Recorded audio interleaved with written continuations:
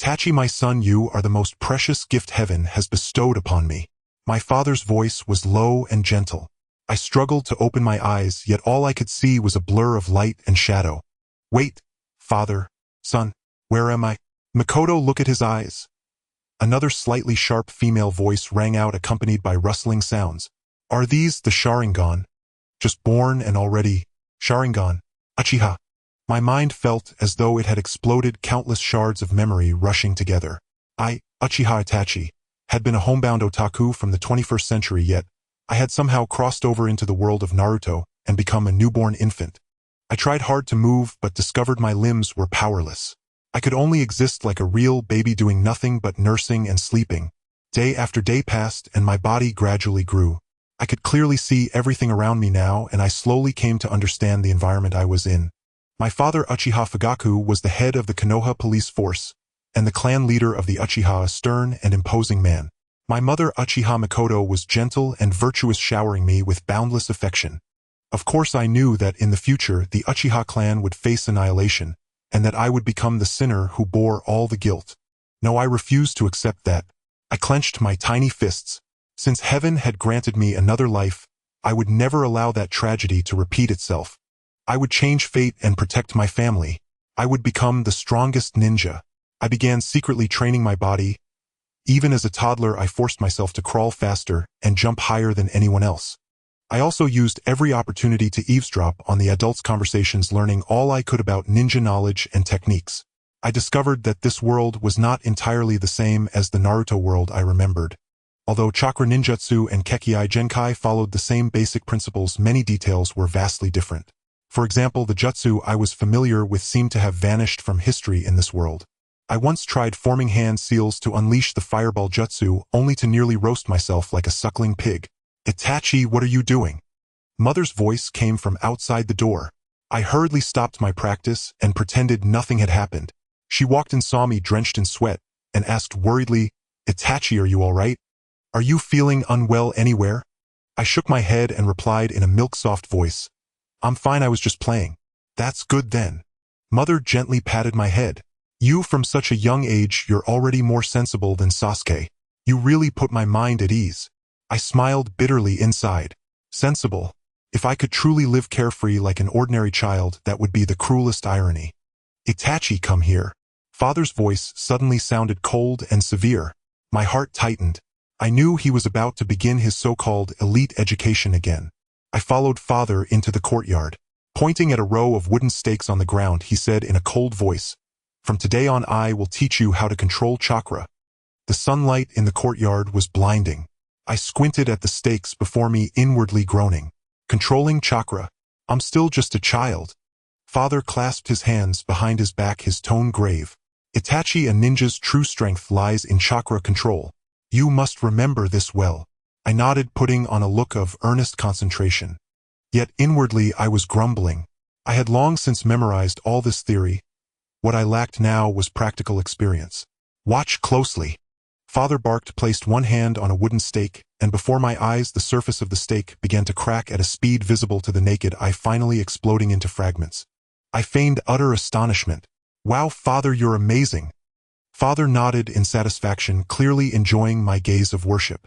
The most basic method of controlling chakra is refining and releasing it.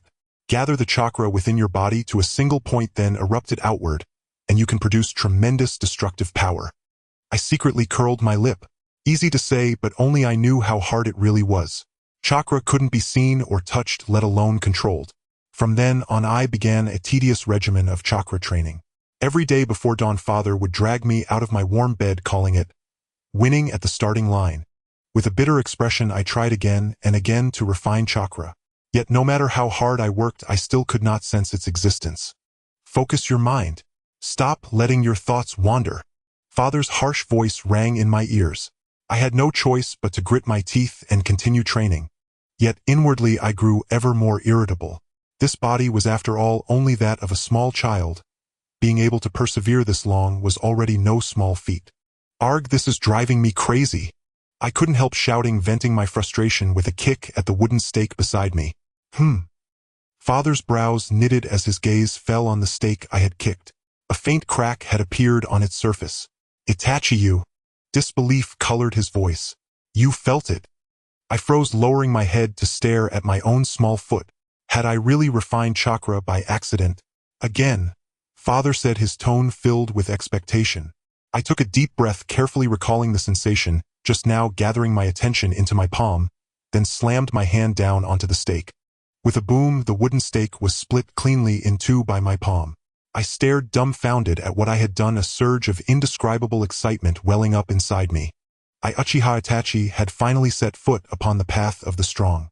Yet before I could savor the moment, darkness swam before my eyes, my body went limp, and I collapsed to the ground. Itachi! Father rushed forward and scooped me into his arms, shouting anxiously, "What's wrong?" I forced my eyes open, everything a blur, only his frantic voice echoing in my ears. "Hurry, call the clan medic." When I next awoke, I was already lying in my own room. "Itachi, you're finally awake." Mother sat at the bedside, looking down at me with a face full of worry. I struggled to sit up, only to feel aches and weakness throughout my body. "Don't move around." Mother pressed me gently back down and said softly, "You've just exhausted your chakra. You need proper rest." I lay obediently back, though my heart was full of questions. "Mother, what happened to me?" Mother sighed. "Itachi, you are too impatient. Your body is still far too frail to withstand the impact of so much chakra." Only then did I remember that this body of mine was merely 4 years old. Forcing chakra cultivation brought a burden to it that was unimaginable. "But," I protested, unwilling to accept it, "I want to become strong as soon as possible to protect you, father and Sasuke." Mother paused, her eyes growing slightly misty. She gathered me into her arms and murmured, "Silly child, you're still so young. These things are not yours to worry about." I fell silent. Indeed, I was only 4. No matter how hard I tried, I could not become a powerhouse overnight. However, Mother suddenly changed her tone. "You don't need to be too anxious. Your father has already decided that once you grow a bit older, he will teach you the Uchiha clan's secret method of chakra control." At once my spirits lifted. "What method?" Mother smiled mysteriously. "You'll know when you're older. For now, resting well and growing up healthy is the greatest comfort you can give us." I nodded as though I understood, yet my heart was brimming with anticipation. What could the Uchiha clan's secret method be? In the days that followed, I suppressed my urge to train, obediently heeding Mother's words, as I focused on recovering, all the while quietly observing everything around me. I discovered that although this world appeared peaceful and tranquil on the surface, countless hidden secrets lurked in its shadows, and I seemed to have been inadvertently drawn into a vast and terrifying vortex. Sunlight filtered through the window lattice, scattering mottled shadows across the floor. I feigned sleep, yet my ears were pricked, carefully listening to my parents talking in the next room. "Fugaku Itachi is truly remarkable. He's only 4 and can already refine chakra. He even almost..." My mother's voice was very low, yet I could still hear the words she left unsaid. "Fortunately, we discovered it in time. Otherwise, Itachi's talent is indeed astounding, even surpassing that brat Shursui back then." My father's voice carried a hint of relief. "It's just that." "Just what?" "It's just that he's still so young. His mind is not yet fully mature." "I'm worried," my father said, his voice filled with concern. "I'm worried he won't be able to control his own immense power, and in the end it will harm him instead." Inwardly, I let out a cold chuckle. My mind not mature? Humph, I carry the soul of a grown man from the 21st century. How could you natives possibly compare? On the surface, however, I maintained an innocent facade, rolling over and continuing my slumber. Only after my parents left the room did I secretly open my eyes, a sharp gleam flashing within them. It seemed I would have to be even more cautious and circumspect, never allowing anyone to discover my secret. In the days that followed, I concealed my power and my true thoughts with even greater care.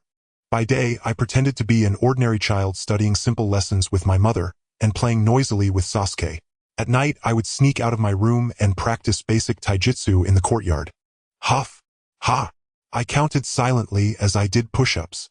98, 100. I finally finished 100. Wiping the sweat from my brow, I could feel that although my body was still frail, with constant training my strength and stamina were gradually increasing. "Itachi, what are you doing?" A clear, crisp voice suddenly rang out behind me. Startled, I hurriedly turned around to see a little girl in a red kimono curiously observing me. Izumi. I recognized her at once. She was Uchiha Izumi, daughter of the clan head of the Uchiha and one of my few playmates. Why are you here? I asked. I saw you sneaking around, so I came to take a look. Uchiha Izumi replied with a mischievous grin. You still haven't said what you're doing. I'm practicing running. I lied without thinking. Running. Uchiha Izumi looked at me suspiciously. Then why are you lying on the ground? I am doing warm-up exercises. I blurted out, thinking on my feet. Oh. Uchiha Izumi nodded as if half understanding, then suddenly pointed at my forehead. Itachi, why is your forehead covered in sweat? I reached up and touched my forehead. It was indeed drenched. Haha, you're so silly. Uchiha Izumi burst out laughing. You want run fast like this? Come on, I'll teach you. With that, Uchiha Izumi grabbed my hand and started running around the courtyard with me in tow. I could only follow her helplessly, even as I inwardly cried out in distress. This girl really was overflowing with energy. After horsing around with Uchiha Izumi for a while, I finally found an excuse and slipped back to my own room. Sitting on my bed, I reached under my pillow and pulled out a tattered old book. I had discovered it by chance a few days ago in the clan's archive. Its pages were yellowed and its cover badly damaged, yet the contents had left me utterly astonished. It was actually an ancient text recording a long-lost method of chakra cultivation. Overjoyed, I handled it as though it were a priceless treasure, turning the pages with extreme care for fear of damaging it. The contents were abstruse and difficult to understand, but relying on the memory and comprehension of my previous life, I slowly pondered and unraveled the mysteries within. So that's how it is, I murmured as I studied, attempting to cultivate according to the methods recorded in the book. Time slipped by unnoticed as I immersed myself wholly in cultivation, completely forgetting myself. Suddenly, I felt a mighty surge of energy erupt within me, as though my body were about to be torn apart by it. This is bad. My heart lurched and I hastily tried to stop cultivating. But it was already too late. A deafening boom erupted within my room. The walls of the room collapsed with a thunderous crash, dust billowed and fragments of stone flew in all directions. The young Itachi was flung away by the powerful shockwave and slammed heavily into a corner of the room. He let out a muffled groan, feeling as though every bone in his body had come loose. The rampaging energy within him still crashed about, uncontrollably subjecting him to unbearable pain. Itachi! Sasuke! My mother Makoto's panicked voice rang out from afar, accompanied by hurried footsteps. Itachi clenched his teeth and, enduring the searing pain, struggled to climb to his feet. He could not allow his parents to see him in this state, nor could he let them learn that he had been cultivating chakra. In the span of a heartbeat, his parents and several elders of the clan rushed into the room. Itachi, are you all right? His father Fugaku spotted his soot-covered son in the corner at a glance and hurried over, eyes filled with worry. I am fine, father, Itachi replied, lowering his head to conceal the fleeting pain and panic in his eyes. What on earth happened here? One of the elders surveyed the devastated room, his brows knitted tightly. How could there suddenly be an explosion like this? I don't know either. Itachi stammered, affecting a frightened look. I was just playing in my room, and then suddenly, Makoto, heart aching, pulled Itachi into her arms, gently patting his back as she soothed him softly. It's all right now, it's all right, Itachi, don't be afraid. Fugaku carefully inspected Itachi's body, and only after confirming that he had not suffered serious injuries did he finally relax. However, when his hand touched Itachi's shoulder, he sensed something amiss. Itachi, your chakra. Fugaku's tone grew stern. Have you been secretly cultivating chakra lately? Itachi's body stiffened abruptly, a flicker of panic flashing through his eyes, but he quickly regained his composure. Raising his head with feigned innocence, he looked at Fugaku and asked, Chakra, what is that, father? Fugaku looked at Itachi's deliberately naive expression and could not help but find it amusing in his heart. This son of his had been extraordinarily intelligent since childhood, far surpassing children his age. To hide anything from him was no easy task. Itachi, Fugaku said gently, you don't need to hide it from me. I know you are exceptionally gifted, but cultivating chakra is no trifling matter. The slightest carelessness can cause chi deviation and even endanger your life.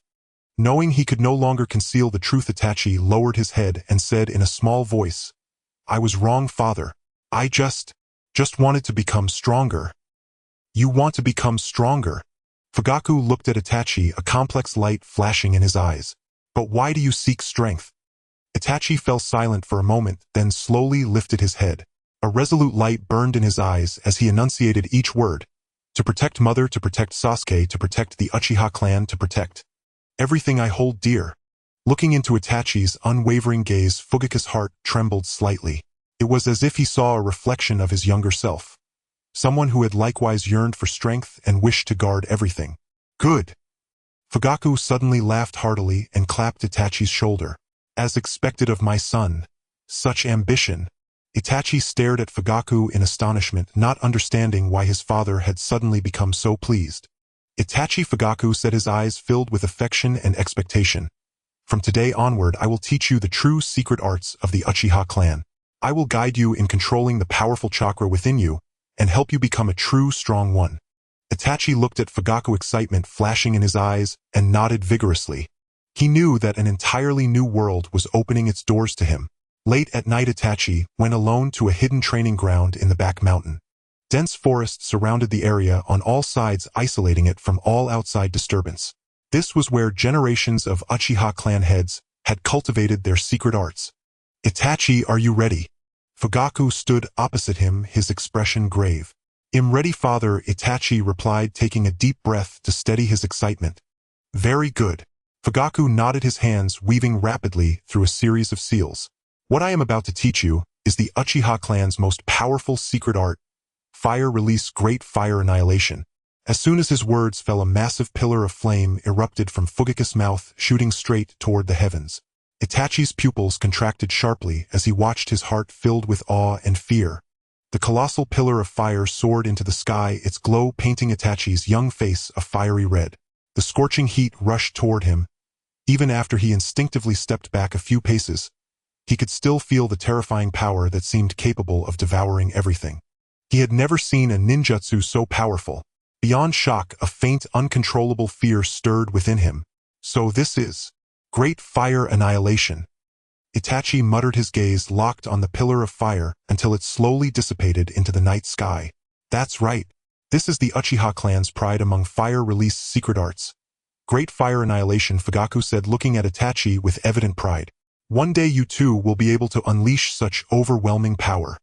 Itachi took a deep breath to calm his racing heart, then nodded solemnly.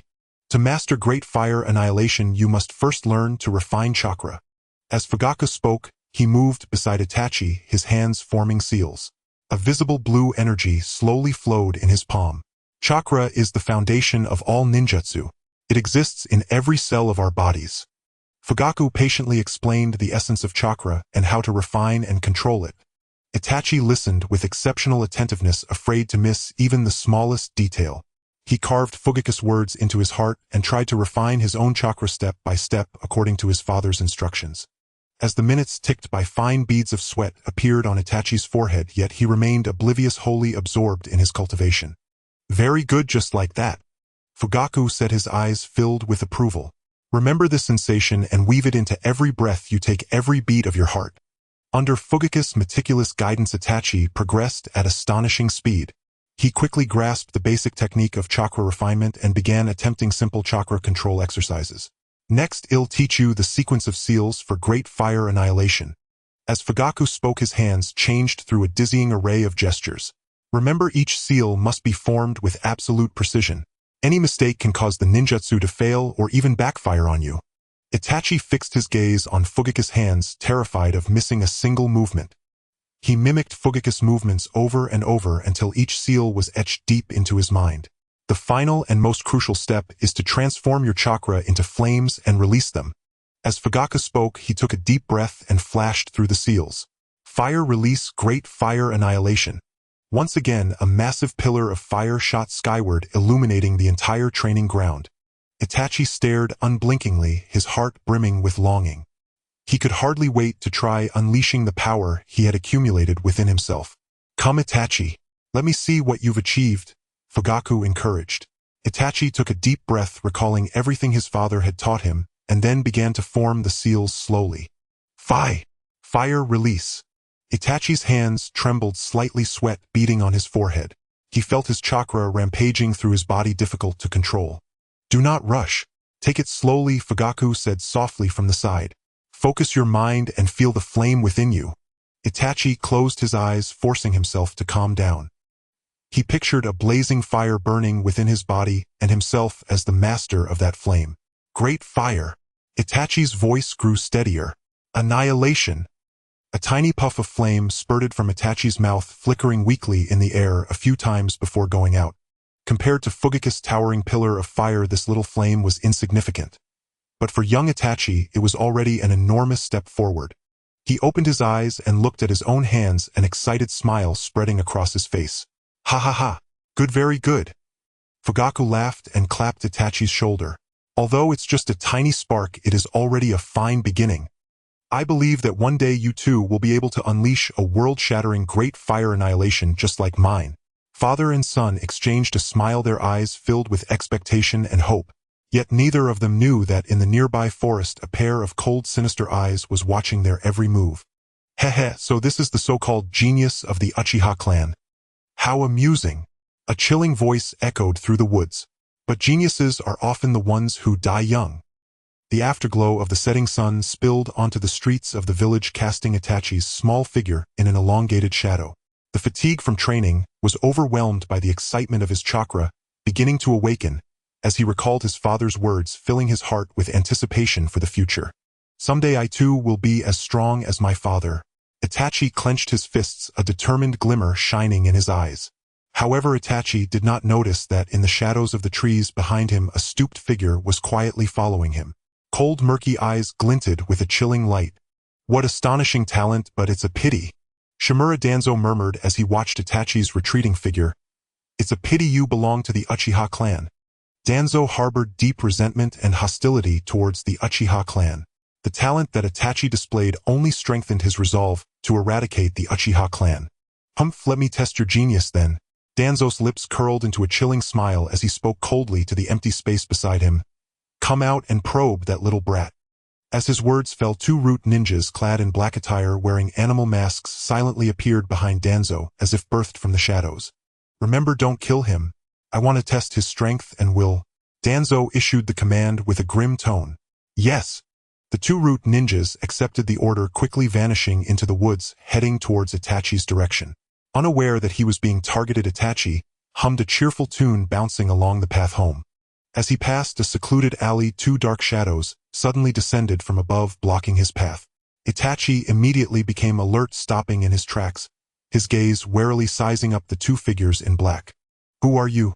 Itachi's youthful voice carried a hint of unease. The two root ninjas said nothing, only coldly gazing at Itachi, their eyes flashing with a deadly intent. One of them slowly raised his right hand, a cold glint flashing as a sharp kunai appeared in his grip.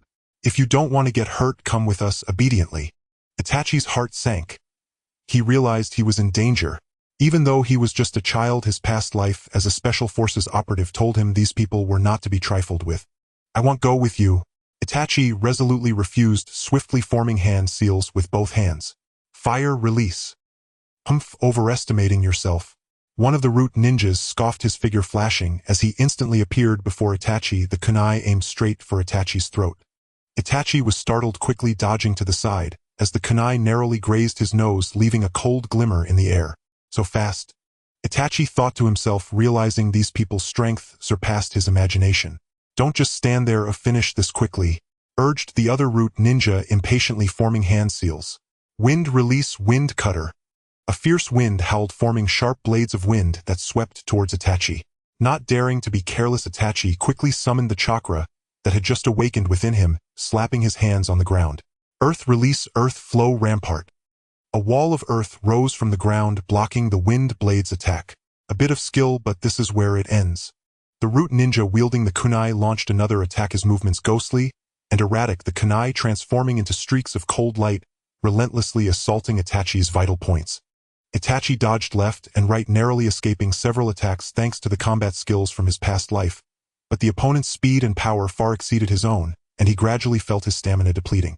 Damn it, I can't go on like this. Itachi thought anxiously, realizing he had to find a way out of this predicament. Just then, an idea suddenly flickered in his mind, recalling the chakra control techniques his father had taught him. I'll give it my all. Itachi took a deep breath, a resolute look flashing in his eyes. He no longer dodged but charged towards the attacking root ninja. Looking for death. The root ninja seeing this revealed a cruel smile, thrusting the kunai mercilessly towards Itachi's chest. At that critical moment, Itachi's body suddenly twisted in an unusual manner, vanishing from the path of the kunai's attack. What? The root ninja was taken aback, and before he could react, a tremendous force suddenly struck him from behind, sending him flying. Bang! The root ninja crashed heavily to the ground, coughing up blood, unable to rise for a long time. What just happened? The other root ninja was also stunned by the scene before him, looking incredulously at the unscathed Itachi, filled with shock and confusion. You? Who are you? Itachi ignored his question, slowly standing up, brushing off the dust from his clothes, revealing a cold smile. You want to know who I am? Then go ask the king of hell. Cough, cough. The root ninja, lying on the ground, painfully coughed up a mouthful of blood, staring in horror at the 6-year-old child before him. He could never have imagined that a mere child would defeat an elite root ninja like himself. Itachi disregarded his shock, simply casting a cold glance at him, before turning his attention to the direction where the other root ninja had fled. You're lucky to have run fast. Itachi muttered to himself, a glint of coldness flashing in his eyes.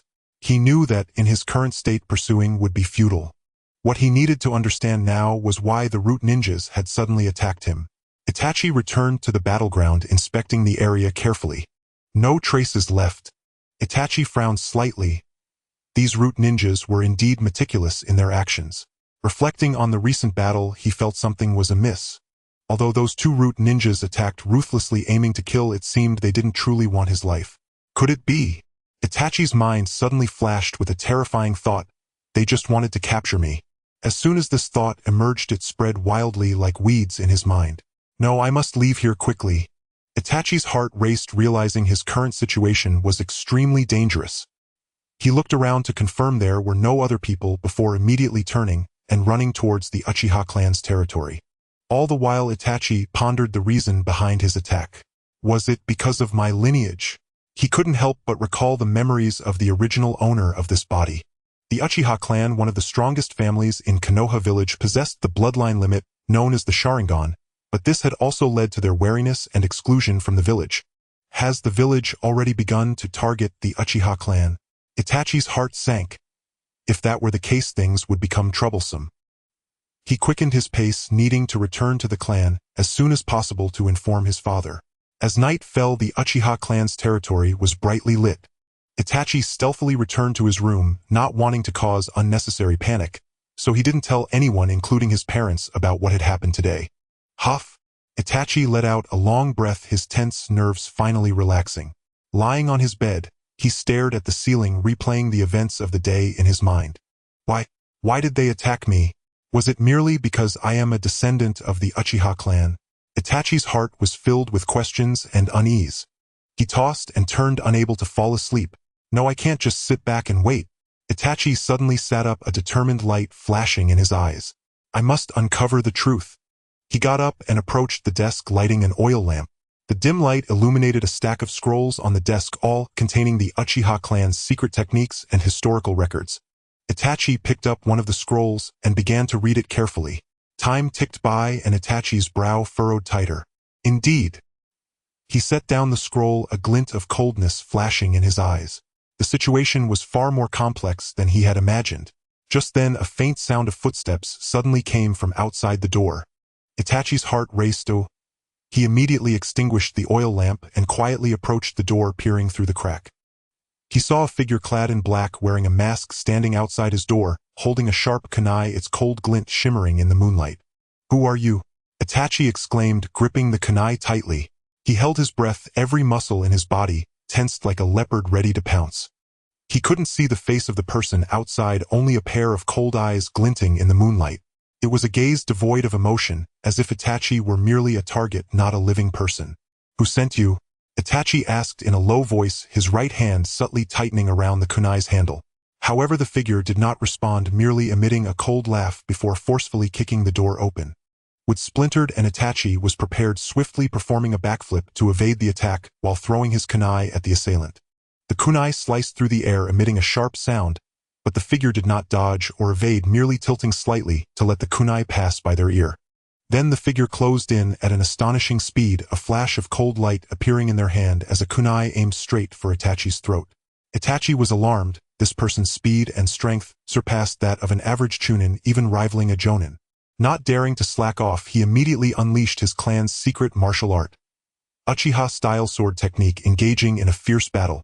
The room was suddenly filled with the clash of blades, two shadows darting and weaving, each collision sparking brilliant flashes. Thanks to his understanding of the Naruto storyline from his past life and his own combat talent, Itachi managed to hold his ground against this mysterious figure. "Who are you?" Itachi seized an opening and asked again, but the figure remained silent, their attacks growing more ferocious, each strike aimed directly at his vital points. Itachi's anger surged. It was clear they wanted him dead. No longer holding back, he activated his Sharingan, spinning rapidly in his eyes, trying to see through the opponent's flaws.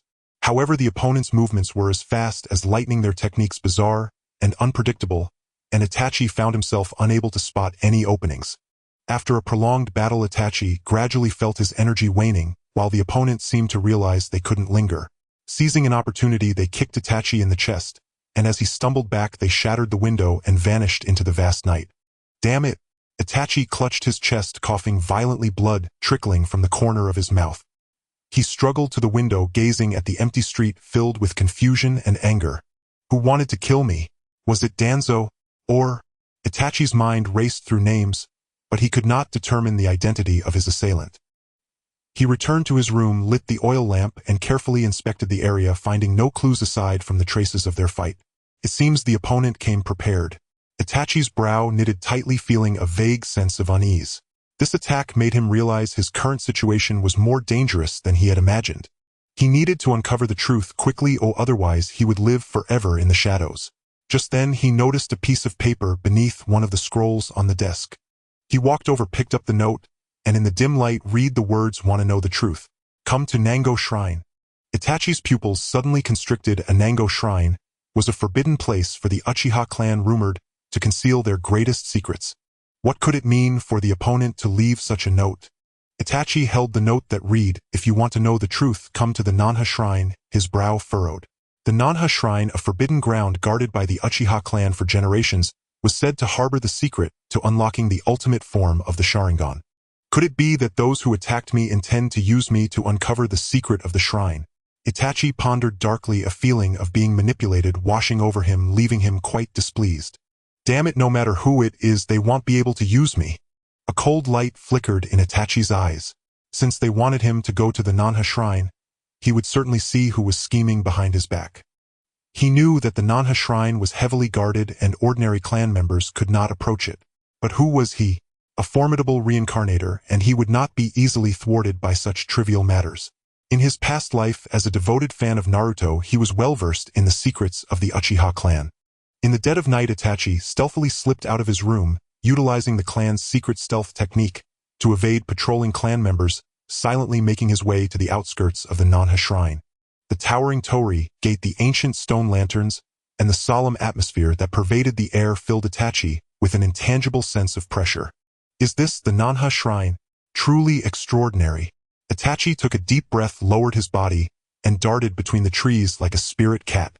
With the aid of his past lives' memories, Itachi avoided all watchful eyes and finally reached the depths of the shrine. In a clearing stood a massive stone tablet, appearing particularly mysterious under the moonlight. This is it. Itachi felt a surge of joy as he quickly approached the stone tablet, carefully examining it in the faint moonlight. The tablet was covered with densely packed ancient characters. Itachi did not recognize a single word, yet he felt an inexplicable sense of familiarity, as if these characters contained some form of powerful energy. Sharingan activate. Itachi activated his Sharingan, attempting to decipher the secrets of the stone tablet. As chakra flowed, the characters on the tablet seemed to come alive, each one dancing before his eyes, as if trying to convey something to him. So that's how it is. Itachi's breath quickened as he finally grasped the meaning of these characters and understood the secret of the ultimate form of the Sharingan. Ha ha ha, truly the heavens are aiding me. Itachi couldn't help but laugh heartily, his heart brimming with excitement and exhilaration. With this secret in his grasp, he could become the strongest being in the ninja world, no longer needing to fear anyone's threats. What are you so happy about? A cold voice suddenly rang out from behind Itachi, chilling him to the bone, as if it came from a realm of the dead. Itachi spun around in shock to see a figure shrouded in a black cloak appearing at some point behind him with icy eyes glinting in the darkness like a venomous snake sending shivers down his spine. "It's you?"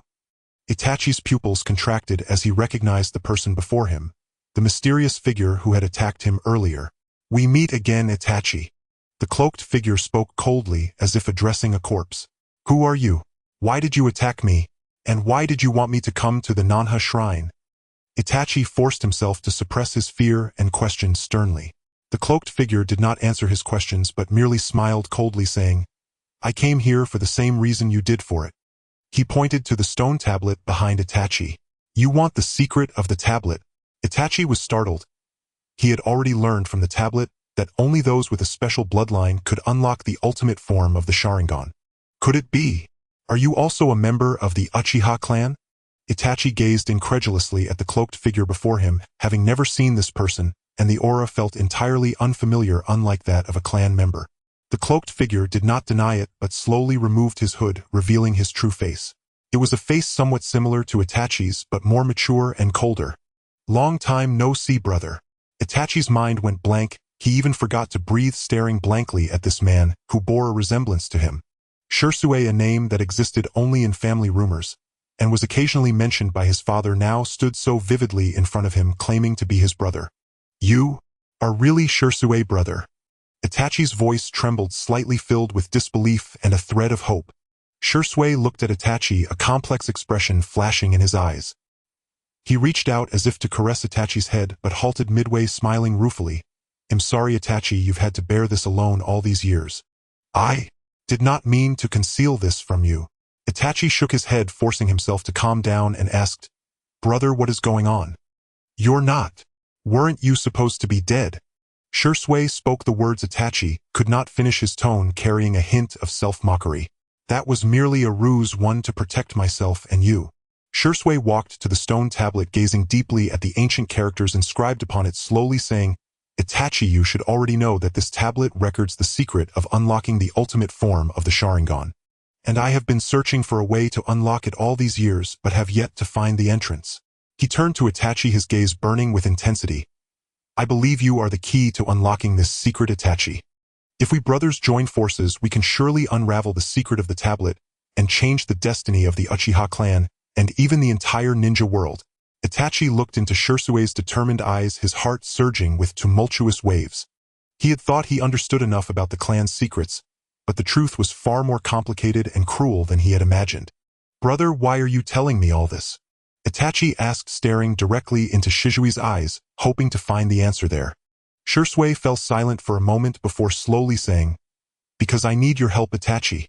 Alone, I cannot face the enemies lurking in the shadows. Only by joining forces as brothers can we protect the Uchiha clan and safeguard what we wish to protect." "Enemies? Who are they?"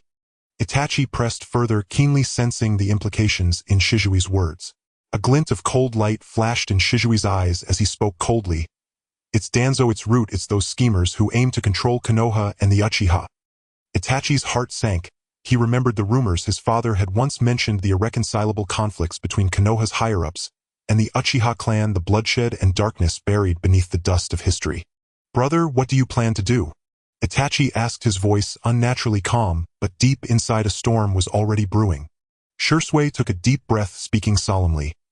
"I will expose their schemes to Konoha and the entire ninja world. I want those sacrificed clan members, those deceived people, to understand the truth." Itachi looked at Shursue, seeing in his eyes resolution, anger, and a profound sadness. He understood that Shizui's choice of this path meant something significant. "Brother, Itachi wanted to say something but found himself at a loss for words. "Itachi, I know what you're worried about." Shursue interrupted Itachi's words, stepping closer and patting him on the shoulder, saying, "You don't need to make a decision right now, take your time to think. I believe you will make the right choice." After saying this, Shursue turned and walked toward the shrine's exit, his figure appearing exceptionally desolate and lonely in the moonlight. "Wait, brother!" Itachi suddenly called out, watching Shizui's retreating figure, his gaze gradually becoming resolute. "I will go with you." Shursue paused, turned to look at Itachi, and a hint of a comforting smile appeared on his lips. "Good. You truly are my brother." Just then a chilling voice suddenly echoed from all directions, hauntingly terrifying. Hee such a touching brotherly bond, but unfortunately you won't have the chance. Accompanied by this mocking laughter, dozens of figures cloaked in black emerged from the darkness surrounding Itachi and Shursui. Each figure gripped a sharp kunai, their faces exuding a cold murderous intent, clearly trained assassins. Who are you? Why are you blocking us? Itachi questioned the uninvited guests, a glint of wariness flashing in his eyes. Hee little brat, you're not worthy to know our identities. One of the cloaked figures chuckled coldly, saying, just come with us, someone wants to see you. If you want to take away my brother, you'll have to ask my sword if it agrees. Shursui shielded Itachi behind him, a fierce killing intent flashing in his eyes, as he slowly drew the short blade from his back, the blade gleaming with a chilling light. A fierce battle was about to erupt. Shizui's figure darted like a streak of black lightning among the cloaked figures, the crimson Sharingan appearing particularly eerie under the moonlight, as if it could see through all attacks. With each swing of his short blade, a gust of bloody wind arose, accompanied by the pained groans of falling cloaked figures. Damn! How is this little brat so fast? One of the cloaked figures clutched his injured arm, cursing angrily. Itachi also activated his Sharingan, but being still young, his chakra was limited, and he could barely keep up with the movements of the cloaked figures, let alone attack with the same ease as Shursui. Itachi, don't get caught up in the fight. Look for a chance to break out. Shursui shouted at Itachi, while fending off the attacks of the cloaked figures. But brother, you... Itachi anxiously looked at Shursui, who was being attacked by the cloaked figures, worry flooding his heart. Don't worry about me, I have my ways to escape. Shursui growled, the short blade in his hand creating afterimages as he forced the surrounding cloaked figures back. He understood that continuing to fight Hedon would only lead to mutual destruction. He had to escape the current predicament quickly. He spotted an opening, his figure flashing, and he suddenly appeared beside Itachi, grabbing his arm and urgently saying, come with me. After saying that, Shursui activated the body flicker technique, like a streak of black light rushing toward the shrine's outskirts. Wanna run? Not so easy. The leader of the cloaked figures saw this and shouted angrily, his figure chasing after them like a specter, moving as swiftly as Shursui. Damn it! Shursui cursed inwardly, knowing he was being hindered. Itachi, go ahead, I'll hold him off. Shursui suddenly pushed Itachi away and turned to confront the leader of the cloaked figures. Brother! Itachi stumbled from the push, nearly falling to the ground. He turned back and saw Shursui being engaged by the leader of the cloaked figures, his heart filled with anxiety. Run! Don't come back! Shursui shouted fiercely, his crimson Sharingan fixed on the leader of the cloaked figures, his eyes filled with determination. Itachi gritted his teeth. He knew it was not the time to be stubborn. If he stayed, he would only become a burden to his brother. He took a deep look at Shursui, then turned and ran into the distance. Want to leave? Dream on. The leader of the cloaked figures sneered, about to pursue, but was blocked by Shursui. Your opponent is me. Shursui growled, his chakra erupting like a raging wind sweeping the area. Humph, you don't know when to give up. The leader of the cloaked figures flashed a hint of disdain in his eyes, suddenly striking out a palm, a powerful force rushing toward Shursui. Shursui did not dare to be negligent and hurriedly raised his blade to block. With a loud bang, Shursui was blasted backward, crashing heavily to the ground, blood seeping from the corner of his mouth. Brother! In the distance, Itachi heard the loud bang, his heart sinking dramatically. He could not help but stop, turning back to see Shursui being struck away. Damn it! Itachi, disregarding everything, tried to rush back, but was stopped by a cold voice. Little brat, you'd better come with me, or... A cloaked figure blocked Itachi's path, a gleaming kunai pressed against his neck, the tone filled with threat. Itachi's heart sank to the bottom. He knew he had no way to escape. He slowly turned around, his crimson Sharingan fixed on the enemy, before him, eyes burning with hateful fury. He such a terrifying gaze. Too bad you're just a lamb waiting for slaughter right now. The cloaked figure looked at Itachi's eyes, not afraid but rather displaying a mocking smile. At that moment, a sudden change occurred. An inexplicable power erupted from you. His crimson Sharingan whirled wildly before settling into a strange three-pointed star pattern. The air around them seemed to congeal as violent chakra ripples surged out like a tsunami, tossing the approaching black-clad men aside. What is this?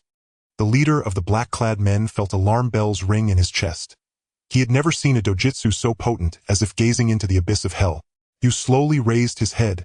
In his crimson eyes there was no warmth, only an icy thirst for blood.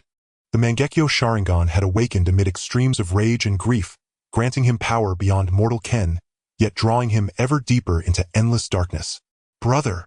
You whispered, visions of Ji Shui wounded replaying incessantly in his mind, igniting an inferno of fury within his chest. "Retreat!" The leader barked without hesitation. He realized the boy before him was beyond their ability to subdue, but of course you would not let them flee so easily. "Tsukuyami!" The crimson eye power twisted into an invisible vortex and swallowed the leader of the black-clad men. In the next moment, the leader found himself standing in a blood-red void, his feet upon heaps of corpses. The air reeked with a nauseating metallic stench. "What kind of place is this?"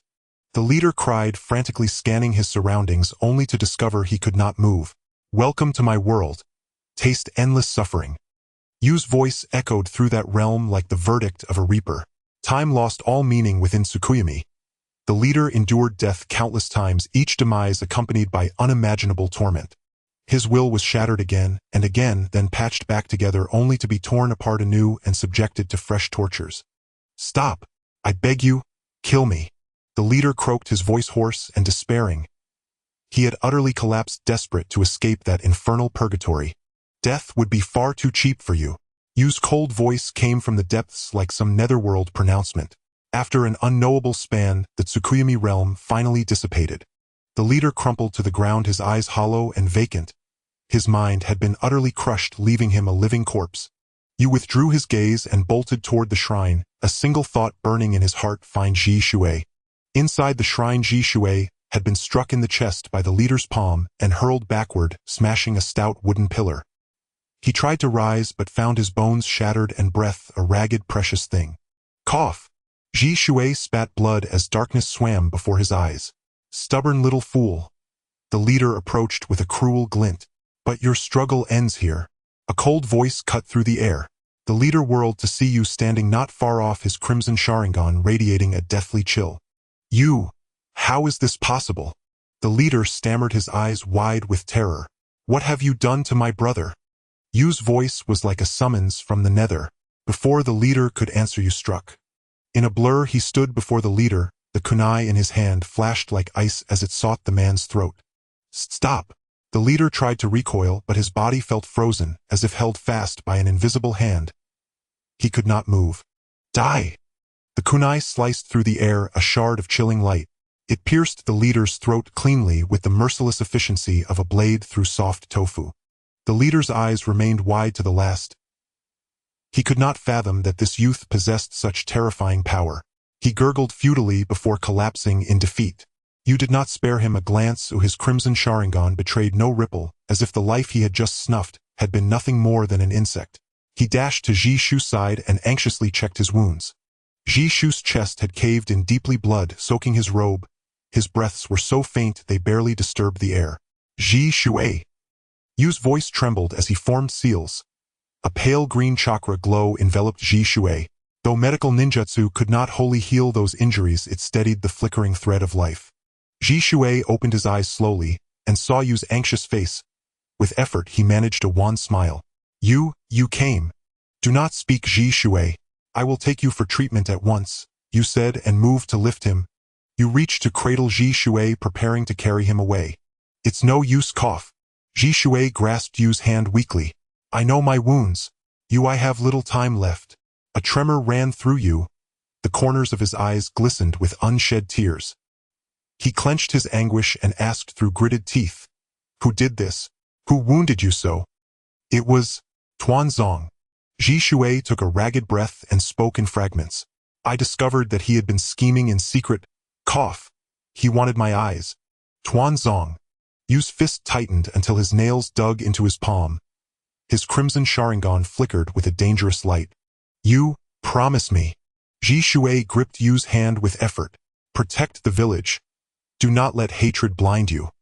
He drew from his chest a small blood-stained box and handed it over. "This is my left eye. I hope you can use it to safeguard the village's peace." Yu took the box with shaking hands, and at last the tears flowed freely. He understood this was Ji Shu's final wish, a hope bought with his life. Ji Shu's gaze slowly faded. A faint, tranquil smile lingered on his lips. "You, I believe in you." With those words his hand loosened and his eyes closed forever. Yu cradled Ji Shu's lifeless body as silent tears slid down his face.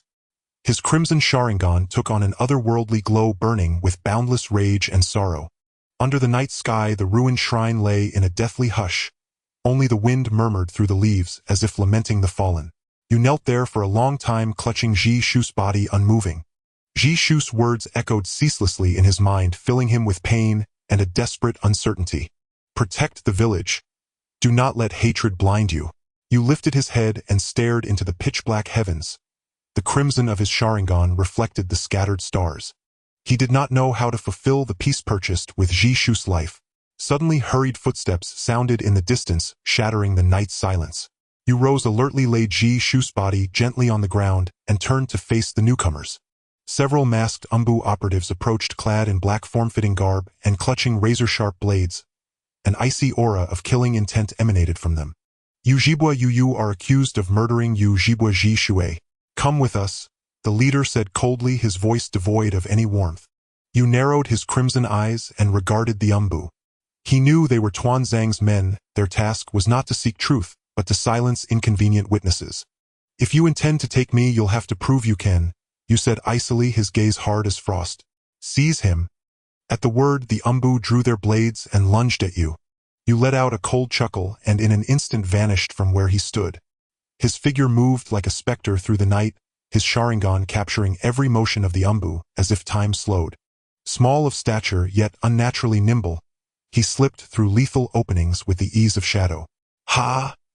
One Umbu roared and thrust a kunai toward him.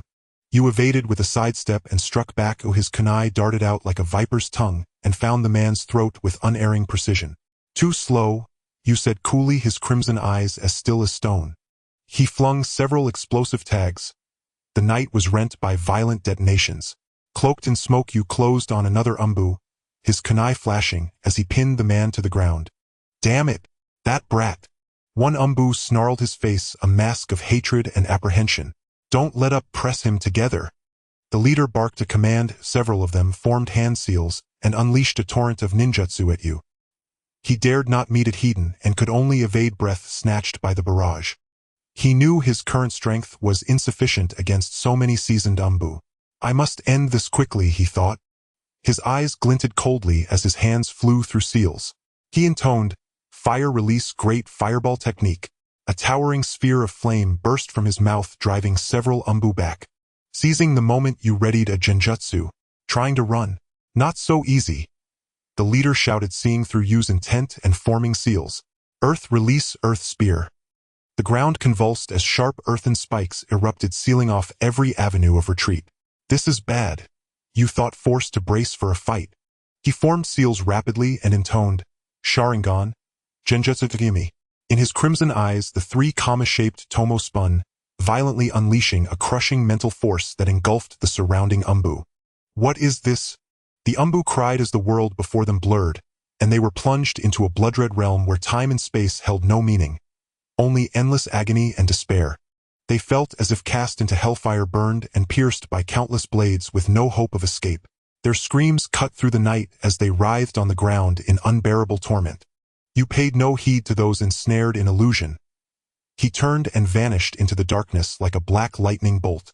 He did not know how long he ran or where he was, only that he had to find a safe haven from the Umbu pursuit. Then he felt a powerful chakra fluctuation from afar that made his heart seize. Who is it? Yu whispered to himself and slipped behind a large tree, watching his surroundings with taut vigilance. A figure in a black cloak approached slowly. With each step, the man seemed to press upon Yu's chest a suffocating weight that made his breath shallow. Could it be Tuanzang? Yu's heart tightened as he clenched his kunai. The cloaked silhouette drew nearer, and the chakra pressure grew so intense Yu felt as though an invisible hand gripped him, constricting his breath. He fought to remain calm. His Sharingan spun frantically as he tried to pierce the newcomer's visage. But the black cloak was an abyss that swallowed his sight, revealing nothing. Has Tuanzang come after me?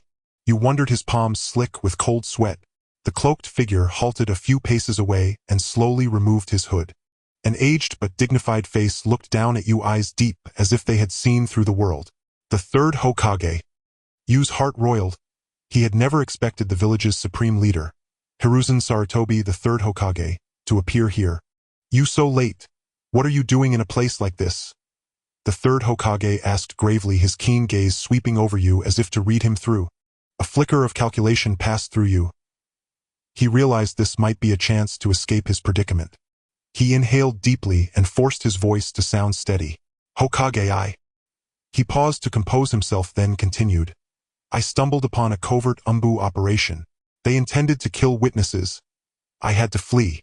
A covert operation? The third Hokage frowned. Explain, what occurred? You recounted in careful detail how he had discovered the umbu assembling outside the village, how he had followed them and been discovered, and how they had then given chase. He deftly concealed how he had infiltrated the southern shrine, and how his Sharingan had awakened. He framed the matter as a chance encounter that hinted at actions contrary to the village's interests. Who sent you? The third Hokage pressed a hint of thinly veiled anger in his tone. You bowed his head and said nothing. He knew that naming Tuanzong would mean tearing the Root organization open, and with his present strength he could not hope to oppose Root. Was it Tuanzong? The third Hokage's voice was low and rough as if drawn from the depths. You looked up startled at the man's acuity. You had not expected the Hokage to be so perceptive, to deduce the mastermind from a few half-uttered words. Hokage, I. You began, unsure what to add. The third Hokage waved him off and drew deeply on his pipe, exhaling a dense cloud of smoke that veiled his expression, making it difficult to read his face. Long moments passed before the third Hokage spoke again, his tone thick with fatigue and resignation. You are talented, but some matters are not for you to meddle in. You fell silent. He understood what the Hokage meant. The village's shadows ran deeper than he had imagined, and with his current power, he could not hope to shake them. Return now, the third Hokage said, patting his shoulder. I will handle this matter. You opened his mouth to protest but said nothing in the end. He cast the third Hokage a long searching look before melting back into the night. The Hokage watched his retreating figure with a complex, inscrutable expression. He knew you had withheld parts of the truth, yet he chose not to expose them. Tuanzong, what are you plotting? The third Hokage murmured, his voice threaded with worry and doubt. You ran until he was certain no one followed, then leaned against a great tree, panting heavily. The night's ordeals had driven home his smallness and the village's concealed rot. It seems I have a long road ahead, he thought. He gazed into the ink-dark sky and felt a steely resolve kindle within him. He must grow stronger, strong enough to protect all he wished to protect. A faint set of footsteps sounded nearby, and you snapped back to alertness. Who is there? He demanded in a low voice. A petite figure stepped from the trees, bathed in moonlight that revealed a delicate face. Ujibwa Quan, the prodigy of the Ujibwa family. Brother Yu, why are you here? Quan cried with delighted surprise and ran toward him. You looked at the innocent, bright-eyed girl before him, a tangle of emotions stirring inside. He had no way to explain the night's events to Quan, nor the right to drag her into this darkness. You began, but a sudden surge of deadly intent flared from behind Quan. His pupils contracted and he shouted, Quan, watch out! Before the warning finished, a sliver of light flashed. Quan's body went limp into Yu's arms, blood staining her garments. Quan! Itachi sank to his knees on the cold, damp earth. Izumi's blood soaked through his trousers, its vivid crimson glaringly stark beneath the moonlight. His hands trembled as he gently laid Izumi's body flat. The face once brimming with vitality, now pale as winter snow. Izumi! His voice was ragged, a guttural growl like that of a wounded beast. He snapped his eyes open. His Sharingan blazing crimson, spinning wildly in their sockets as he searched desperately for traces of the killer's departure. Yet all he found was the restless sway of tree shadows and the biting chill of the night wind. Itachi drew a slow, steadying breath, forcing down the surging tide of grief and fury within him. His trembling fingers reached for Izumi's nostrils. Her skin icy to the touch, a blade of agony piercing his heart. No, it cannot be, he whispered, refusing to accept the truth before him. He pulled aside her tunic. There across her chest gaped a savage wound, blood congealed black around its edges, staining the fabric deep crimson. Damn it! He slammed his fist into the ground with a roar, vowing vengeance upon whoever had done this. Then, steeling himself, he began a meticulous examination of Izumi's wound, and of the surrounding terrain. The killer had struck with surgical precision, leaving no trace behind. Save for scattered sunburn near Izumi's body, and the faint lingering scent of iron-rich blood mingled with an unfamiliar, unsettling fragrance. It was a scent he had never encountered. Strange, alien, and laced with quiet menace. Danzō? The name flashed unbidden through his mind. He recalled the third Hokage's cryptic words, and Danzō's gaze upon Izumi covetous hungry, stripped bare of pretense. Itachi was nearly certain Danzō had done this. But why? Was it merely for the Sharingan? No, this ran deeper. Far deeper. A cold premonition gripped him. Suddenly he remembered the elder's recent unnerving conduct and the venomous whispers spreading through the village about the Uchiha. Could it be? He dared not finish the thought. Cradling Izumi's lifeless form, he melted into the night. He had to uncover the truth, before the Uchiha clan faced annihilation. Night lay thick as ink over Konoha. Deep beneath the village, hidden in damp shadowed recesses, lay the root headquarters. A place steeped in the cloying stench of old blood. Itachi slipped inside without sound, evading route patrols with practiced ease. Familiar with every corridor and chamber, he moved unimpeded, until he stood before Danzō's private sanctum. Lord Danzō, the deed is done. A low voice murmured from within the chamber.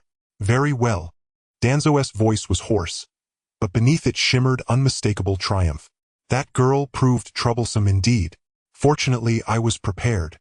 But still, might this not? Silence. Danzō barked, his tone sharp as shattered glass. Great deeds demand ruthless pragmatism. What is one Uchiha girl's life against the prize of the Sharingan? From the darkness, Itachi clenched his fists until nails bit deep into his palms. He stifled the urge to burst in and end Danzō then and there, choosing instead to listen motionless to every word. I have already arranged for Izumi Uchiha's death to appear accidental. Even if Itachi suspects, he will find no evidence. And the Uchiha clan? Danzō gave a dry, chilling laugh. I've sown seeds of hatred deep within them. A single spark, and they'll tear themselves apart. Lord Danzō's wisdom is unmatched. Itachi's pupils contracted sharply. He finally understood Danzō's design. He intended to. The door to the chamber swung open. A short, wiry figure stepped out. Yuhi Tora, Danzō's most trusted operative. Who goes there? Tora whirled his gaze, sweeping the gloom with razor-edged vigilance. Itachi cursed inwardly.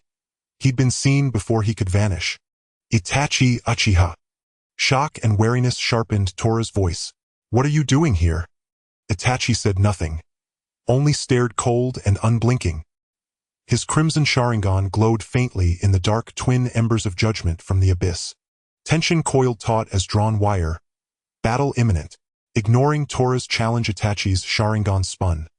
3 Tomo blurring into seamless unity, tracking every micro-movement of his foe.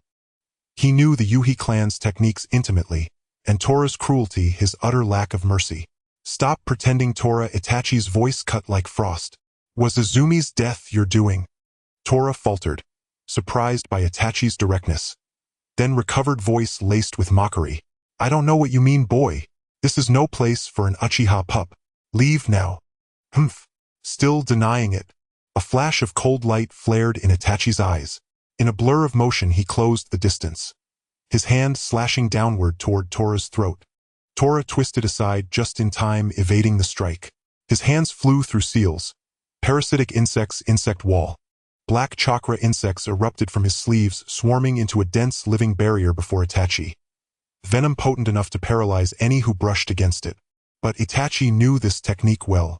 A grim smile touched his lips as his Sharingan spun anew, then unleashed a wave of overwhelming spiritual pressure, scattering the insects like ash before a gale. What? Tora recoiled in disbelief, his jutsu shattered by sheer force of will. Do you think I'm still the same Itachi Uchiha you remember? A glint of lethal intent flickered in Itachi's eyes. Then he vanished, reappearing instantly behind Tora. Genjutsu Hell viewing technique. Tora's vision dissolved, plunged into a blood-drenched illusion. Countless insects surged forward, devouring him whole, while Itachi's voice echoed ice-cold and final. This is the fate of those who betray the Uchiha. No, this isn't real.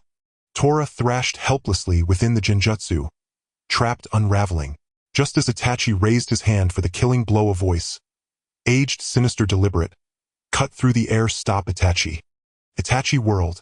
There stood Danzō, leaning heavily on his cane, emerging from the chamber. His lone eye gleamed with cold calculation, and something disturbingly like amusement. Lord Danzō, Tora gasped, seizing hope like a drowning man. Save me! Danzō ignored him entirely. Fixing his gaze on Itachi, voice honeyed with seduction. Itachi, you know the Uchiha stand at the edge of a precipice. Only I can save them. Itachi remained silent, watching wary. He knew Danzō's long-standing enmity toward the Uchiha. This sudden appearance carried no goodwill. I see what you're thinking, Danzō continued, as if reading his mind. You believe I killed Izumi? You're mistaken. The true culprit lies among Konoha's highest echelons. They've feared the Uchiha for years, and now seek their total eradication. What did you say? A surge of white-hot rage ignited in Itachi's chest. I know you doubt me, Danzō sneered, but it's the truth. They've already drafted the plan to move against the Uchiha soon. Do you truly believe your father's concessions, your clan's compromises will buy peace? They're fools. Lies. Itachi roared, but inside a storm raged. Danzō's words struck like lightning, shattering his last fragile hope.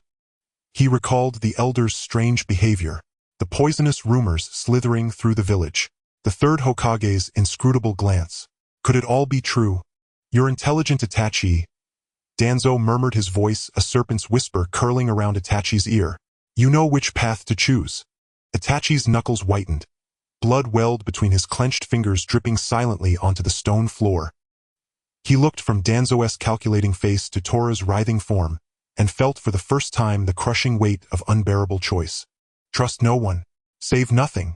His Sharingan spun faster, seeking probing, desperate to pierce the veil of Danzō's deepest deceptions.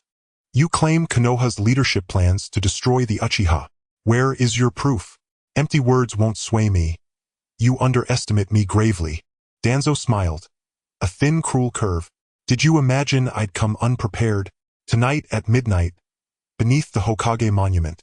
Go see for yourself. Beneath the Hokage monument, Itachi repeated softly. That vault was Konoha's most guarded secret, impenetrable even to him. Afraid to go? Danzō taunted. Or have you already surrendered to their hollow lies? Ready to die alongside your kin? I will verify it myself, Itachi replied, voice glacial. But if I discover you've lied, I will make you pay. He turned to leave, only to be halted by Danzō's voice. Wait, Itachi. There was a dangerous playfulness in his tone. Remember, you now stand alone against all of Konoha.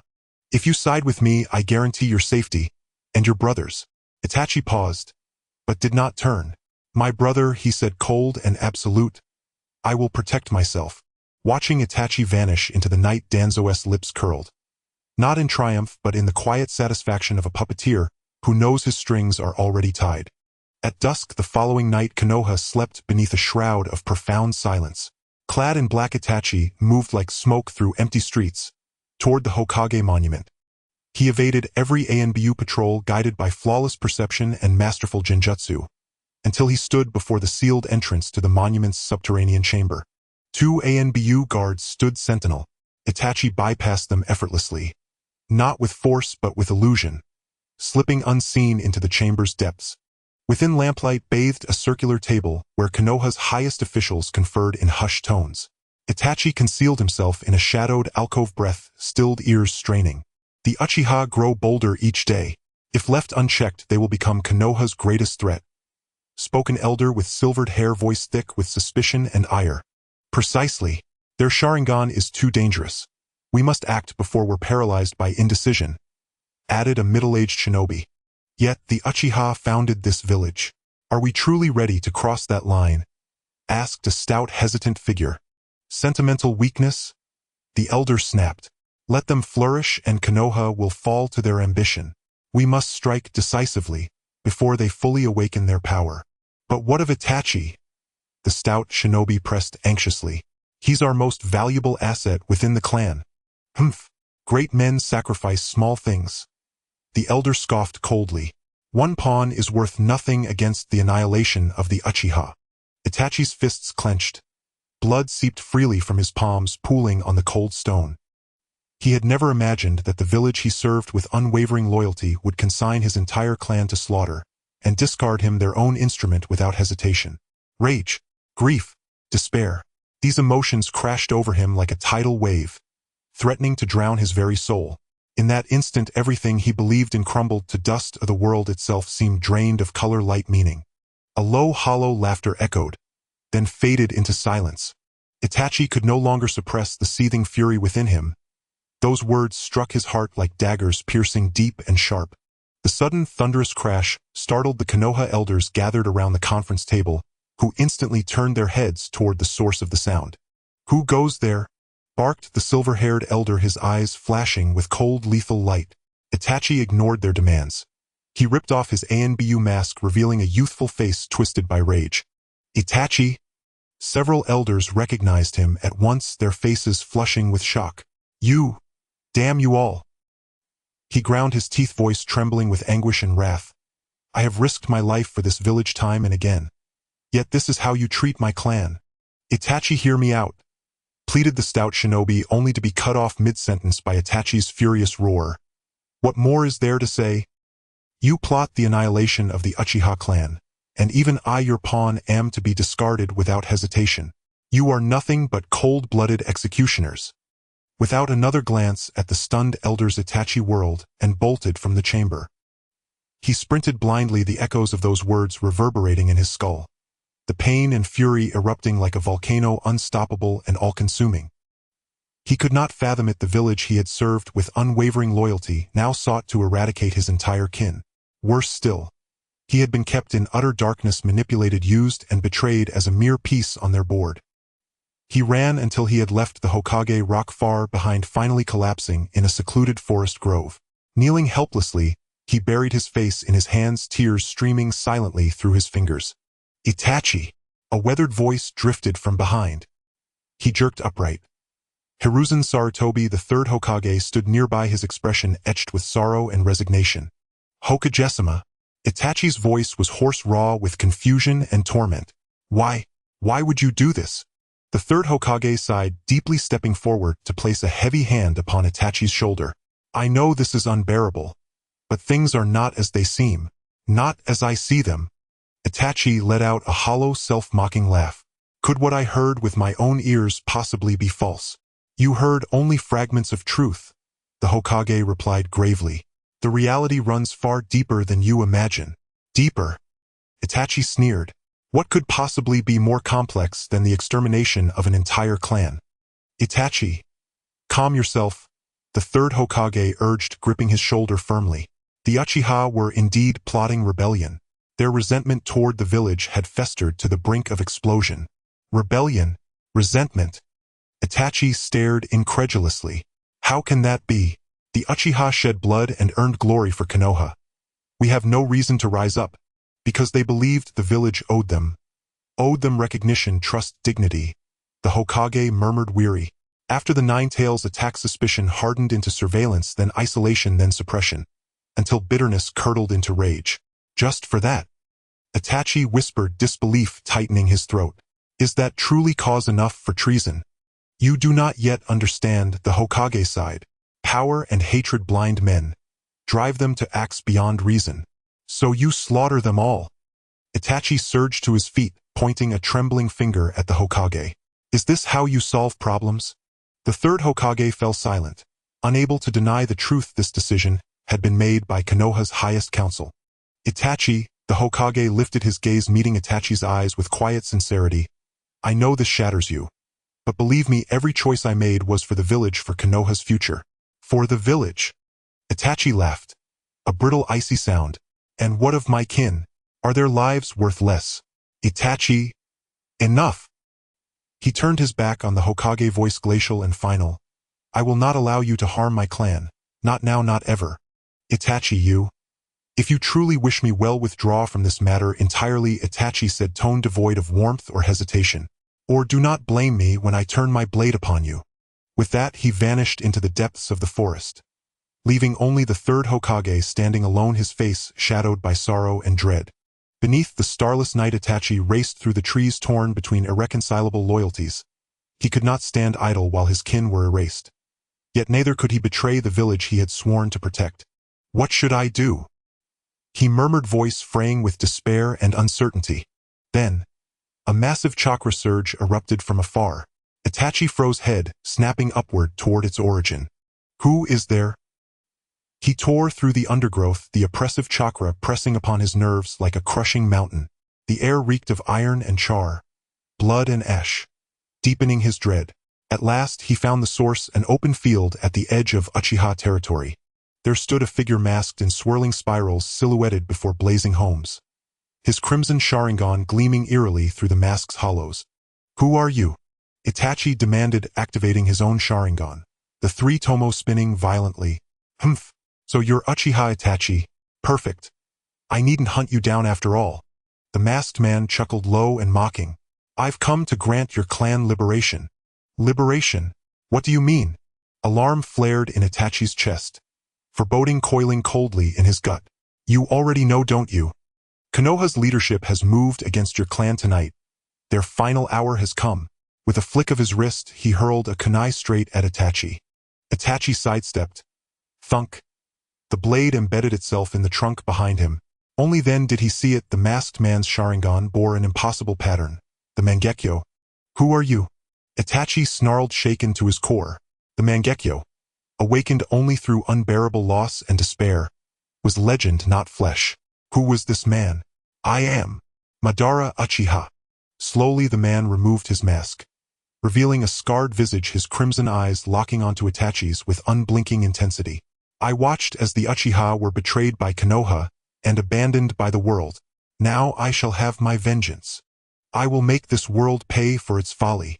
Madara Uchiha. Impossible. He perished decades ago. Itachi shook his head, refusing to believe the myth stood before him. Humph. Did you truly think I'd reveal the truth to you?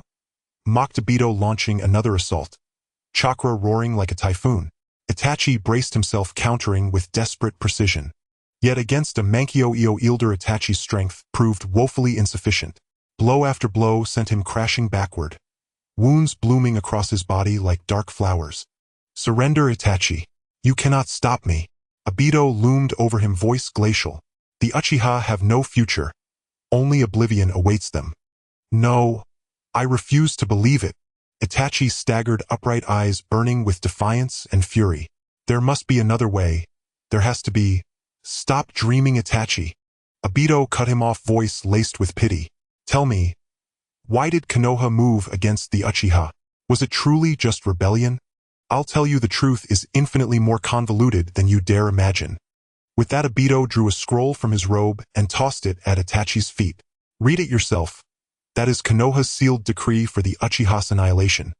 Hands trembling, Itachi unrolled it and recoiled as if struck. Everything he had held sacred, everything he had fought for, was built upon a lie. Impossible. This cannot be real. He whispered, eyes wide with shattered faith and desolation. Do you still trust Konoha? Obito's voice slithered into his ear like a serpent's whisper. Itachi raised his gaze, to the man who claimed to be Madara, then to the chilling scroll in his grasp, and his soul fractured beneath the weight of unbearable choice.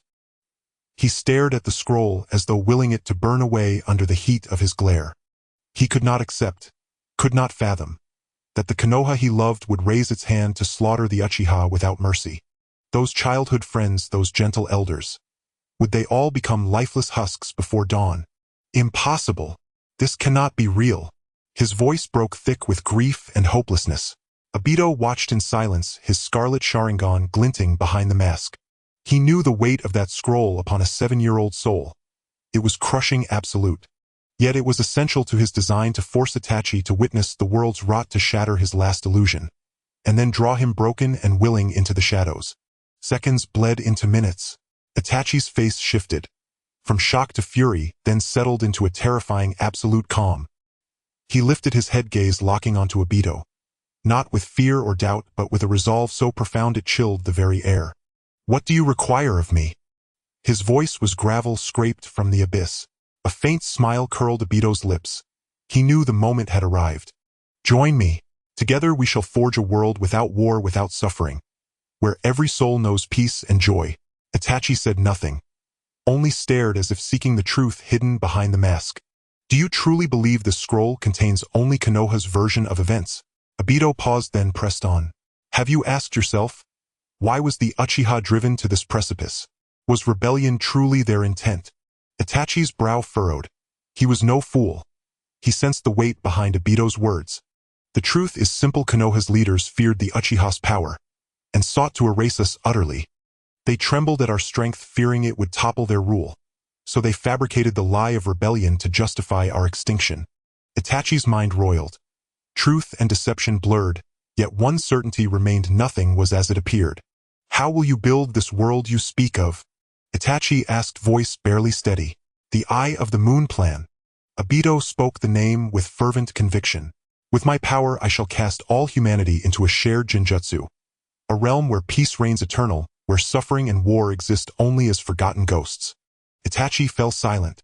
The vision was beautiful, yet undeniably unhinged, steeped in madness. I know your fear, Itachi, Obito murmured as if reading his thoughts. You wonder, will I too become like Konoha's leaders?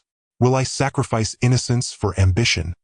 Itachi remained mute, but his eyes answered plainly. I swear to you, every act I undertake serves one purpose: to birth a better world. No innocent shall bleed by my hand. He pointed to the scroll in Itachi's grip. This document outlines Konoha's plan: total annihilation. Every Uchiha, elders, children, infants, must die. Itachi's pupils contracted violently, a wave of murderous intent surging from his core. And I can help you prevent this tragedy. Obito's voice dropped to a sibilant whisper. I will aid you in carrying out the massacre, but I will minimize the slaughter. And I will give you one chance to save your brother Sasuke with your own hands. Itachi's body jolted. He locked eyes with Obito, searching desperately for deceit or salvation. Why help me? His voice was ragged, scraped raw from his throat. Because I saw your eyes, Itachi. Obito's tone softened, resonant and magnetic. Your eyes hold sorrow beyond measure, and a hunger for change. I offer you the power to reshape the world. Itachi fell into silence, torn between the brother he cherished and the clan he revered. Which path would he choose? Time is slipping away, Itachi. Obito reminded him, urgency sharpening his tone. Konoha's forces have already begun their advance. You must decide. Now. Itachi's head snapped up, eyes ablaze with anguish and indecision. He looked down at the scroll, then up at Obito, and made his choice. Itachi took a deep breath, suppressing the surging emotions within him, and spoke slowly. I accept your terms. Obito's eyes flickered with a sharp glint, quickly masked. He nodded. Good. Itachi, you've made the right choice. A hero. Itachi gave a bitter smile. Does a hero bear sin upon his shoulders? No. I only wish to protect those I hold dear. You'll understand in time, Itachi. One day you'll grasp the depth of my resolve. Obito said meaningfully, then began detailing his plan. On the night of the clan's annihilation, I will use my Sharingan to control the Nine Tails and launch a devastating assault on Konoha, plunging the village into chaos. That will be your opening. He paused, then continued. I'll assist you covertly, but remember, minimize casualties, especially children. Itachi clenched his fists tightly.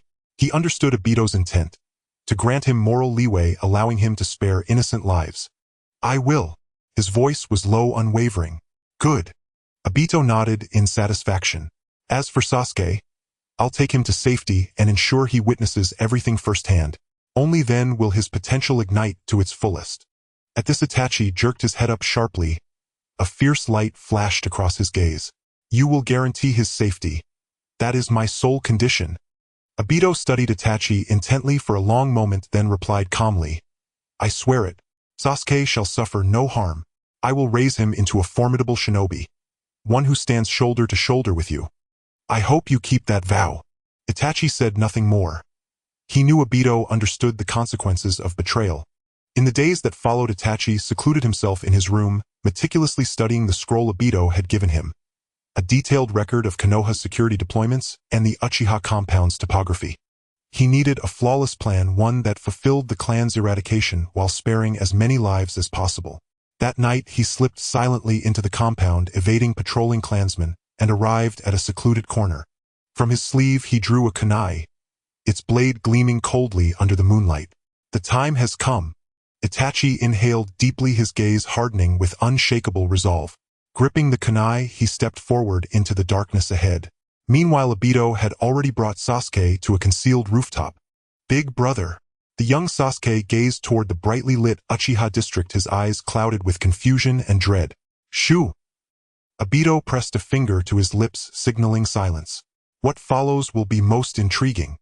Sasuke nodded uncertainly. He did not know what lay ahead, yet he sensed instinctively tonight would be sleepless. Suddenly a deafening roar echoed from afar. Then a colossal fireball erupted skyward, bathing the night in an apocalyptic crimson glow. What is that? Sasuke's eyes widened in terror as he pointed tremblingly at the inferno. The Ninetales, a tailed beast of utter destruction. Obito explained, voice eerily calm, as if recounting a tale utterly detached from himself. The Ninetales. Awe and fear warred in Sasuke's gaze. He knew not what the beast was, but he felt its overwhelming power, capable of reducing all to ash.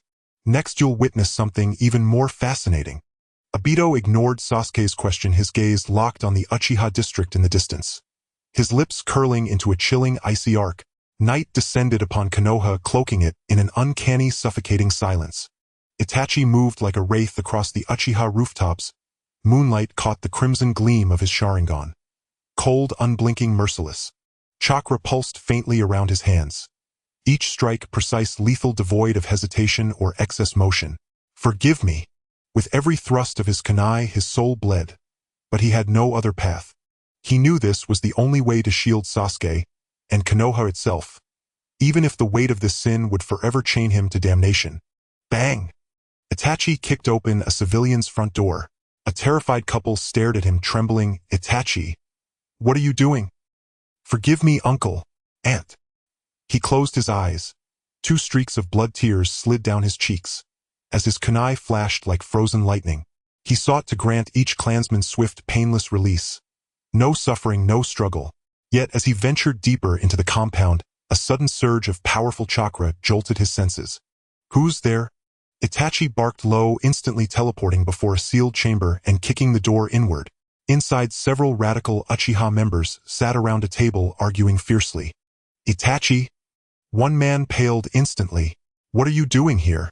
Itachi demanded coldly, his Sharingan sweeping the room, revealing a Konoha map spread across the table marked with strategic annotations.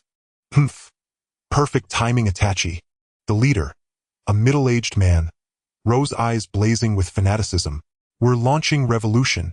We'll overthrow the Hokage, and the Uchiha clan shall rule Konoha. Itachi's heart plummeted. He had never imagined such madness festered within his own kin. Stop this. Your rebellion will bring total annihilation upon the Uchiha. Annihilation? Ha ha ha. The man laughed wildly. You're naive, Itachi. Konoha has feared us for years. We'll be purged soon enough. Better to rise in defiance than wait for the axe to fall. Itachi clenched his fists. These men were blinded by hatred. Reason held no sway over them. If you refuse wisdom, then mercy ends now. His Sharingan activated, the 3 tomo spinning violently, as a wave of killing intent engulfed the chamber. Attack! Kill him! At the leader's shout, the radicals drew weapons and lunged. Steel clashed, chakra flared. The chamber erupted in blinding violence. Alone against many, Itachi fought without faltering. His movements were lightning swift, each blow surgical and fatal. Like death himself, wielding a scythe, reaping souls without pause. Fire release, great fireball technique. Water release, water dragon bullet technique. The ferocity of battle reached Obito, watching from a high branch, his eyes flickering with genuine surprise. So this boy's strength far exceeds expectation. Obito murmured, his estimation of Itachi rising anew. Meanwhile, young Sasuke, perched on a hidden rooftop, watched helplessly as flames consumed the Uchiha district and the Ninetales rampaged through the village, his heart drowning in terror and bewilderment. Big brother, where are you?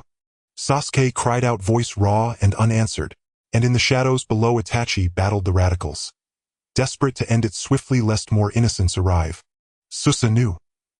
Itachi roared. The chakra erupting from his body coalesced into a towering crimson skeletal figure, casting the entire chamber beneath its grim, colossal shadow. The red Susanoo skeleton rose behind Itachi, its chakra tremors shaking the very walls. The radicals turned deathly pale, terror flooding their eyes. But survival instinct drove them into frenzied suicidal assaults. Fire release, Phoenix Sage fire technique. Earth release, Earth spear. A kaleidoscope of jutsu light filled the chamber, though mighty Itachi's nascent Susanoo, still skeletal, began fracturing under the barrage. Itachi, you've lost your mind? Slaying your own clan for Konoha? An elder Uchiha bellowed, his kunai flashing toward Itachi's chest. Itachi did not flinch. The kunai pierced his left shoulder, but his Sharingan seized the elder's fatal opening behind him. His right hand struck like a viper, driving the blade straight into the elder's heart. Cough, cough. Blood spilled from the elder's mouth as disbelief contorted his face. You! Forgive me, elder. Itachi shut his eyes, withdrew the kunai. The elder crumpled lifelessly to the floor. Damn it! All of you, attack! Kill him! The remaining radicals, eyes wild with desperation, abandoned defense entirely, channeling every ounce of chakra into one final blazing charge, like moths hurling themselves into flame. Itachi drew a slow, steadying breath. Time had run out. He formed hand seals. The skeletal Susanoo fleshed out and a colossal katana materialized in its grip. Susanoo Tatsuka blade. The great sword cleaved downward with cataclysmic force. The chamber wall shattered instantly. The shockwave hurled the radicals backward, slamming them against stone. Unconscious, perhaps dead, Itachi dispelled Susanoo. Exhaustion drained his face, pale, his body swayed. Then, a familiar voice sounded behind him. Well done, Itachi. He whirled. Obito stood there unseen until that instant, his scarlet Sharingan glowing with eerie light behind his mask. You! How did you get here? Itachi asked, startled. Heh! He's been watching you all along, Obito chuckled lightly. Your performance pleases me. Truly the Uchiha's genius. Itachi ignored the praise, voice grave. Why are you here?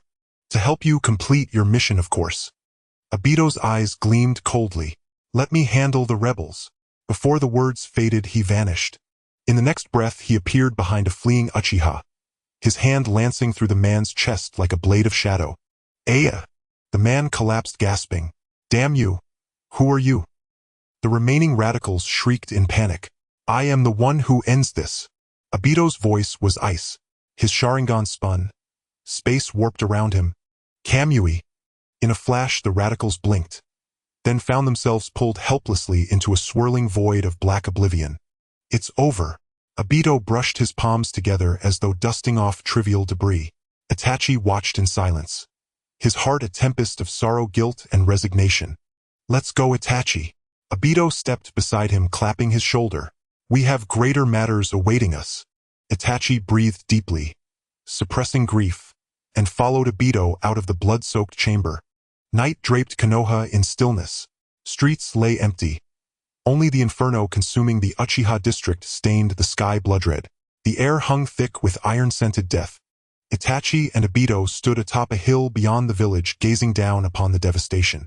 Are you certain, Itachi? Obito asked. Yes. His voice was hoarse, unyielding. This is my only path. Even bearing the curse of clan annihilation, to protect Konoha and Sasuke. This is my fate. Itachi lifted his gaze resolute toward the distant horizon. I will never regret it. Very well. Obito offered no further persuasion. He extended a mask. Wear this. From this day forth you are a member of Akatsuki, and Itachi Uchiha is dead. Itachi accepted the mask, placing it over his face, the crimson Sharingan burning coldly through its hollow islets. Then let us go. Obito turned, striding into the distance.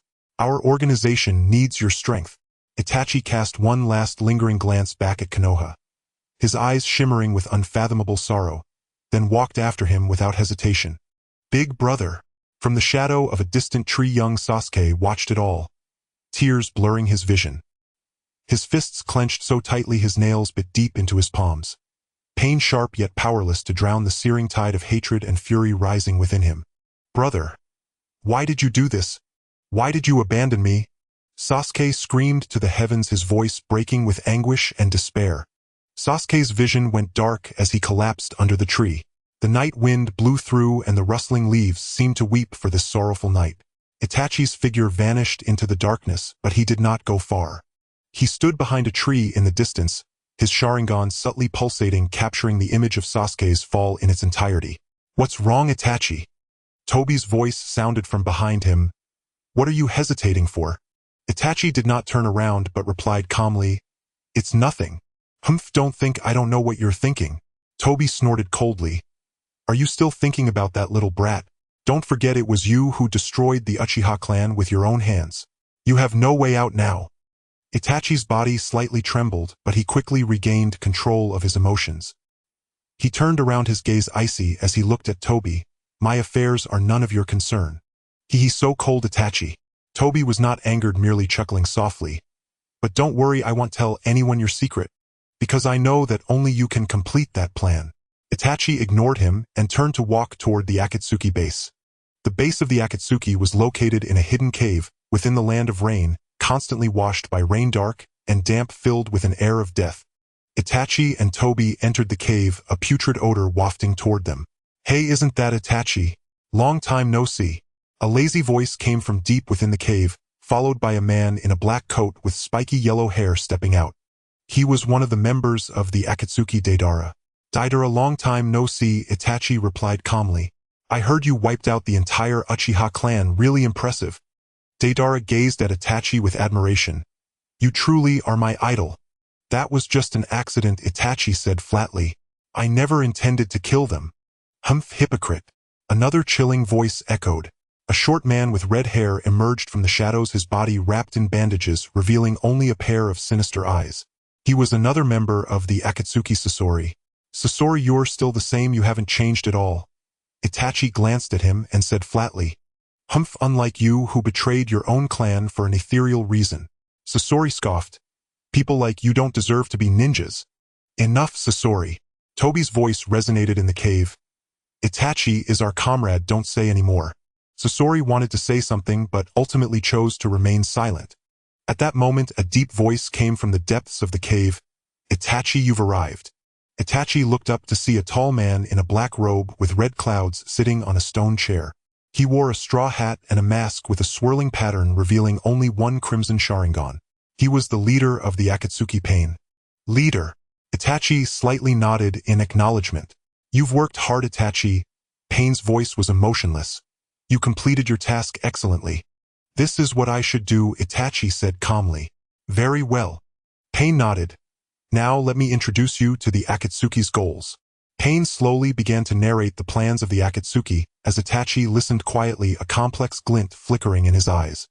To quickly assimilate into the organization, Itachi volunteered to undertake the first mission. Very well. Pain nodded. In that case, you shall go. Before Pain could finish, a violent explosion sounded from outside the cave, shaking the entire cave. What happened? Everyone's expressions changed as they rushed out of the cave.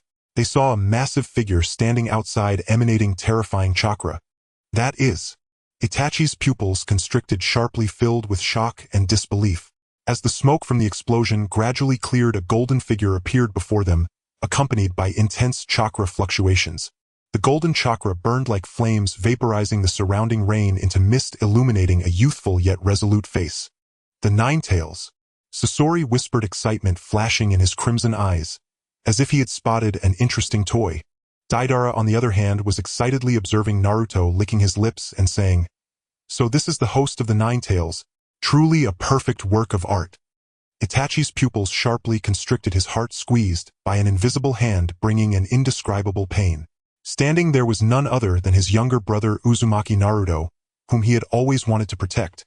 Naruto's gaze swept over the crowd with blazing intensity, ultimately fixing on Itachi, his golden pupils igniting with a fierce fury.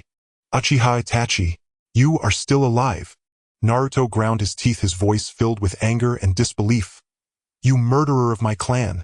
I will defeat you and avenge my clan. Naruto. Itachi closed his eyes in pain, knowing that everything he had done was an unforgivable sin in Naruto's eyes. However, he could not explain, nor could he escape, only silently endure this pain and hatred. What's wrong? No words to say. Naruto roared, and the chakra of the Nine Tails surged uncontrollably, enveloping him in a golden light.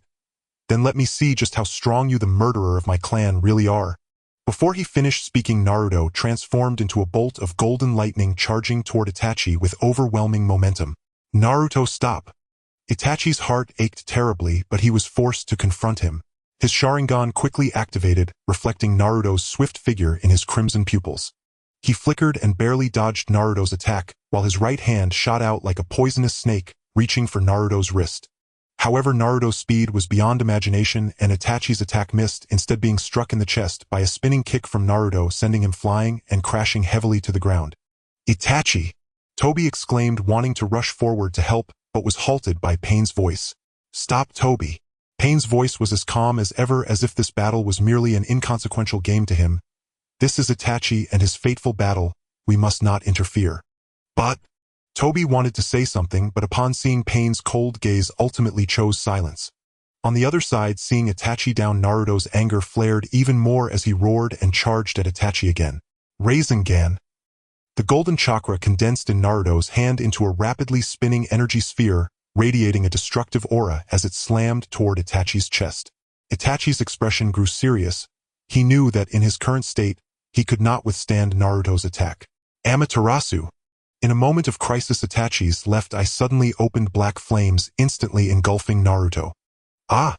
Naruto let out a cry of agony, the golden chakra fluctuating violently, trying to evade. However, the flames of Amaterasu were not so easily extinguished. The black flames grew fiercer, as if intending to completely consume Naruto. "Damn it! What the hell is this thing?" Naruto struggled in pain, but it was futile. "Naruto!" Kakashi, watching from afar, saw this scene, and immediately felt his heart lurch, rushing over without a second thought. "Raikiri!" The blinding lightning ripped through the rain curtain, aimed at Itachi, trying to force him back and save Naruto. Sensing Kakashi's attack, Itachi had no choice but to abandon his assault on Naruto, flickering to dodge the Raikiri attack. However, Kakashi's onslaught came like a tempest, and after one missed strike, another followed, forcing Itachi to retreat, continuously leaving him no chance to catch his breath. "Damn it! This guy!" Itachi cursed inwardly, realizing that Kakashi's strength far exceeded his expectations. Combined with Naruto, who possessed Ninetales chakra, this battle was almost hellish in difficulty for him. At that moment, an abnormality occurred. A strange chakra wave emanated from afar, cold and sinister, as if it came from the depths of hell, sending shivers down one's spine. "What is that?" Deidara frowned, sensing the chakra wave, an uneasy feeling rising in his heart. "Not good." "It is." Itachi's expression suddenly changed dramatically. Before he could finish speaking, a figure in a black cloak appeared out of thin air before them. "Long time no see, Itachi." The figure in the black robe slowly raised his head, revealing a pale and eerie face, a sinister smile curling at the corners of his mouth. Orochimaru. The arrival of Orochimaru was like a stone cast into calm waters, stirring up 1,000 waves. Everyone present was intimidated by the cold and powerful chakra emanating from him, as if the air itself had solidified. "Orochimaru." Kakashi growled, his Sharingan spinning rapidly, lightning flickering in his hand as he cautiously fixed his gaze on this uninvited guest. He knew Orochimaru all too well. This man was insane, dangerous, and unpredictable, like a snake lurking in the shadows, ready to strike with lethal precision. Orochimaru, however, paid no heed to Kakashi's hostility. His golden snake-like eyes passed over Kakashi, landing on Naruto, who was trapped by the black flames of Amaterasu, his gaze shimmering with a near-greedy light, as if admiring a rare treasure. Such astonishing power, Ninetales. Orochimaru licked his lips with his long tongue, his tone laced with a hint of obsession. "With such great power, you can only struggle like a trapped beast. What a pity." "What do you want, Orochimaru?" Kakashi shouted sternly, leaning slightly forward, ready for battle. "Kakashi, long time no see." Orochimaru ignored Kakashi's question and turned to him, a playful smile appearing on his pale face. "You're getting more skilled with your Sharingan. It seems you haven't been idle these years." "Cut the crap, Orochimaru." Kakashi's tone was filled with disdain. "You're not welcome here, or get out of Konoha immediately." "Konoha? Hee." Orochimaru sneered contemptuously. "I'm no longer a part of Konoha, Kakashi. You should know that very well." "I know, but so what?" Kakashi stood his ground. "As long as I'm alive, I won't let you harm my student." "Your student?" Orochimaru's gaze fell on Naruto again, a strange curve forming at the corners of his mouth. "No, he will eventually be mine. Over my dead body." Kakashi roared, unleashing a bolt of lightning toward Orochimaru. "Raikiri, humph, a trivial skill." Orochimaru snorted coldly, not dodging or evading, allowing the lightning to strike him. However, a shocking scene unfolded. The lightning directly passed through Orochimaru's body, as if he were merely an illusion. "What?" Kakashi's pupils constricted sharply, a sense of foreboding washing over him. In the next moment, Orochimaru's figure appeared behind Naruto, extending his pale hand, fingers curled like claws reaching for Naruto's heart. "Stop!" Itachi, who had been watching from the sidelines, could no longer remain silent. He flickered, blocking Naruto, his Sharingan, suddenly activating the crimson pupils, spinning rapidly, unleashing a powerful ocular power. Tsukuyomi! Not good! Orochimaru was startled, and before he could react, he felt his vision darken, plunging into a blood-red illusion. Seeing Orochimaru controlled by Tsukuyomi, Kakashi let out a sigh of relief, but he understood this was only temporary. With Orochimaru's mental strength, he would likely break free from Tsukuyomi soon. "Itachi, let's work together," Kakashi decisively said to Itachi. "We must not let Orochimaru succeed." "I know." Itachi's voice was low and firm, his crimson Sharingan fixed intently on Orochimaru, who was trapped in Tsukuyomi. He knew this would be an exceptionally challenging battle. The rain continued to fall, washing over the blood-soaked ground, the air thick with the scent of blood, heralding an even greater storm to come. A blood-red moon bled in the pitch-black sky, and twisted trees writhed like fanged phantoms. Deshiwan found himself in a place suffused with suffocating dread. He tried to move, only to discover he was bound to a cold cruciform rack, his limbs shackled by thick iron chains, utterly immobile. "What is this?" Deshiwan scanned his surroundings as the crimson Xiaoluyan flickered with uncanny light in the darkness. "The world of Yudu. Welcome to my world, Deshiwan." A cold voice echoed from every direction, laced with mockery and scorn. Deshiwan jerked his head up and saw a youth in a black coat, standing before him, the crimson Xiaoluyan like two burning coals casting an icy glow. "Uchiha," Deshiwan hissed through his teeth. He recognized the youth as the very vessel he had once coveted. "Surprised, are you?" Uchiha's mouth curled into a cold arc as if relishing the moment. "Humph, mere trifles," Deshiwan snorted, attempting to marshal chakra, only to find his body hollowed out and devoid of strength. "It is useless, Deshiwan," Uchiha's voice whispered like a specter at his ear. "In this realm, I am sovereign, and all of you lie under my command." "Is that so?" A merciless glint flashed in Deshiwan's eyes as he opened his mouth, and a massive python surged forth, lunging at Uchiha. Before the serpent could reach him, it was consumed by black flame that had appeared from nowhere, leaving no ash. Tianzhao Deshiwan's pupils constricted as a profound terror flooded him. He never imagined Uchiha could wield Tianzhao inside the world of Yudu. It was beyond belief. "Give up, Deshiwan." Uchiha's voice fell like a verdict from the abyss. "You cannot escape my control." At once the scene warped. Deshiwan found himself encircled by countless venomous snakes bearing crimson fangs, hissing with a bone-chilling rasp, their vertical pupils glinting with greed and cruelty, as if eager to rend him limb from limb. Deshiwan forced down his fear. He knew it was all illusion.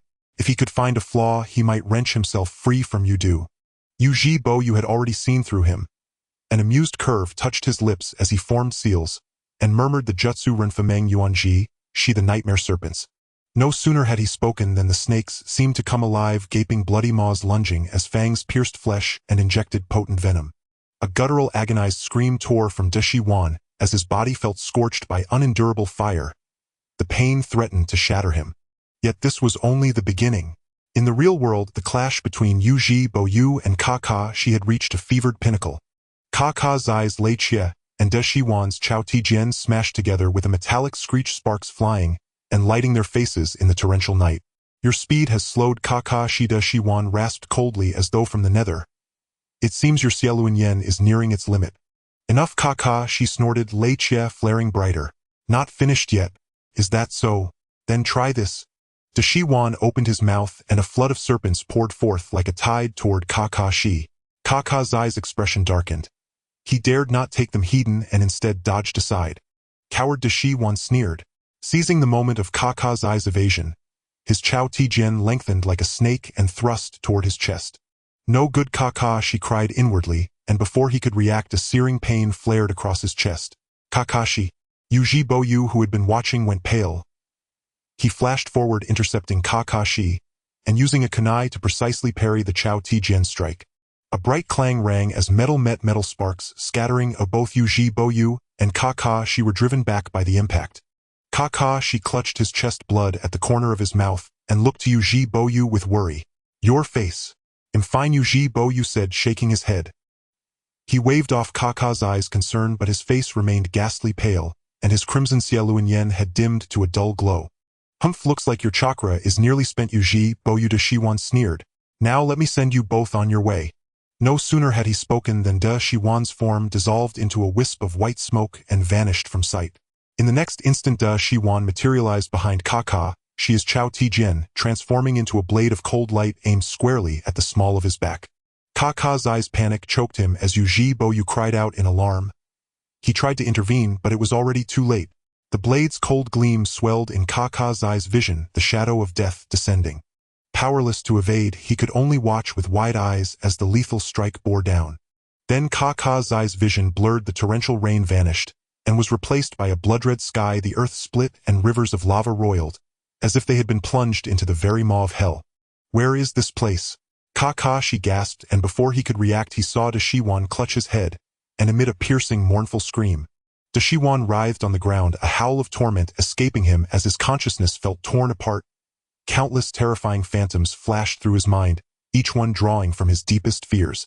Kakashi recognized the technique. He had once endured it in a brief clash with Yuji Boyu, and the soul-deep agony still haunted him. You could still trigger Kakashi said in disbelief. He stared at Yuji Boyu incredulously. Given Yuji Boyu's battered state and near-empty chakra, it was astonishing he could still wield such a potent ocular jutsu. Yuji Boyu paid Kaka's eyes astonishment no mind, his crimson Xiaolun Yen fixed upon the struggling De Shiwan, a cold smile curving his lips. In this realm I am a god, he thought. I bend time and space at will, forcing you to endure ceaseless cycles of torment until you utterly break. His voice was icy and merciless like judgment from the nether, and Kakashi could not help but shudder. Damn it, De Shiwan snarled. Grinding his teeth, De Shiwan tried to tear free from dust bonds, but no matter how he struggled he could not escape the blood-red hellscape. It is useless, De Shiwan. Give up, you cannot defeat me. Yuji Boyu's words echoed like a demon's whisper, eroding his resolve. A despairing roar burst from De Shiwan as he flung himself up, only to be held fast by innumerable invisible threads that left him paralyzed. It is over, De Shiwan. Yuji Boyu slowly raised his right hand, joining forefinger and middle finger, and pointing toward De Shiwan's brow. Tanzhao. A jet of pitch-black flame manifested at De Shiwan's brow and instantly consumed him. No. De Shiwan screamed in utter despair as Tianzhao incinerated his body, leaving only a charred stain upon the ground. Yuji Boyu exhaled a long breath and released Yudu. The world snapped back to normal. Rain still fell in sheets, as if nothing had occurred. Is it finished? Kakashi looked at the empty street in disbelief. Not yet, came the quiet reply. Yuji Boyu's soft voice tightened Kaka's eyes chest. What? Kakashi barely registered the change before darkness flickered across his sight, and Yuji Boyu sagged backward. Yuji Boyu. Kakashi grabbed him, finding his body unnaturally hot, his face drained of color, and his crimson Xiaolun Yen dulled. How are you? Kakashi asked anxiously. I'm fine. Yuji Boyu lied, forcing a smile that tugged at his wounds. He coughed and blood welled at the corner of his mouth. Still say you're fine when you're coughing blood, Kaka. She snapped, fumbling for medical supplies, when suddenly a powerful chakra surge emanated from Yuji Boyu. Watch out. Yuji Boyu shoved Kakashi away, formed seals, and intoned Susanoo. A thunderous detonation followed. With an ear-splitting boom, a colossal chakra skeleton rose from the earth, enveloping and shielding both Yuji Boyu and Kakashi. What is this? Kakashi gaped at the towering bone colossus that rose dozens of meters tall, utterly stunned. This is my Susanoo, Yuji Boyu said weakly, forcing himself to manipulate the construct despite the searing pain as it wrapped them within. Your chakra. Kakashi looked at Yuji Boyu's pallid face with growing dread. He knew Yuji Boyu's condition could not sustain Susanoo for long. Do not worry, I can hold, Yuji Boyu murmured, then turned his gaze to the distance where a familiar silhouette slowly took shape. De Shiwan. Kakashi ground his teeth at the approaching figure, his eyes burning with anger. It seems you have not given up, De Shiwan. Yuji Boyu's voice was icy and merciless, as if passing sentence from some nether tribunal. Do you truly believe you can overcome me? Hey Yuji Boyu, you are strong, but I, De Shiwan, am not so easily beaten. De Shiwan licked his lips, madness glittering in his eyes. I concede your Yudu and Susanoo are fearsome, he said, but never forget that my regenerative power is peerless. No sooner had he spoken than his body began to change. His skin turned an unnatural gray-white-black scales sprouted across his face, his hands became razor claws, and he looked like a monster clawing out of the abyss. What is that? Kakashi stared in terror as an unprecedented pressure rolled over him, stealing his breath. Immortal Jutsu Chakra. Ujiboyu's expression hardened. He realized Dashiwan had truly thrown caution to the wind. In the cold, rain-swept night, Dashiwan's gray-white skin glowed grotesquely in Susanu's light. The black scales flexed as if breathing, and his snake eyes flashed a chill that made the hairs on the back of the neck rise. Terrifying Ujiboyu. Kakashi swallowed, his voice trembling. This monstrous chakra. Ujiboyu said nothing, pale as paper, sweat beading on his brow, his crimson Xiaoluyen fixed mercilessly on Dashiwan, as if to see through him. He knew he was at the end of his strength, and Susanu could not hold much longer yet. He had to endure to buy Kakashi time to flee. Dashiwan emitted a teeth-clenching, nauseating laugh. Hehehe. So Ujiboyu, is this your limit? How disappointing. I expected more from you, he sneered, and with those words, he blurred into an afterimage and lunged at Ujiboyu with terrifying speed. His claws sliced the air with a piercing hiss, aiming for Ujiboyu's throat. Boom! Susanu's massive bony arm swung up to intercept the attack. Yet Dashiwan's power was beyond expectation. The impact rattled Susanu and shook Ujiboyu's body, a metallic coppery taste rising in his throat. Ujiboyu choked and stifled a groan, forcing himself to counter with Susanu. But his movements were slow and his strikes lacked their former force. He had clearly fallen into the worst position. It is useless, Ujiboyu, you cannot stop me. Dashiwan raged, raining attacks upon Susanu with taunting relish. Your struggles will only make your death more agonizing. Kakashi watched anxiously, desperate to help yet powerless. He knew his current strength could not alter a battle of this scale, and rashly charging in would only hinder Ujiboyu. Damn it! Is there truly no other way? Kakashi clenched his fist until his nails sank into his palm, unaware of the pain. At that moment, a tremendous chakra surge rolled in from afar like a storm, instantly dispersing much of Dashiwan's oppressive aura. That is... Kakashi snapped his head toward the source of the chakra, hope flaring in his eyes. Who is it? Dashiwan sensed the powerful chakra as well and paused, alertly turning his gaze to the distance. A figure came charging with astonishing speed, silver-white hair streaming in the night wind. Though the face was old, it bore an unyielding, resolute expression. Master Zilayi. Kakashi cried out in relief and surprise. Seems I'm not too late. Zilayi landed firmly before Ujiboyu, and Kakashi's eyes sweeping the scene as his brow creased. Dashiwan, you've really gone too far. Attacking your own comrades. Humph, Zilayi, spare your sanctimony, Dashiwan retorted coldly. You and I have long ceased to be comrades. Is that so? It seems you are truly beyond saving. Zilayi sighed with a hint of disappointment. In that case, do not blame me for being merciless. Howling gales raged, a torrential rain lashed the earth. Colliding chakra surged outward in violent shockwaves, uprooting surrounding trees. Jiraiya sealed his hands in a rapid series of hand signs. His white hair bristled upright, and the crimson markings beneath his eyes flared with divine intensity. Like a war god descended from Mayaboku Mountain. Sage mode. Jiraiya. You truly do honor me. Orochimaru flicked his forked tongue, his voice chilling and edged with exhilaration. But now... this is finally interesting. With a thunderous slam of his palms against the earth and a guttural roar, he cried, summoning technique. A colossal purple serpent head erupted from the ground, jaws agape, exhaling a miasma of fetid stench. Jiraiya snorted coldly and swiftly formed hand signs. Sage art hair needle Senbon. Countless white chakra needles burst from his mouth, raining down like a tempest upon Orochimaru. Orochimaru directed the giant serpent to intercept, but the chakra needles clung like parasitic shadows, piercing its defenses and carving bloody furrows across his flesh. Damn it! Orochimaru gritted his teeth, forced to admit that in Sage mode Jiraiya's power had surged beyond a single tier. Dodging Jiraiya's assaults, he searched for an opening to counterattack. Kakashi, take Itachi and go. Jiraiya bellowed, his gaze never wavering from Orochimaru. But Kakashi glanced anxiously at Jiraiya, then at the unconscious Itachi, torn by inner conflict. This is an order. Jiraiya's tone hardened. Leave this to me. Kakashi clenched his jaw and obeyed. He hoisted the gravely wounded Itachi onto his back and fled swiftly into the distance.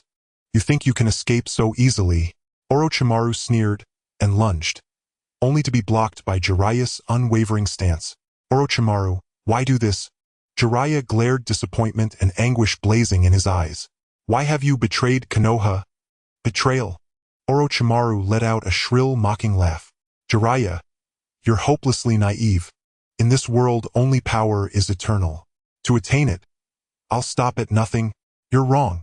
Jiraiya roared. True power isn't born of craving. It springs from protection. Protecting what you hold dear. That is true power. Pathetic. Orochimaru curled his lip in disdain. Protection. What, pray tell, can you possibly protect? Can you even protect yourself? Enough, Orochimaru, stand down. Jiraiya commanded, voice low and grave. It's not too late to turn back. Turn back. I've long since burned that bridge. A steely resolve flashed in Orochimaru's eyes as he sealed his hands and began chanting. Forbidden technique, impure world reincarnation. A sinister chakra tremor rippled through the earth, and two coffins burst forth, hovering ominously in midair. Those are... Jiraiya's pupils contracted sharply, dread coiling cold in his chest. The coffins creaked open, and two figures emerged. First Hokage, second Hokage. Kakashi gasped, disbelief flooding his gaze. Jiraiya, it seems today is the day your life ends here. Orochimaru licked his lips, eyes gleaming with manic fervor. Jiraiya pressed his palms together. White chakra swirled around him like boiling onsen water. Come then, Orochimaru. Let me see just how formidable you and your impure world reincarnation truly are. Hashirama Senju's eyes flickered with fleeting confusion, then hardened into battle instinct. He formed hand signs. Would release chakra erupted. Would release forest of death. The earth convulsed violently. Towering trees erupted skyward, swallowing all in their path. Tobirama Senju refused to yield. He wove hand signs in blinding speed. Water release, water decapitation wave. A colossal water blade cleaved the air, surging toward Jiraiya. Jiraiya scoffed, slammed his palms to the ground, and summoned Sage Art Gajaman. A titanic fire-breathing toad descended from the heavens, jaws wide, spewing searing flames that collided with the water blade, igniting a deafening cataclysmic explosion. Elsewhere, Kakashi sprinted through dense forest, bearing Itachi across his back. Sweat poured from his brow. Damn it! How can they move so fast? Kakashi cursed inwardly. The sound clung to him like relentless shadows. Kakashi-senpai. Hand over the boy, Tayuya's voice called from behind, laced with mockery. Carrying him only makes you our burden. Silence. Kakashi gritted his teeth and accelerated further. Humph. Refuse the wine and you'll drink the punishment. Jirobo snarled, launching his massive frame like a living cannonball straight at Kakashi.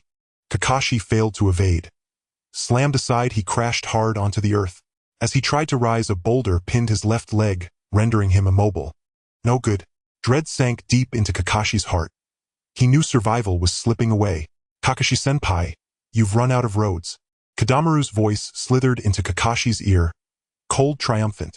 Die. Left and right simultaneously struck. Razor-sharp chakra blades aimed straight for Kakashi's chest. At that razor's edge of death, Itachi behind Kakashi stirred. What? Kadamaru recoiled in shock. He sensed a terrifying surge of chakra erupting from Itachi. Itachi slowly opened his eyes. Crimson Sharingan blazing with eerie hellish light amid the gloom of the forest. Who are you? Itachi, you're awake. Kakashi's voice trembled with relief, until he noticed something deeply wrong. Your eyes. My eyes. Itachi murmured softly, fragmented visions flooding his mind. Shattered, agonizing, drenched in despair. The night of the massacre. Uchiha. Sasuke. With a guttural scream, Itachi clutched his head. His chakra exploded outward like a storm, uprooting trees in every direction. Danger. His chakra is uncontrolled. Kadamaru paled, but retreat came too late. Itachi snapped his head up. His scarlet Sharingan reflected Kadamaru's terrified face, and a frigid, merciless smile curved his lips. What are you going to do? Kadamaru's voice quavered, unfathomable terror rising from the depths of his soul. Itachi spoke no word, merely raised a finger pointing directly at Kadamaru. Amaterasu. Black flames, hungry as ravenous beasts, instantly consumed him whole. He didn't even utter a full cry before his body was reduced to ash. Only a wisp of acrid smoke remained, reeking of charred horror. Kadamaru. Jirobo screamed in terror. He'd never witnessed such dread. Those black flames pulsed with sentient malice, radiating bone-deep dread. Left and right turned ghastly pale. Instinctively they tried to fuse, but their limbs locked rigid, trembling uncontrollably. Run. Jirobo, a veteran shinobi, forced down his fear-seized left and right and bolted. Trying to flee, Itachi's voice fell like frost. Cold absolute, the voice of death pronouncing judgment. His crimson Sharingan rotated faintly, and black flames erupted once more from his fingertips, pursuing Jirobo and the others like vengeful spirits. Kakashi watched paralyzed, his mind blank, unable to process what unfolded before him. He'd seen Itachi awaken the Sharingan before, had witnessed its might, but this eclipsed all prior understanding. Could this truly be a 7-year-old child? That terrifying power, those icy, merciless eyes. They belonged to no mortal boy, but to a blood-soaked demon risen from the deepest hells. Kakashi-senpai. Itachi's voice pulled Kakashi from his stupor. He turned, only to find Itachi's eyes already closed, his body swaying on the verge of collapse. Itachi. Kakashi jolted forward, catching him before he fell. How are you? I'm fine. Itachi shook his head weakly. Just chakra exhaustion. Damn it. What in the world is happening? Kakashi clenched his teeth, fury and worry twisting inside him. He didn't know what had happened to Itachi, but he knew with chilling certainty that none of it was natural. How could a 7-year-old wield such unspeakable power? Kakashi-senpai. Itachi's voice faded to a whisper. Get me out of here. Yes. Kakashi hesitated no longer. He swept Itachi into his arms and vanished into the night. Fire Country. Hidden Leaf Village. On the Hokage monument, the 4th Hokage Minato Namikaze stood solemn, studying an intelligence scroll. Itachi awakened the Mangekyo Sharingan and slaughtered the sound for sent to kill him. What? Nara Shikaku exclaimed, stunned. He's only 7. It seems the Uchiha matter runs deeper and darker than we imagined. Minato sighed, a shadow of concern crossing his eyes. Meanwhile, Kakashi carried Itachi back to Konoha. He settled Itachi in his own home, then rushed immediately to the Hokage Tower to report everything to Minato. Understood, Kakashi, you may go. I'll handle this. After hearing Kakashi's account, Minato's brow furrowed deeply. He waved a dismissal. Though bewildered and anxious, Kakashi knew this wasn't the time for questions. He bowed respectfully and departed. Returning home, he found Itachi still unconscious. Sitting beside the bed, Kakashi gazed silently at Itachi's pallid face. His heart a tempest of sorrow, suspicion, and sorrow. He knew Itachi bore a crushing secret, one that likely entwined with the night of the Uchiha massacre. Itachi, what did you endure? Kakashi whispered, eyes heavy with compassion. When Itachi's eyelids fluttered and slowly he opened his eyes. Kakashi-senpai. Itachi's voice was hoarse, frail, but he strained to sit up. Don't move. You're badly injured. Kakashi gently pressed Itachi's shoulders down, preventing him from rising. I'm fine. Itachi shook his head. His gaze fixed on Kakashi, layered with complex, unreadable emotion. Kakashi-senpai. He paused abruptly. His eyes clouded with sudden disorientation. Kakashi-senpai. Itachi's voice shifted. Strange alien. He murmured in a language Kakashi had never heard. Itachi. What's wrong? A chill gripped Kakashi's heart. A premonition of profound ill omen. Itachi gave no reply, only stared blankly ahead, eyes wide with terror and confusion, as if witnessing some unspeakable horror. No, don't. Itachi suddenly shrieked, bolting upright and seizing Kakashi's collar. Pleading, desperate. Save me, Kakashi-senpai. Save me. His voice dwindled, weak, hollow, drenched in despair. Utterly unlike the boy he'd known. Startled by Itachi's sudden terror and foreign speech, Kakashi nonetheless steadied himself. His priority now was calming Itachi. Itachi, it's all right. I'm here. Don't be afraid. Kakashi kept his voice calm, reassuring, reaching out to gently stroke Itachi's hair, just as he once had with Sasuke. Yet Itachi thrashed wildly, arms flailing as though fleeing a nightmare. His Sharingan spun, uncontrollably blazing with unholy light. Kakashi's heart sank. He realized the truth was far more dire than he'd feared. Instantly, he extended his chakra to scan Itachi's condition. An alien chakra flooded his senses. Icy, malignant, suffused with annihilation. Utterly alien to Itachi's naturally gentle chakra. That chakra rampaged through Itachi's meridians, tearing at his very being. Damn it! Kakashi cursed, and diverted his own chakra to suppress it. But the force resisted fiercely, clinging to Itachi's chakra like a parasitic curse. As seconds passed, Itachi's Sharingan spun faster. its crimson deepening to blood red, the three tomo whirling with hypnotic soul-devouring velocity. Kakashi's dread deepened. He knew that unless he acted now, Itachi would be utterly consumed by this malevolent force. He resolved to seek the Hokage's aid immediately. Yet as he reached to lift Itachi, the boy's body convulsed violently. "Ah!" Itachi screamed. A raw, agonized cry. Eyes snapping open, filled with torment and struggle. "Kakashi-senpai, please, save me." He spoke again in that incomprehensible tongue. Broken, desperate, drowning in despair. Then, a far greater power detonated from within Itachi. Kakashi couldn't react, blasted backward by the sheer force. "Kakashi-senpai," Itachi cried in anguish, but his body was no longer his own. His eyes bled into a deeper crimson.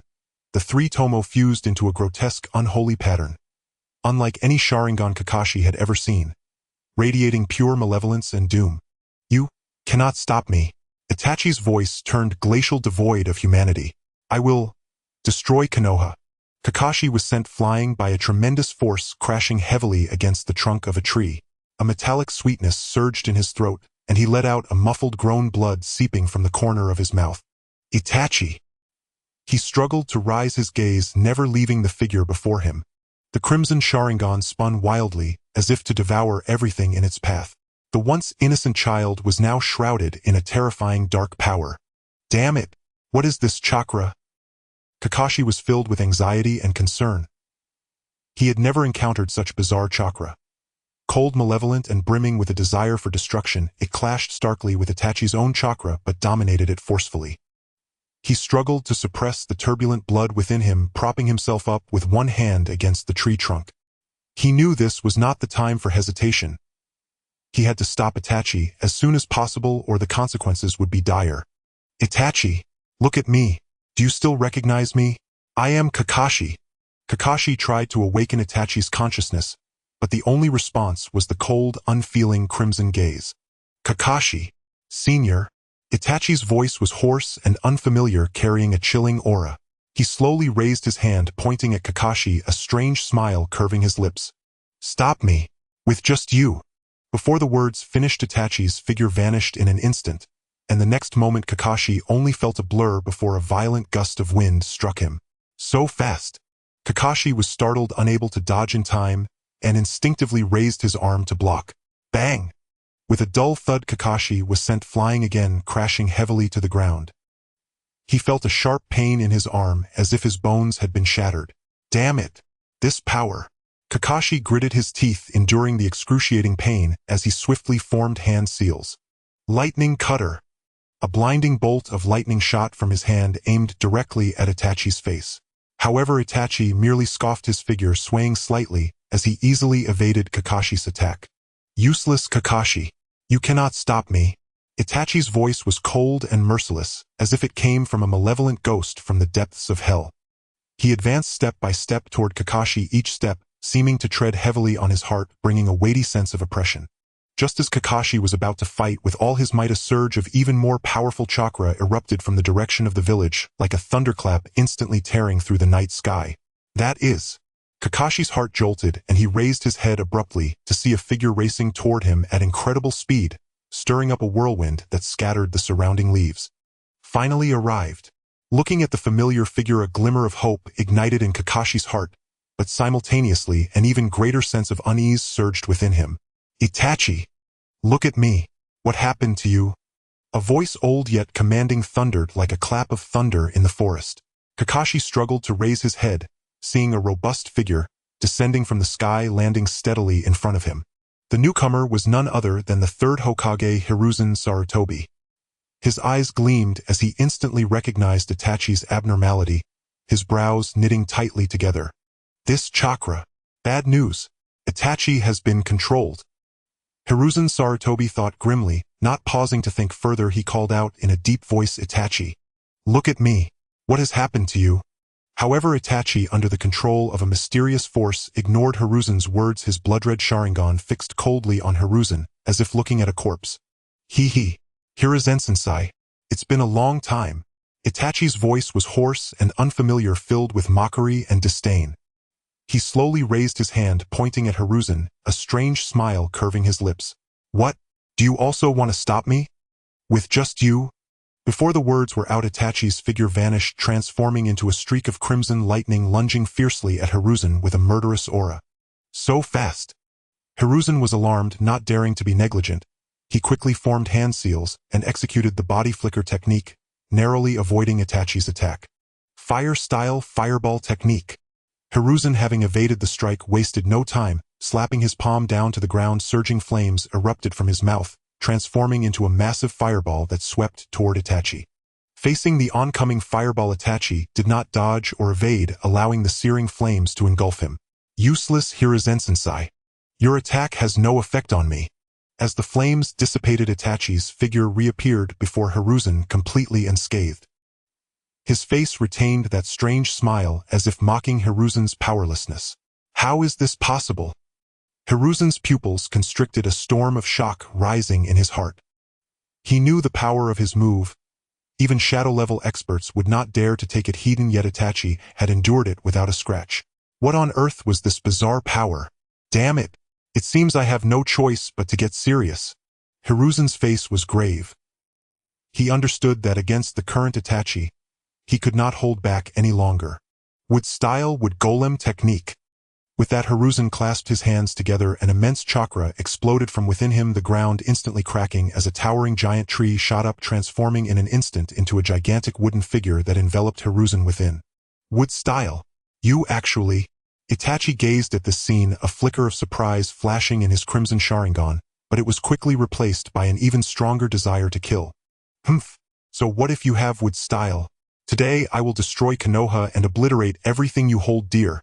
Itachi roared, his hands rapidly forming seals, as an even more potent and sinister chakra surged from him. Susanoo. Accompanied by a deafening roar, a massive purple skeleton emerged behind Itachi, exuding a destructive aura, as it swung its gigantic fists toward the wooden figure. Bang!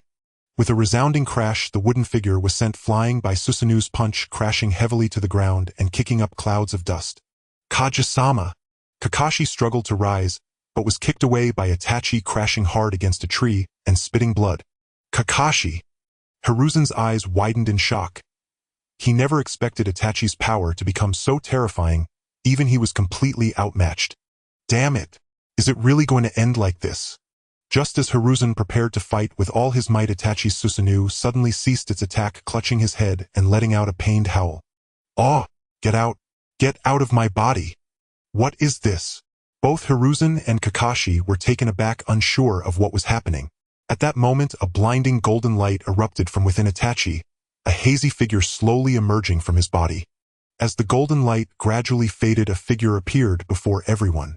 It was a man clad in a black robe with long black hair cascading behind him, a handsome face carrying an imposing aura that demanded respect, and golden eyes that seemed to see through everything, filled with coldness and authority. That is... Kakashi struggled to get a better look at the man's face, but felt an invisible pressure hitting him, nearly leaving him breathless. The Sage of Six Paths? Hiruzen exclaimed in shock. Though he had never seen the sage, he was already familiar with the images and descriptions of this legendary founder of ninjutsu. The newcomer ignored Hiruzen and Kakashi's astonishment, his gaze fixed on Itachi, a complex expression flashing in his golden eyes. It seems the seal within you has loosened. Itachi clutched his head, screaming in agony. Who are you? Why have you invaded my body? The man spoke calmly, his voice carrying an undeniable authority. Uchiha Itachi, you should remember me, right? The Ten Tails. The Ten Tails? Itachi and everyone present were stunned. Had the Ten Tails not been sealed away? How could it appear here? To be precise, I am merely a fragment of the Ten Tails chakra, the man explained. I have been residing within you since the moment you were born. What? Itachi looked at the man in disbelief, never imagining that such a terrifying existence lay hidden within him. All these years, the reason you have possessed extraordinary power is due to my influence, the man continued. But my power has been eroding your will, trying to turn you into my puppet. So this is why I have become like this. Itachi murmured, a flicker of pain and confusion passing through his crimson Sharingan. Correct? The man nodded. I came here to prevent you from being completely consumed by the Ten Tails and becoming a monster that would destroy the world. Before he finished speaking, the man suddenly flashed, appearing before Itachi, a glint of light flashing in his golden eyes, his right hand shooting out like lightning pressing against Itachi's chest. "Sage of Six Paths, what do you want?" Hiruzen was greatly alarmed and rushed forward to stop him, but was sent flying away by an invisible force. "This is between me and him, you'd best not interfere." The man shot a cold glance at Hiruzen, his tone filled with warning. "Oh!" Itachi let out a pained scream, feeling as if his body was being torn apart, as waves of violent chakra surged within him, striving to break free from its restraints. "Humph, a mere fragment dares to be so arrogant before me." The man scoffed, golden chakra gushing from him, forming chains that firmly bound the Ten-Tails chakra fragment within Itachi. Roar! The Ten-Tails chakra fragment roared in defiance, struggling desperately to escape, but the man's power was far too overwhelming, rendering its efforts futile. "Suppress it," the man commanded in a low voice, the golden chakra shining brightly, transforming into a gigantic yin-yang symbol that sealed the Ten-Tails chakra fragment within. "Ha!" After completing all of this, the man let out a long breath, his complexion slightly pale. Clearly, sealing the Ten-Tails chakra fragment was no small burden for him. "Are you all right?" Kakashi asked with concern. The man shook his head, remaining silent, but turned his gaze to Itachi, a hint of appreciation flickering in his golden eyes. "You are quite remarkable, managing to withstand the erosion of the Ten-Tails chakra for so long." Itachi opened his mouth but had no words to say. "I know you have many questions, but now is not the time to discuss them. The Ten-Tails chakra fragment within you has been sealed by me, but it could return at any moment. You need to quickly enhance your power to completely free yourself from its control." "Enhance my power?" Itachi furrowed his brows. "But right now, I know what you are worried about." The man seemed to see through Itachi's thoughts. "Rest assured, I will help you. You have the potential to become the savior, and I believe you can defeat the Ten-Tails and save this world." "Savior?" Itachi was taken aback. He had never thought he would be associated with such a term. "Indeed, you are the one destined to change the world according to the prophecy. I will pass my power onto you to help you master it. But remember, power itself knows no good or evil. It depends on how you use it. I hope you can use it to protect this world, not to destroy it." Before he finished speaking, the man pressed his hand against Itachi's forehead, a massive wave of information flooding into Itachi's mind, making him feel as if his head would burst. This is my power, and it is also my responsibility." The man retracted his hand and spoke calmly. "Now I entrust them to you. I hope you do not disappoint me." With those words, the man transformed into shimmering golden light, vanishing into the air, leaving behind a swirling black vortex slowly spinning, as if it were a doorway to another world. Itachi stared blankly at the scene before him, echoing in his mind the man's last words. "You have the potential to become the savior, and I believe you can defeat the Ten-Tails and save this world." Savior? Save the world? Itachi's lips curled into a bitter smile. Could he really do it? Could he truly shoulder such a heavy burden? "Itachi, are you all right?" Kakashi approached Itachi, asking with concern. Itachi shook his head, remaining silent, only raising his gaze to the bright moon in the sky, his eyes filled with confusion and determination. The searing pain receded like a tide, leaving Itachi with nothing but boundless emptiness and exhaustion. He tried to open his eyes, yet all he perceived was chaos. A fathomless, infinite darkness. "Awake!" A voice, aged yet resonant, echoed through the void. Itachi jolted upright, startled into consciousness. The surrounding darkness gradually dissolved, giving way to a vast, featureless expanse of white. At its center sat a golden figure in serene meditation, radiating a gentle, luminous aura. The figure slowly turned, revealing familiar golden eyes and a benevolent countenance. The same man who had vanished before. "You are..." Itachi hesitated, his mind flooding with countless unanswered questions. "My name is Hagoromo Otsutsuki. The world calls me the Sage of Six Paths." The man smiled faintly, his voice warm and tender. "Child, your veins carry my blood, and with it the same sacred duty I once bore. The Sage of Six Paths, the founder of ninjutsu, the Ten-Tails Jinchuriki." These legendary titles exploded in Itachi's mind, overwhelming him beyond comprehension. I don't understand." Itachi managed, his voice parched and brittle. The sage approached him, golden eyes brimming with compassion and quiet expectation. "Child, you need not understand. Not yet. You need only know this: you are the chosen one, endowed with the power to reshape the world." "Reshape the world?" Itachi shook his head bitterly. "I couldn't even protect myself. How could I possibly change the world?" "No, You possess that power.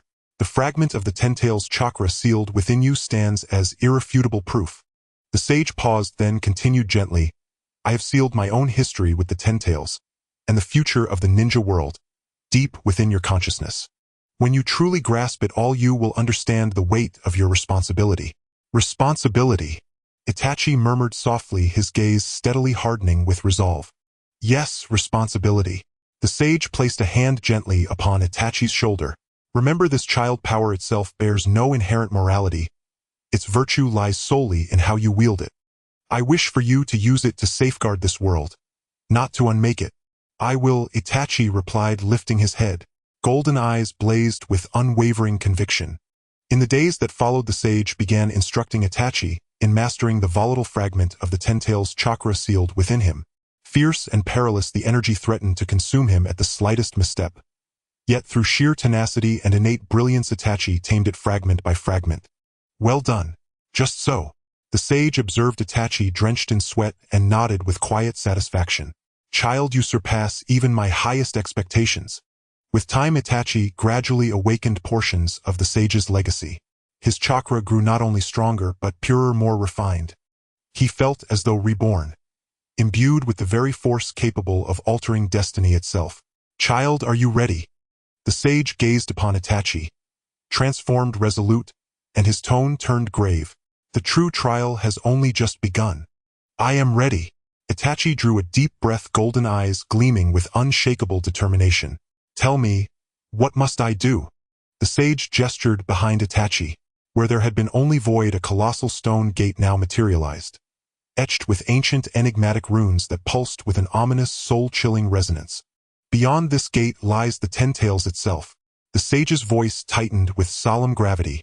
Remember, child, everything hinges upon this moment. The fate of the entire ninja world rests in your hands. Itachi slowly turned, confronting the gate, an archway that seemed to yawn like the maw of hell itself. A flicker of fear stirred deep within him, swiftly eclipsed by a fiercer, deeper sense of duty. He inhaled deeply, raised his hand, and pushed. The gate groaned open, its massive slabs parting like the throat of some primordial beast poised to swallow him whole. A wave of decay and icy dread washed over him, thick with the coppery stench of blood. Instinctively, he recoiled half a step, then clenched his jaw and stepped forward into the unknown dark. Click! The stone gate sealed shut behind him, severing the last thread of light. Itachi stood suspended in an abyssal void, utterly lightless, utterly silent. Save for the eerie whispers echoing around him, ghostly murmurs like the rustling of countless souls, or the skittering of unseen things across ancient stone. Is this the Ten Tails prison? He whispered, his voice fragile and small in the cavernous silence. He moved forward cautiously, each footfall deliberate, fearing what monstrous presence his steps might awaken. The oppressive weight of the darkness intensified, crushing, suffocating, threatening to shatter his mind. Then far ahead, a single point of light appeared, faint, distant, like a solitary star guiding through the night. Hope kindled within him. He quickened his pace. As he drew nearer, the light swelled, illuminating a narrow circle around him. At last he saw it. Not a star, but a grotesque, pulsating mass of flesh, glowing with a sickly phosphorescent sheen like the bloated belly of a rotting fish. Ugh! Itachi nearly retched, but swallowed the bile and pressed on. Circling the abomination, he emerged into sudden, breathtaking openness. Before him stretched an endless void of blackness, and at its heart, chained by colossal obsidian-black restraints, loomed the Ten Tails, a mountainous leviathan, whose 9 crimson eyes glowed, half-lidded, radiating malevolence so profound it chilled the soul. This is the Ten Tails. Itachi breathed, his voice trembling with suppressed terror. The beast sensed his presence, and slowly, deliberately opened all 9 eyes. Their gaze converged upon him, 9 bottomless vortexes of blood-red light threatening to drag his very essence into eternal oblivion. Roar! A deafening roar shattered the silence, so violent it seemed to tear at his spirit. His knees buckled, yet he held himself upright, teeth gritted, will unbroken. I have come to. He strained to speak, but his voice choked, trapped in his throat. The Ten Tails' gaze held only mockery and disdain, as if regarding an insignificant insect. Slowly it parted its colossal maw, releasing a scorching, fetid gust that nearly hurled him backward. What do you intend? Itachi finally forced the words out, though fear still trembled in his voice. What? The Ten-Tails' voice boomed like thunderclaps rattling his bones. Why, of course, to annihilate this world. No, not while I draw breath. Itachi lifted his head, golden eyes blazing with defiance. I will never let you succeed. And you dare presume to stop me. A contemptuous sneer curled the beast's lip, a wretched speck of dust, deluding itself as a savior. Itachi clenched his fists. He knew. This moment demanded action. Failure meant the utter ruin of the ninja world. At that instant, the Ten-Tails chakra fragment within him surged violently, as if drawn by a primal summons yearning to merge with the colossus before him. No! Panic flared in his chest. Yielding to that power would spell irreversible doom. He fought desperately to suppress the rampaging chakra, but the Ten-Tails' influence was overwhelming. His consciousness began to blur, fraying at the edges. Surrender, child. A low, seductive voice coiled through his mind. Accept my power, and ascend as sovereign of this world. He writhed in torment, knowing surrender meant eternal damnation. His awareness flickered, like a candle guttering in a gale. The Ten-Tails' psychic assault pressed down like an invisible titan's fist, seeking to crush his mind utterly, while the rogue chakra raged through his meridians like a stampeding storm tearing at his very being. Relinquish the struggle, child. The voice returned, hypnotic, honeyed with temptation. Embrace my strength, and claim immortality. Absolute dominion. His vision blurred. Horrific faces swirled before him. Screaming, shrieking, clawing. His body convulsed uncontrollably. His consciousness sank, deeper, darker, until suddenly a soft, radiant light pierced the gloom within his mind. It was a gentle smile, warm as winter sunlight, dispelling the shadows that clung to his heart. Itachi, live well. Shursui. Itachi snapped his eyes open, golden pupils clearing, sharpening, regaining focus. Shursue's serene smile formed an unbreakable bulwark, pulling him back from the edge of dissolution. Then another presence emerged in his thoughts, his father Fugaku Uchiha. His gaze deep, steady, brimming with quiet faith and fierce expectation. Itachi, you are the hope of the Uchiha clan. His father's words struck like lightning, illuminating the path ahead. No, I will not yield. Gritting his teeth, Itachi roared from the depths of his throat. There is still something I must protect. Shursui did not die in vain. I will not betray my father's trust. A surge of iron-willed resolve erupted from within him, blazing like wildfire, scorching away the encroaching darkness. He gathered every shred of remaining chakra, channeling it against the Ten-Tails' domination. Wretched human, do you truly believe this petty resistance can halt me? The Ten-Tails bellowed in fury, intensifying its psychic assault. Gah! Itachi screamed, agonized, raw, but refused to break. His eyes locked onto the titan, unblinking, unyielding.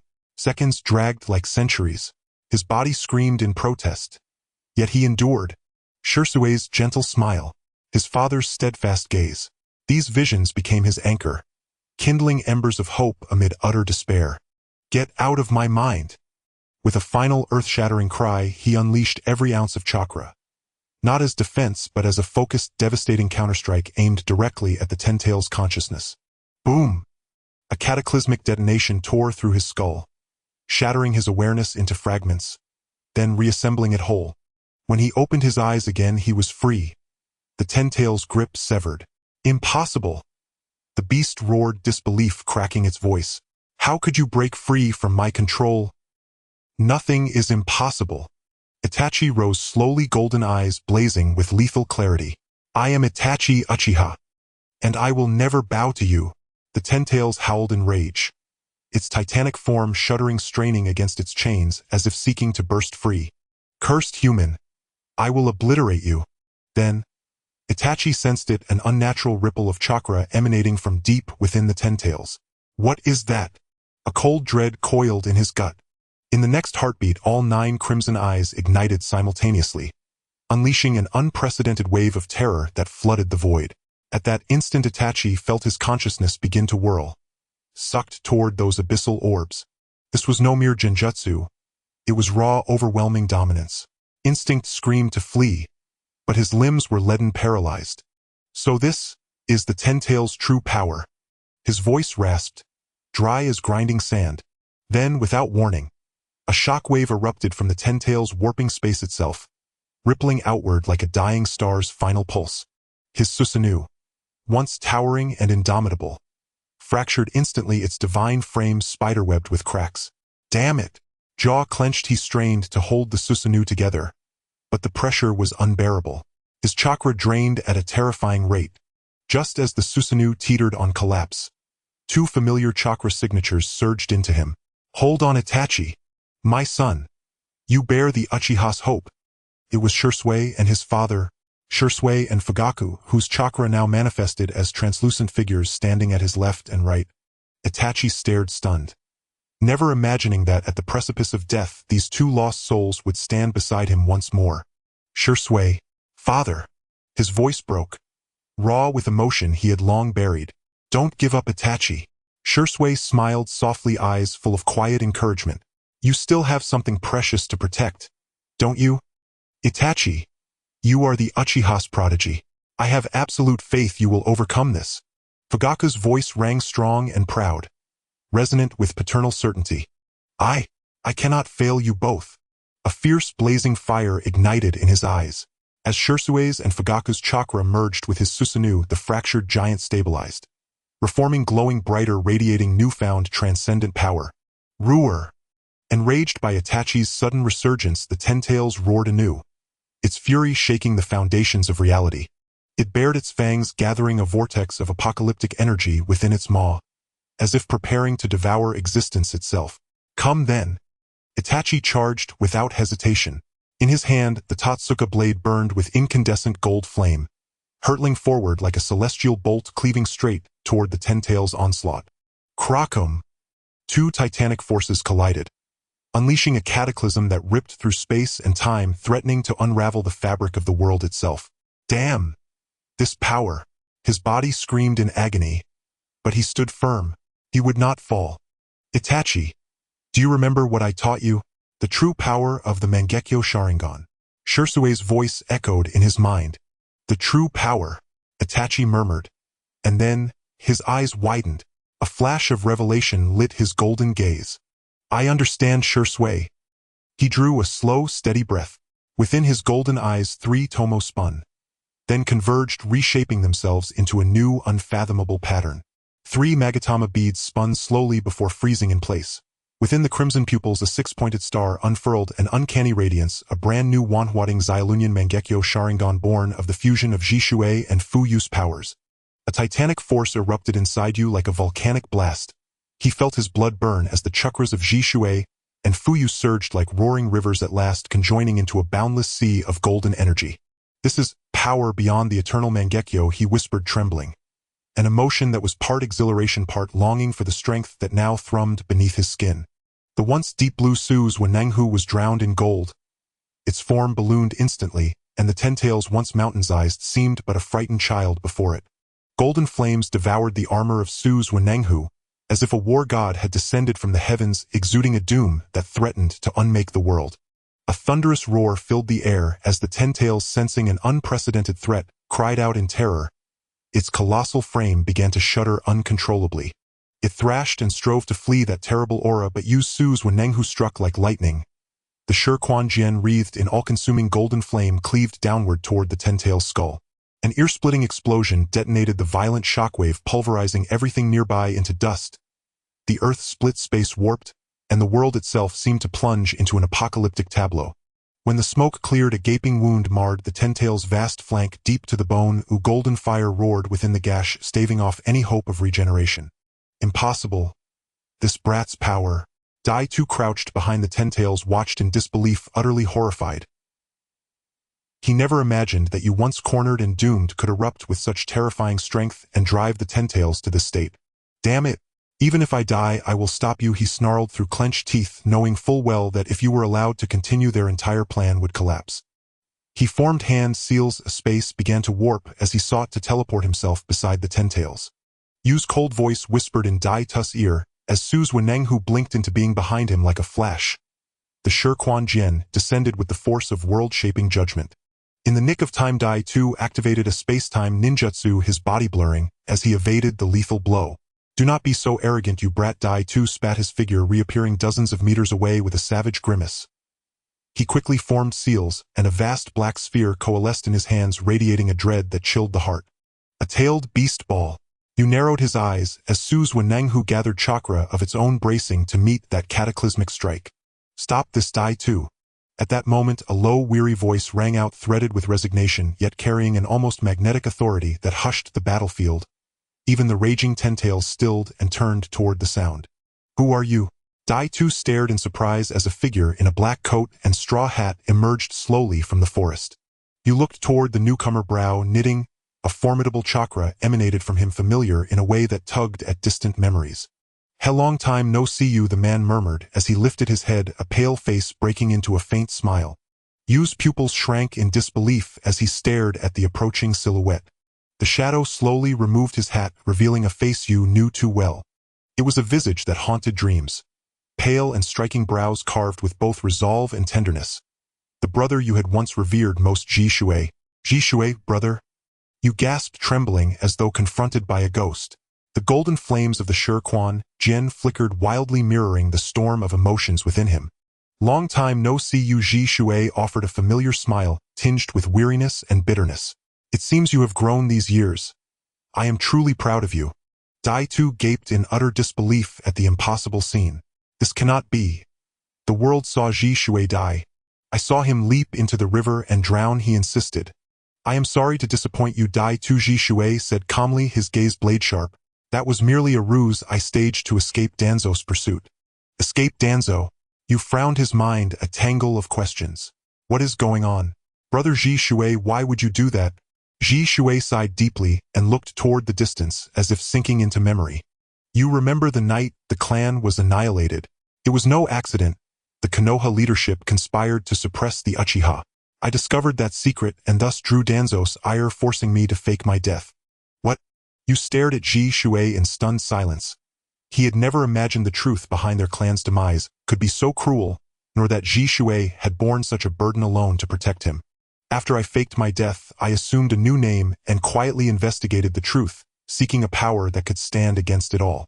Ji Shu's voice was low and resolute. I traveled every corner of the ninja world, and finally found in an ancient ruin a power beyond imagination. A power beyond imagination. You seized upon his words. What kind of power is it? Ji Shui did not answer immediately. He extended his palm where a ghostly blue chakra coalesced, exuding an eerie and potent aura. This power comes from... Where does it come from? Dai-Tu cut in sharply, his tone urgent and wary, clearly fearful of that force. Tell me now. What have you obtained? Ji Shui ignored Dai-Tu's interrogation and turned back to you. Dai-Tu's scheme is not what it appears. His ultimate aim is to resurrect a far more dreadful existence, and the Tentails is merely one piece of that plan. A more dreadful existence. A cold foreboding rose in Yu's chest. He had never imagined anything greater than the Tentails could lurk in the world. Indeed, it is a monster capable of annihilating the entire shinobi world, Ji Shui said with grave concern. I came forward now to thwart Dai-Tu's plot and save this world. Save the world. You smiled bitterly, eyes full of confusion and pain. But I have already carried too many sins. Do I still deserve to save anyone? You have done no wrong. Everything you have done was to protect those you love, Ji Shui replied. Ji Shui stepped close and patted Yu's shoulder gently. Now I need your help. Join me in stopping Dai-Tu and saving this world. You looked up into Ji Shu's earnest, unwavering eyes, and the embers of his resolve were rekindled. He clenched his fist and felt determination harden within him. All right, I will join you, brother Ji Shui, you declared, his gaze blazing as he looked toward Dai-Tu. I will stop him at any cost. A trace of relief softened Ji Shu's mouth. He recognized that you had chosen the path of a hero. Yet, at that instant, a sudden anomaly erupted. Before you and Dai-Tu could react further, a tremendous chakra surge blasted up from the earth and flung the three of them aside. Ji Shui reacted with lightning speed, righting himself in midair and landing firmly upon a rock. You and Dai-Tu were less fortunate, thrown to the ground and coughing up grit. You coughed and raised his head. The once flat terrain had split open into a yawning chasm, blackness seeping up from the depths like frozen dread. A figure in a black robe rose slowly from the fissure. His face was masked in strangeness, the mask bearing a single crimson Sharingan that radiated an otherworldly light. Ji Shu's expression hardened. He recognized the newcomer as the leader of Akatsuki Paien. Paien surveyed his surroundings and spoke in a hoarse, excited tone. Ji Shui, you have finally shown yourself. We have awaited this day for a long time. Why are you here, Paien? Ji Shui asked, voice laced with caution, fully aware of the unfathomable depths of Paien's power. Hey, I came for you, Ji Shui. Paien replied, his gaze lingering on Ji Shui with a trace of relish. Your Wanhwating Xyalunian Mangekyo Sharingan is a prize I have long coveted. You want my eyes? Ji Shui sneered coldly. You dare to claim such a thing? Paien laughed, the crimson eye flashing with menace. Let us see what right those eyes have to be so proud before me. With that, Paien blurred into motion and lunged at Ji Shui. Forewarned, Ji Shui formed seals and intoned water release water array wall. A towering wall of water erupted between them, but Paien's speed was monstrous. The barrier had barely formed before a single punch shattered it into a spray of droplets. Humph, mere parlor tricks, Paien scoffed and pressed his assault forward. Damn it, Ji Shui muttered. He knew his present strength could not best Paien. All he could do was buy time and wait for some opening. Amaterasu, a black flame, suddenly lashed from behind Paien, forcing him to recoil several paces. Dai Tu materialized beside Ji Shui, his crimson Sharingan fixed coldly on Paien. You want to interfere too? Paien looked at Dai Tu with thin displeasure. Humph, since you stepped in, I cannot stand aside, Dai Tu retorted, disdain curling his tone. Besides, Ji Shu's eyes are not for the likes of you. Oh, you speak highly of yourself, Paien sneered with mocking amusement. Then let us see whether you have improved over these years. Shenluo Tianjing, an invisible force burst from Paien, flinging both Dai Tu and Ji Shui backward with brutal force. They crashed to the earth, blood seeping from their mouths. Dai Tu pressed a hand to his chest and struggled to rise, shock and resentment burning in his eyes. He had believed his years of toil would make him worthy to face Paien. Now he realized the chasm between them. You are no match for him. Leave now. Ji Shui rasped, forcing himself to his feet and shouting at Dai Tu. I will hold him, go and warn the others. But, leave, do not dither. Ji Shui roared, cutting Dai Tu off. Dai Tu clenched his jaw. He understood this was no time to be stubborn. He cast Ji Shui one long look and fled into the distance. Think you can escape so easily? Paien sneered and moved to pursue, but Ji Shui barred his path. Your foe is me, Ji Shui declared, forming seals with grim resolve. Even if I must pay with my life, I will stop you. Presumptuous. Paien's eyes flashed cold. In an instant he vanished and reappeared before Ji Shui, fingers splayed to strike at his chest. You cried out alarmed, but it was too late. Crimson chakra pooled in his eyes. Magatama whirled as he sought to lock onto Paien's silhouette. Paien's movement was lightning fast, and Yu's genjutsu had not fully formed before Paien's invisible force pierced through. A devastating impact thundered through Yu's chest. Sweetness filled his throat as blood spewed forth. His slight frame flew like a severed kite and crashed into a pool of his own blood. Ji Shui let out a raw, heartrending roar as he witnessed the scene from afar. Bloodshot and shaken, Ji Shu's three Magatama warped under the strain of his emotions and twisted into a strange, spiraling pattern. His Wanhwating Xyalunian Mangekyo Sharingan at last awakening. Paien, you will pay for what you have done. Ji Shu's voice rumbled coarse and infernal. Beltenjin Ji Shu's newly formed Xyalunian world and unleashed a blinding radiance. An unseen force sought to envelop Paien and invade his mind, a bid to remake him into Ji Shu's puppet. But a sudden reversal erupted. Paien's Rinnegan flared with a strange light and rebounded Ji Shu's assault. What? Ji Shu's face drained of color. He had not expected Paien to reflect his technique back. A crushing backlash struck his spirit. Blackness closed in and he vomited blood, collapsing to the ground. Damn this man! Ji Shui struggled to rise, but found his body paralyzed. His consciousness blurred and darkness edged the world. So this is your strength? You are disappointing, Uchiha. Ji Shui, Paien's voice whispered coldly at Ji Shu's ear. You thought that could defeat me? How naive. As Paien prepared to finish, Ji Shui, a figure, suddenly stepped forward. Stop. It was Dai Tu kunai glittering as he pointed it at Paien's throat. Oh, you still dare show your face, Uchiha Dai Tu? Paien sneered, the contempt in his tone palpable. Humph, that is something I should say, Dai Tu snorted, coldly, killing intent in his eyes. Paien, today we settle this. Let us see what you have learned in all these years. Paien mocked and vanished in an instant. So fast. Dai Tu's heart leaped. Before he could react, Paien was already behind him, fingers clawing toward his heart. Shinwei, in a critical heartbeat Dai-2, unleashed his Wanhwating Xiaolunian ability, and his body blurred, evading Pei En's lethal grab. Humph trite trick, Pei En scoffed and redoubled his ferocity. Dai-2 darted and evaded, seeking an opening to counterattack. Yet Pei En's strength proved overwhelming. A no seam appeared. Dai-Tu's anxiety flared. If this continued, he would surely be slain. Then an idea struck Dai-2. A resolute light kindled in his eyes. Pei En, if you want my eyes, then take them. With those words, two black beams shot from Dai-Tu's eyes, streaking straight for Pei En's own gaze. What? Pei En was taken wholly by surprise. The dark rays struck his eyes before he could react. A tortured scream tore from Pei En as he clutched his face and staggered back. Success! Dai-2 exulted and prepared to press the advantage, but then the world suddenly went black for him and he lost consciousness. Dai-2. Ji Shui watched the scene and felt his blood boil with rage. He struggled to rise only to be overwhelmed by injuries and slipped into unconsciousness. Obito's and Pain's battle resembled a farce, riddled with laughable flaws in Itachi's eyes. One possessed raw power alone yet behaved like a mindless beast. The other schemed endlessly only to be ensnared by his own deceptions. Humph! How utterly foolish! Hidden in the shadows, Itachi sneered inwardly. Watching the two cripple each other, he knew his moment had arrived.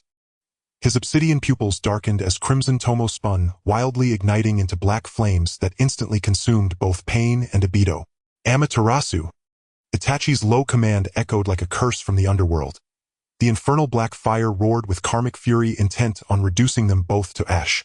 Yet this towering conflagration blazed like a flare in the dead of night, betraying Itachi's position to every eye within range. Who goes there? There!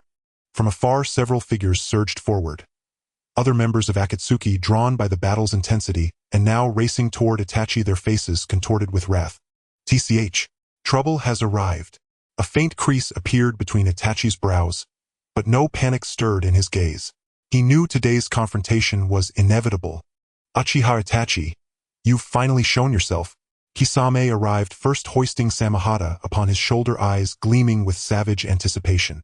I'd begun to think you'd hide like a coward for all eternity. Humph, dealing with trash like you doesn't even warrant my personal involvement. Itachi cast a cold, dismissive glance at Kisame before shifting his gaze to the others. Itachi, why? Konan stared at Pain, engulfed in black flame, her eyes brimming with grief and bewilderment. Why? That question belongs to your leader, Itachi replied, voice utterly devoid of inflection. Though I suspect he's rather preoccupied answering it himself at the moment. Damn you, Itachi. You dare betray Akatsuki? Sasori manipulated Hiriko mechanical limbs, coiling tight, poised to deliver a killing strike. Betrayal. I merely act according to what I deem just. Itachi spoke calmly. You, blinded by hatred, will never comprehend it. Enough talk. Die. Amid furious roars, Akatsuki members launched their assaults in unison. Jutsu rained down like a storm, encircling Itachi from all sides. Unfazed by the encroaching threat, Itachi formed hand seals and intoned, Susanoo.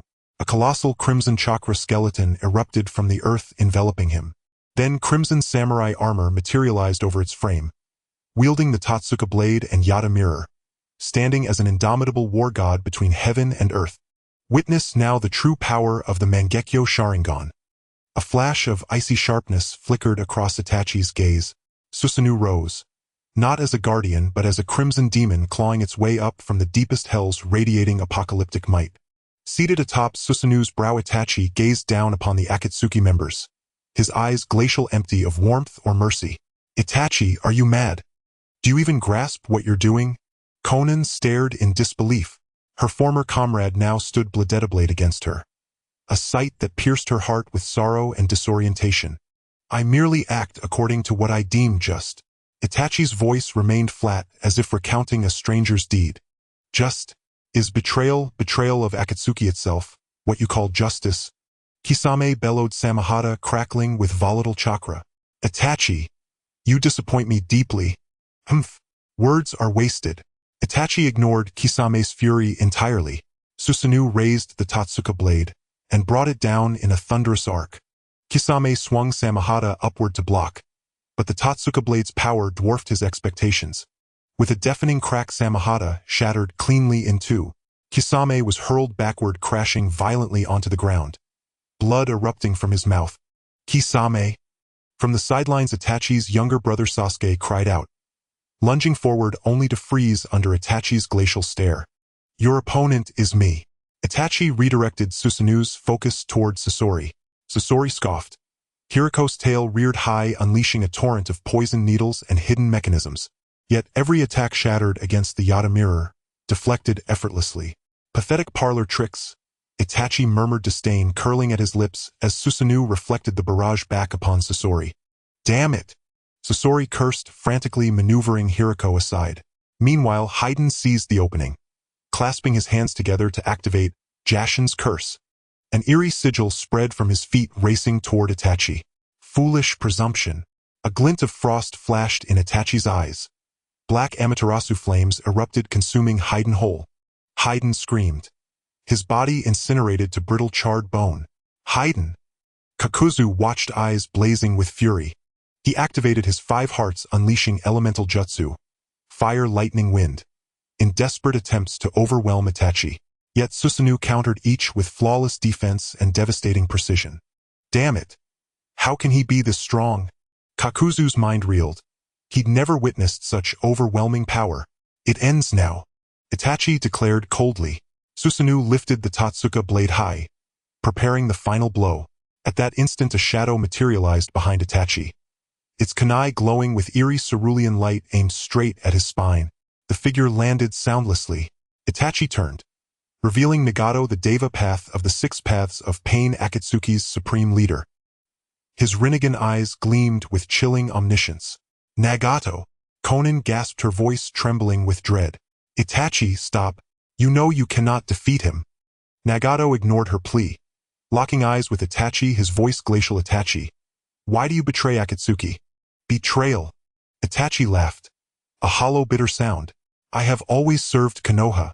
There is no betrayal, only truth. As for your so-called peace, waging war, slaughtering innocents, that is no peace I would ever accept. His words dripped with scorn, deepening Nagato's scowl. So, you've made your choice. Nagato's tone remained calm, yet carried crushing weight. Then don't blame me for what comes next. In the blink of an eye, he vanished. Itachi anticipated the move. Susanoo whirled Tatsuka blade, cleaving the air with a shriek. Clang! Metal shrieked against metal as blade met kunai. Nagato staggered, surprised by Itachi's speed. Seizing the opening, Itachi forced him back, then dismissed Susanoo entirely. He knew his reserves were depleted. Sustaining Susanoo longer would be impossible, especially against one bearing the Rinnegan. Nagato did not press the assault. Instead, he fixed Itachi with a piercing gaze. Itachi, you understand you cannot win. Tell me, what is your true reason for betrayal? Itachi knew explanation was futile, and revealing the Uchiha Massacre's truth to Akatsuki would unleash catastrophe. He answered evasively, everything I do, to protect the village, to secure peace. Protect the village. Secure peace. Nagato's voice dripped with irony, as if hearing a child's fairy tale. Do you truly expect me to believe such nonsense? Believe or not, that is your choice. Itachi's gaze held no retreat, no regret. My resolve is absolute.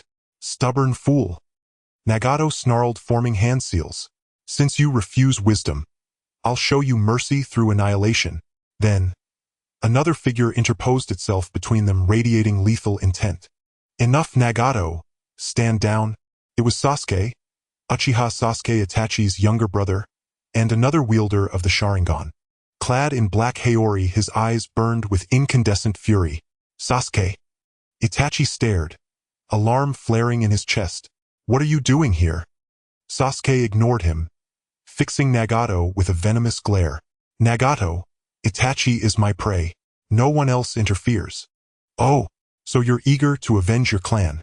Nagato studied him with detached curiosity. Very well. Let me see how much strength you truly possess. As you wish, Sasuke roared, his Sharingan spinning 3 tomo, merging into the crimson vortex of the Mangekyo Sharingan. Amaterasu!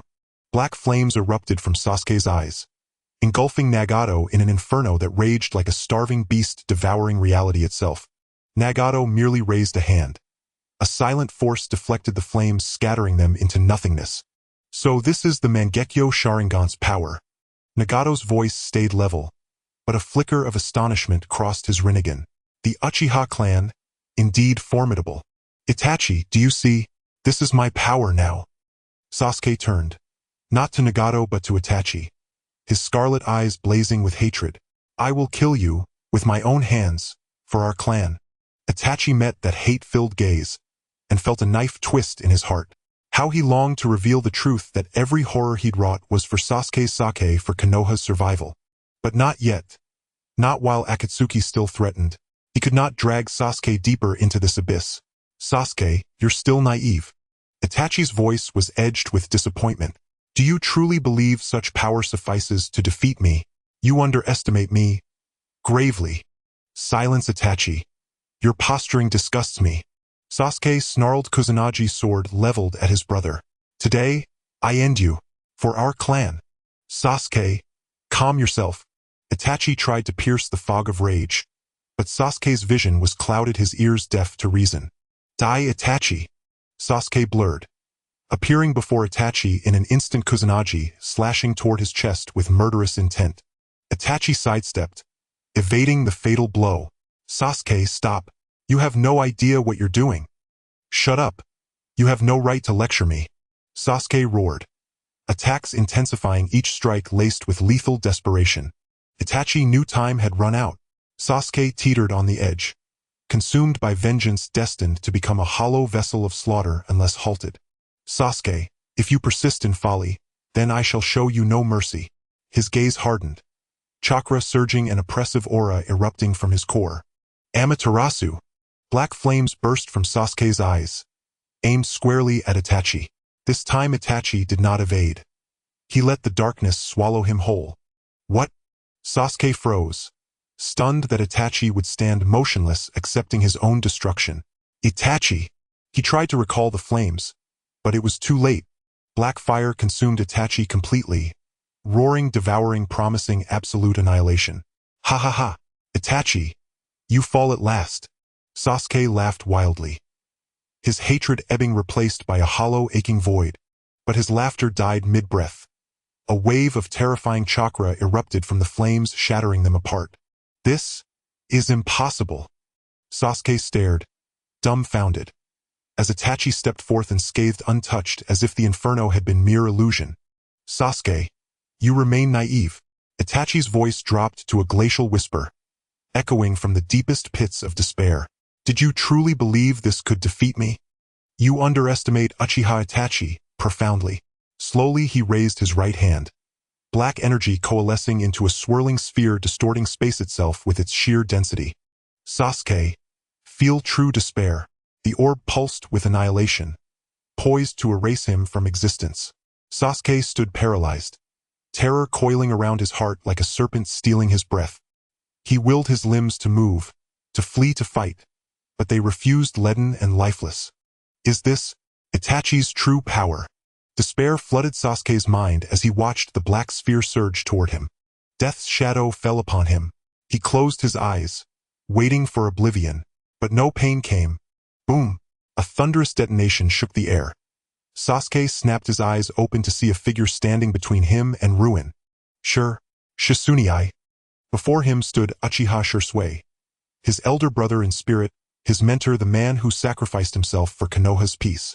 Shisui's expression was grave, his left eye blazing crimson, etched with the forbidden Uchiha technique Izanagi.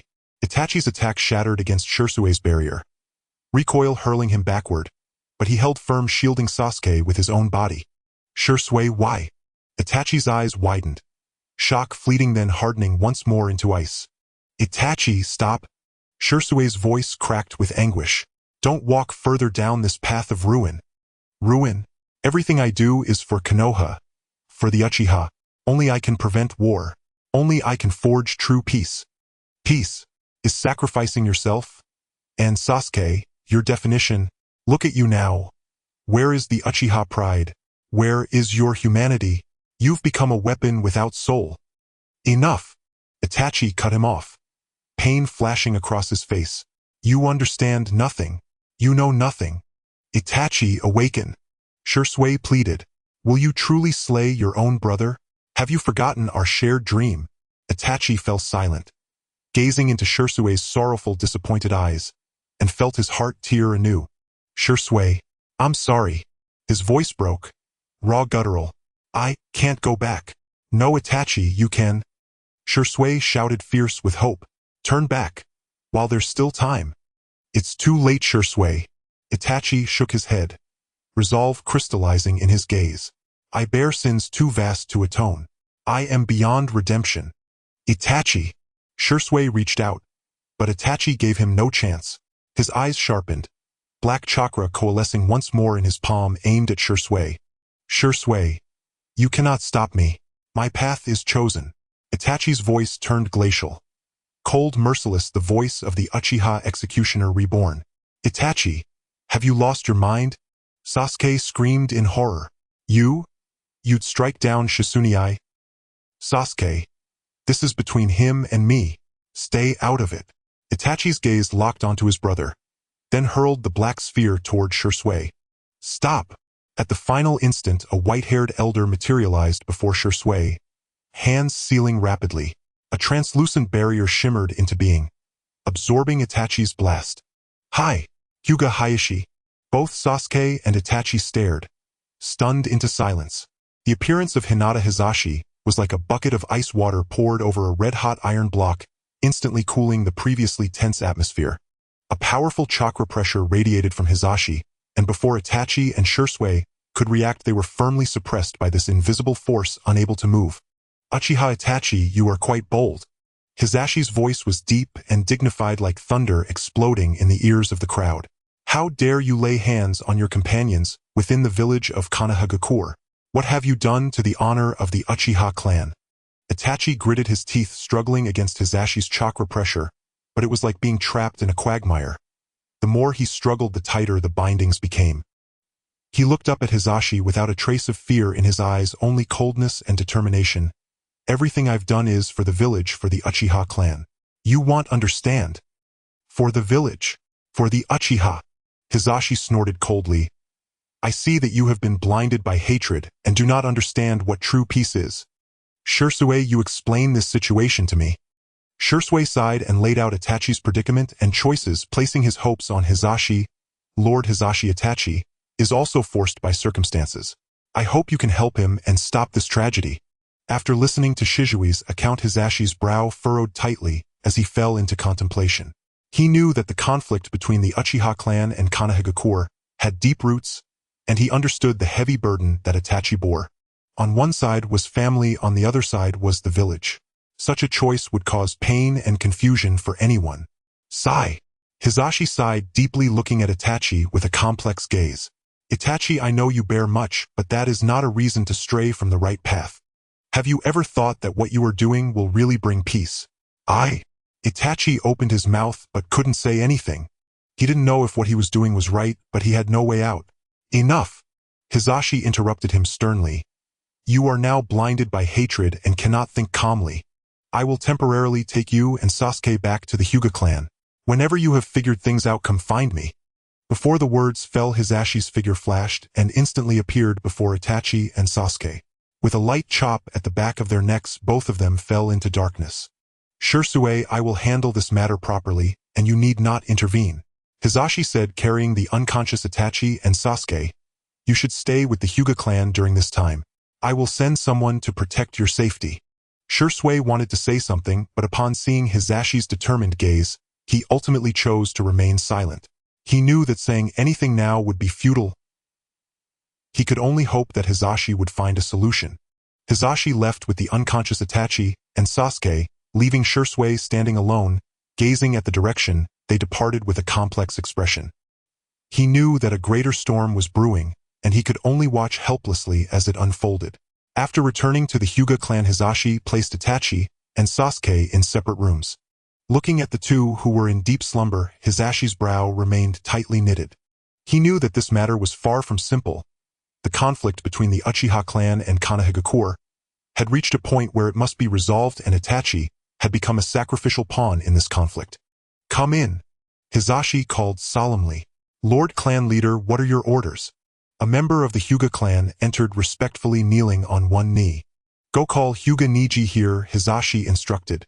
I have something to ask him. Yes. Before long, Hyuga Niji arrived at Hisashi's room. Niji Hisashi got straight to the point. What do you think of the Uchiha clan? Niji was slightly taken aback, not understanding why Hisashi suddenly asked this. After pondering for a moment, he cautiously replied, the Uchiha clan is powerful, but their relationship with the village is quite delicate. Before Niji could finish, Hisashi interrupted him. I am asking for your personal opinion, not those rumors. Lord Clan Leader Niji lifted his head, his gaze resolute. I, Hyuga Niji, only believe in what I have witnessed with my own eyes. Lord Clan Leader, I believe the Uchiha clan is merely a group of pitiful creatures blinded by hatred. Niji's tone was cold without a hint of emotion. They possess great power but do not understand how to coexist peacefully with the village. For a long time they have been imprisoned in their own hatred, unable to extricate themselves, ultimately only leading to their own demise. Upon hearing Niji's response, a slight appreciation appeared on Hisashi's face. He knew that the Hyuga clan and the Uchiha clan had always been at odds, and Niji, as a branch family member, was more susceptible to the family's prejudices. But Niji was able to cast aside those prejudices and analyze the situation calmly, which greatly comforted him. Niji, you are right, Hisashi sighed. The Uchiha clan has indeed walked a path of no return. And what is even more terrifying is that they are about to face a catastrophic disaster. A catastrophic disaster. Niji's brow furrowed and an uneasy feeling rose in his heart. Lord Clan Leader, what do you mean by that? A hint of pain flashed in Hisashi's eyes as he slowly spoke. Not long ago I learned from Shursui that the third Hokage has ordered a massacre of the Uchiha clan. What? Niji exclaimed in shock, unable to believe what he was hearing. How? How could this happen? I know this is hard to accept, but it is the truth. Hisashi spoke gravely. The actions of the Uchiha clan over the years have severely threatened the safety of the village. The third Hokage was also left with no choice, which is why he made such a decision. Niji fell silent. Although he did not like the Uchiha clan, he did not wish to see them meet such a fate. Moreover, the one carrying out this task was Itachi, the boy he once regarded as both a rival and a friend. Niji, I know you are shocked and find it hard to accept this fact. Hisashi patted Niji on the shoulder, speaking earnestly. But I believe in Itachi. He must have his reasons. So I hope you can help him and prevent this tragedy from happening. Niji raised his head, looking at Hisashi with determination. Lord Clan Leader, what do you want me to do? Hisashi pondered for a moment and said, Itachi is currently blinded by hatred and cannot see the truth. I hope you can persuade him to understand that this path will only lead to greater disasters. Understood, Lord Clan Leader. Niji nodded solemnly. I will do my best. That night Niji stealthily entered Itachi's room. The room was pitch black, with only the faint moonlight filtering through the window illuminating Itachi's sleeping face. Niji looked at the familiar yet unfamiliar face before him, feeling a mixture of emotions. He didn't know how to start or how to persuade Itachi to give up his revenge. Itachi! Niji called softly, his tone laced with hesitation and complex emotions. Itachi slowly opened his eyes, a glint of cold light flashing within. What do you want? Itachi, calm down, it's me, Niji. Niji hurriedly said, I came to talk to you about the Uchiha clan. You? A flash of struggle crossed Itachi's eyes, but was quickly replaced by cold hatred. You have no right to discuss this with me. Get out. Itachi, wake up. Niji shouted. Do you really think that a massacre will solve the problem? It will only lead to greater hatred and suffering. Shut up. Itachi suddenly sat up, glaring at Niji. You know nothing. You have no right to judge my choices. I know you are in pain and I understand your feelings. Niji looked directly into Itachi's eyes, speaking each word deliberately. But have you considered whether what you are doing is truly justifiable to the Uchiha clan? Is it really justifiable to your own conscience? You! Itachi was deeply pierced by Niji's words, wanting to refute, but found himself at a loss for words. Itachi, listen to me. Niji took the opportunity to continue. There is still room for change. You. Before Niji could finish, Itachi suddenly struck. In a swift motion, Itachi grabbed Niji by the neck and slammed him hard against the wall. Ugh! Cough, cough. Niji struggled to breathe, his face turning red. Itachi's crimson Sharingan fixed on Niji, his voice cold as ice. You had better not interfere in this matter, or I will kill you too. Cough, cough. Itachi, let me speak. Niji managed to gasp out a few words, desperately trying to pry Itachi's hand from his throat. However, Itachi's grip was like a vice, unyielding, and the fiery crimson of his Sharingan illuminated Niji's pale face. "Niji, I will say this again, do not interfere in this matter." Itachi's voice was bone-chilling, devoid of any emotional fluctuation, as if he had become a different person. "Itachi, do you really want to become a cold-blooded monster for revenge?" Niji exerted all his strength to speak intermittently, his consciousness beginning to fade and everything before him became blurry. Itachi's body trembled slightly and the light in his Sharingan seemed to dim a bit. Looking at Niji's pained expression, the cold hatred in his heart seemed to show a crack. "Itachi, calm down. Think about what you once said. Think about the times we practiced together. Were those all lies?" Niji seized this fleeting opportunity to continue, his voice weak, yet filled with strength. Images flashed in Itachi's mind. Practicing together with Niji, sparring, discussing dreams. Those past joys and friendships now felt so glaring, so ironic. "Shut up. Don't say any more." Itachi suddenly exploded with rage, violently throwing Niji to the ground, as if fleeing from some terrible memory. Cough, cough. Niji curled up on the ground in pain, gasping for breath. He struggled to stand, wiped the blood from his mouth, and looked at Itachi with determination. "Itachi, you are blinded by hatred and you do not know the truth." Niji shouted. "The massacre of the Uchiha clan was not the order of the third Hokage, but it was a conspiracy by Danzō." "What did you say?" Itachi suddenly turned around, his crimson Sharingan fixated on Niji, as if trying to see through him. "I know it's hard for you to believe, but it is true." Niji gritted through the pain, speaking each word clearly. "Danzō. He has always coveted the power of the Uchiha clan. He wants to use the Sharingan to control all of Konoha." "Nonsense. How could you possibly know these things?" Itachi yelled, but his clenched fists betrayed his inner turmoil. "Because I saw it with my own eyes." Niji took a deep breath and slowly said, "That night, I infiltrated the roots base. I saw Danzō and your father. They were conspiring to instigate a revolution, wanting to overthrow the third Hokage. And you were just a pawn in their game." "Impossible. This cannot be." Itachi's body trembled violently, as if all his strength had been drained. He could not accept this reality, nor could he believe that his father would betray Konoha. "Itachi, I understand how you feel right now, but you must trust me." Niji stepped in front of Itachi, looking straight into his eyes. "Danzō?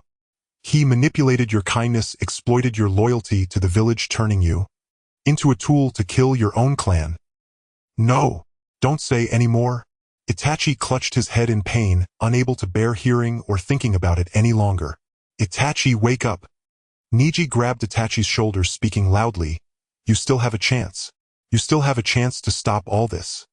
Don't let Danzō's conspiracy succeed. Don't let innocent people die because of hatred." Itachi slowly lifted his head, the crimson of his Sharingan dimming, replaced by deep confusion and pain. "Niji, what should I do?" Niji took a deep breath, as if to gather all his courage in this moment. He slowly took out a scroll from his pocket. The scroll was ancient and emitted a faint aura of time. "Itachi, I know this is hard to accept, but you must be mentally prepared." Niji's voice was low, carrying an indescribable sadness. Itachi did not speak, only stared intently at the scroll in Niji's hand, his Sharingan flickering with complex light like a wounded beast on alert to everything around. Niji slowly unsealed the scroll, and as it unfolded, an invisible sense of oppression spread, causing Itachi's heartbeat to quicken. The scroll clearly recorded the scene of Danzō and Uchiha Fugaku in covert discussion. In the dim light, their faces appeared particularly sinister, and the scent of conspiracy permeated the air. How did you get this?" Itachi's voice was hoarse, unable to believe his eyes, nor could he accept that his father would betray the village and the Uchiha clan. "That night, I infiltrated the roots base." Niji recounted the experience of that night, detailing how he avoided the roots' dark sentinels, how he found the secret chamber, and how he overheard Danzō's conversation with Uchiha Fugaku, every detail clearly laid out. As Itachi listened to Niji's account, his complexion grew paler, and his body involuntarily trembled. The images on the scroll struck like thunder in his mind, shattering the world he once believed in. The truth he had always held so dearly suddenly felt so false, so fragile. "This is impossible. This is impossible." Itachi shook his head in pain, unwilling to believe this was true, unwilling to accept that he had merely been a pawn in Danzō's game. Niji said nothing, quietly watching Itachi. He knew that Itachi needed time to digest all of this. After a long while, Itachi slowly lifted his head, his crimson Sharingan, now lacking its former brilliance, replaced by deep confusion and pain. Niji, what? What should I do? Itachi's voice was filled with helplessness, as if he had lost his direction and could not find the way forward. Niji patted Itachi's shoulder, speaking solemnly. Itachi, now is not the time for confusion. We must uncover the truth and expose Danzō's conspiracy. You are right, we must uncover the truth. The two exchanged determined glances, seeing the resolve in each other's eyes. They knew that awaiting them was a path filled with thorns and dangers, but for the truth and for justice they would not hesitate. Where do we start? Itachi asked, his voice regaining its former calm, but with an unprecedented seriousness. Niji pondered for a moment and said, We need more evidence. Danzō is cunning, and these images alone are not enough to take him down. The base of Root was shrouded in a layer of mysterious veil. Even Itachi, the once genius youth, only had knowledge of a small portion of its area. But tonight his goal with Niji was deep within the base, in a forbidden area he had never set foot in. Niji whispered a reminder, his Byakugan glowing faintly in the darkness. The chakra flow here is disturbingly chaotic, I fear. There are traps. Itachi calmly completed Niji's sentence, his scarlet Sharingan like two brilliant rubies, perceiving everything around them. The air was thick with a decaying odor mingled with a faint scent of blood, making one want to gag. The oil lamps on both sides of the corridor emitted dim light, casting their shadows long and short, adding an eerie terror to the atmosphere. With Itachi's familiarity with the base's structure and Niji's powerful Byakugan, they avoided the ambushes and traps along the way, silently delving deeper into the base. This is the place. Itachi stopped in front of an unremarkable stone door, his Sharingan focused on the sealing technique inscribed on the door, his brow slightly furrowed. It's Danzō's technique. It seems we've found the right place. Should we force our way through? Niji asked, his hand already resting on the ninja tool pouch at his waist. Itachi shook his head. Danzō's sealing technique is not so easily broken. If we trigger the alarm, our efforts will be in vain. He closed his eyes, unleashing powerful mental energy that surged like a tide, carefully sensing every detail of the sealing technique, searching for a way to break it. Time passed, second by second, cold sweat dripping from Itachi's forehead, but he dared not relax. Finally, he found a flaw in the complex technique. A confident smile crept onto his lips. Found it? Itachi whispered, his hands forming seals, a strange chakra fluctuation emanating from him, resonating with the sealing technique on the door.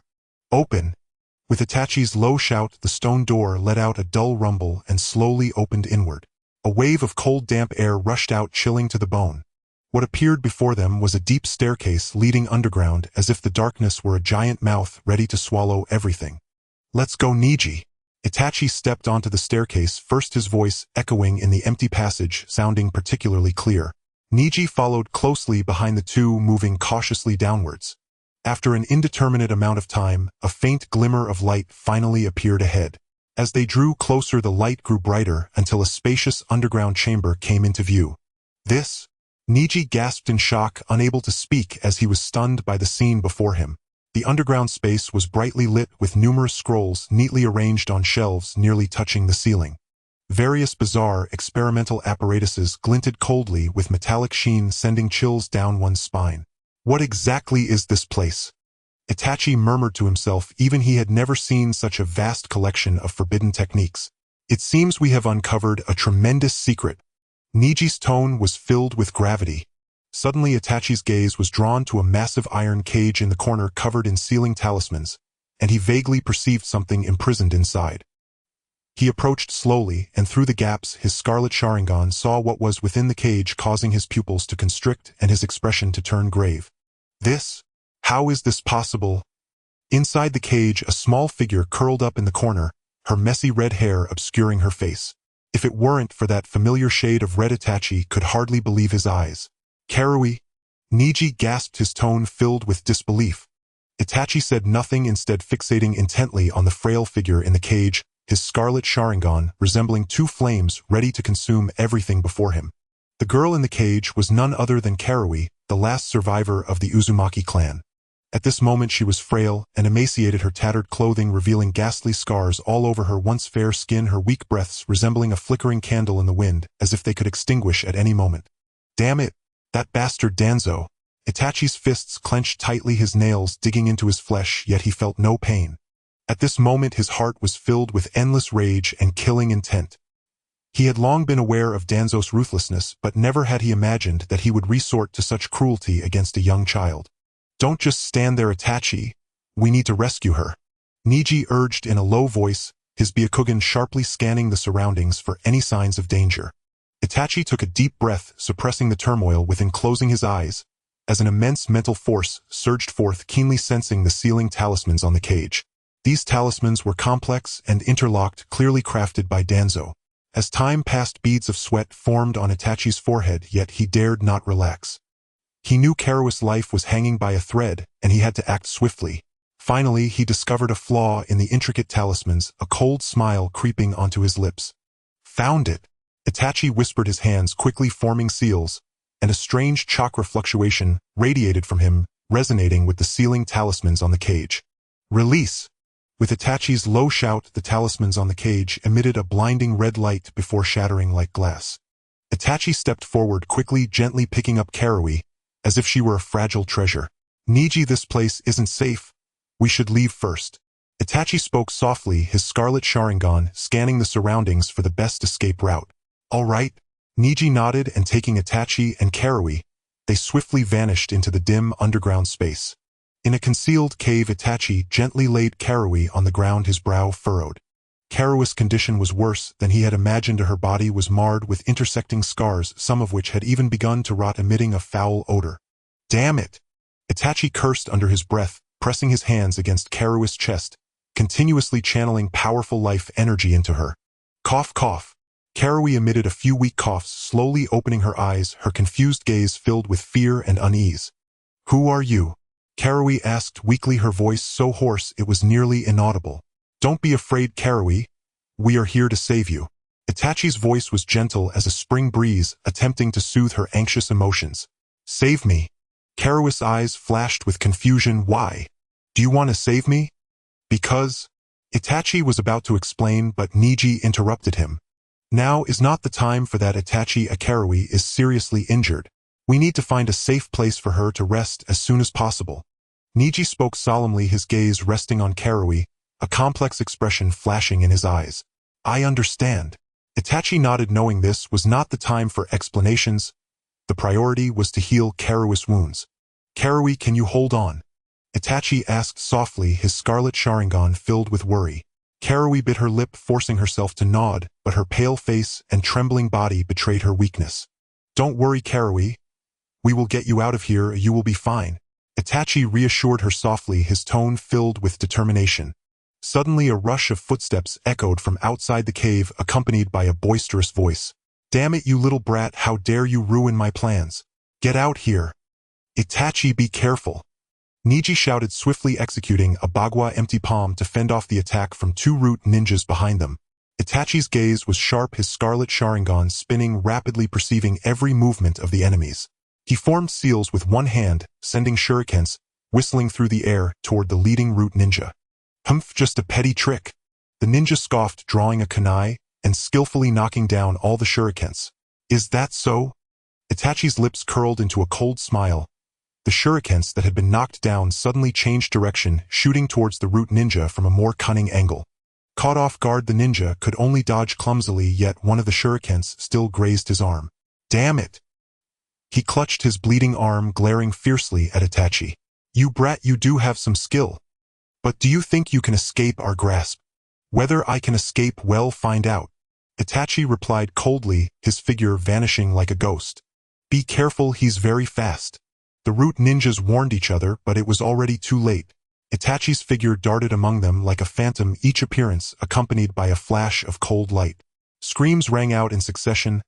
Several root ninjas barely had time to react before Itachi slashed their throats, falling into pools of blood. Bagua returned to heaven. Neji was not to be outdone, his spinning body forming a white light barrier that pushed back the remaining root ninjas. "Damn it, why is this brat so difficult to deal with?" A root ninja cursed, recognizing Neji's Byakugan. "It's the Hyuga clan's Byakugan. Everyone be careful of his taijutsu attacks." However, his warning came too late. Niji vanished in a flash, already in front of one of the root ninjas, striking mercilessly at his chest. Eft! The root ninja spat out blood, his body flying back like a broken sack, crashing against the rock wall unconscious. Damn it! Attack together and end this quickly. The remaining root ninjas finally realized the situation was dire, pulling out their weapons and charging recklessly at Itachi and Niji. Humph, overestimating yourselves. Itachi sneered, his Sharingan spinning rapidly as he unleashed his powerful ocular power without restraint. Ah! Several root ninjas suddenly felt a sharp pain in their heads, their vision turning blood red as they screamed and covered their heads. Now Niji! Itachi seized the opportunity, calling out softly. Niji understood immediately, his Byakugan locking onto a target as he dashed forward like a bolt of lightning. Bagua 64 palms. In the depths of the cave, Karui groggily opened her eyes, feeling a searing pain throughout her body, as if her bones had been crushed. Where am I? She struggled to sit up, but pulled at her wounds, gasping in pain. Karui, you're awake. A familiar voice reached her, laced with concern. She looked up to see Itachi sitting beside her, his brow furrowed, eyes filled with bloodshot worry. Itachi, did you save me? Karui asked weakly. It was both me and Niji. Itachi nodded. How do you feel now? It hurts. Karui bit her lip, her face pale. Am I still alive? Of course you're alive. Itachi reached out, gently stroking Karui's hair, his tone tender. You are safe now, we will protect you. Hearing Itachi's words, warmth surged in Karui's heart, and her eyes glistened with tears. Since her family was wiped out, it had been a long time since she felt such care and protection. Suddenly sounds of fighting and screams came from outside the cave, startling Karui as she struggled to stand. Don't worry, it's Niji fighting them. Itachi pressed down on Karui's shoulder, signaling her to stay calm. Who are they? Karui asked, her voice trembling slightly. They are some people who want to capture you. Itachi hesitated, but still did not tell Karui the truth. Capture me. Karui froze for a moment, then suddenly realized something, her face turning pale. It's them, isn't it? They came to capture me. How do you know? Itachi was slightly surprised. He hadn't expected Karui to guess it. I saw their faces. Karui's voice trembled. One of them. I will never forget his face. It was him. He killed my mother. Karui's eyes filled with flames of hatred, her body shaking violently as a powerful chakra surged from within her. Not good. Itachi's expression changed, and he quickly reached out to suppress Karui's chakra, but found it already out of control, impossible to contain. I will kill them. I will avenge my family. Karui's eyes turned crimson, filled with a mad killing intent. At that moment, a familiar figure appeared at the cave entrance, carrying an unconscious root ninja. Karui, are you okay? Niji asked with concern, but his expression changed drastically upon seeing Karui's state. What happened? It's her. Itachi's face grew serious.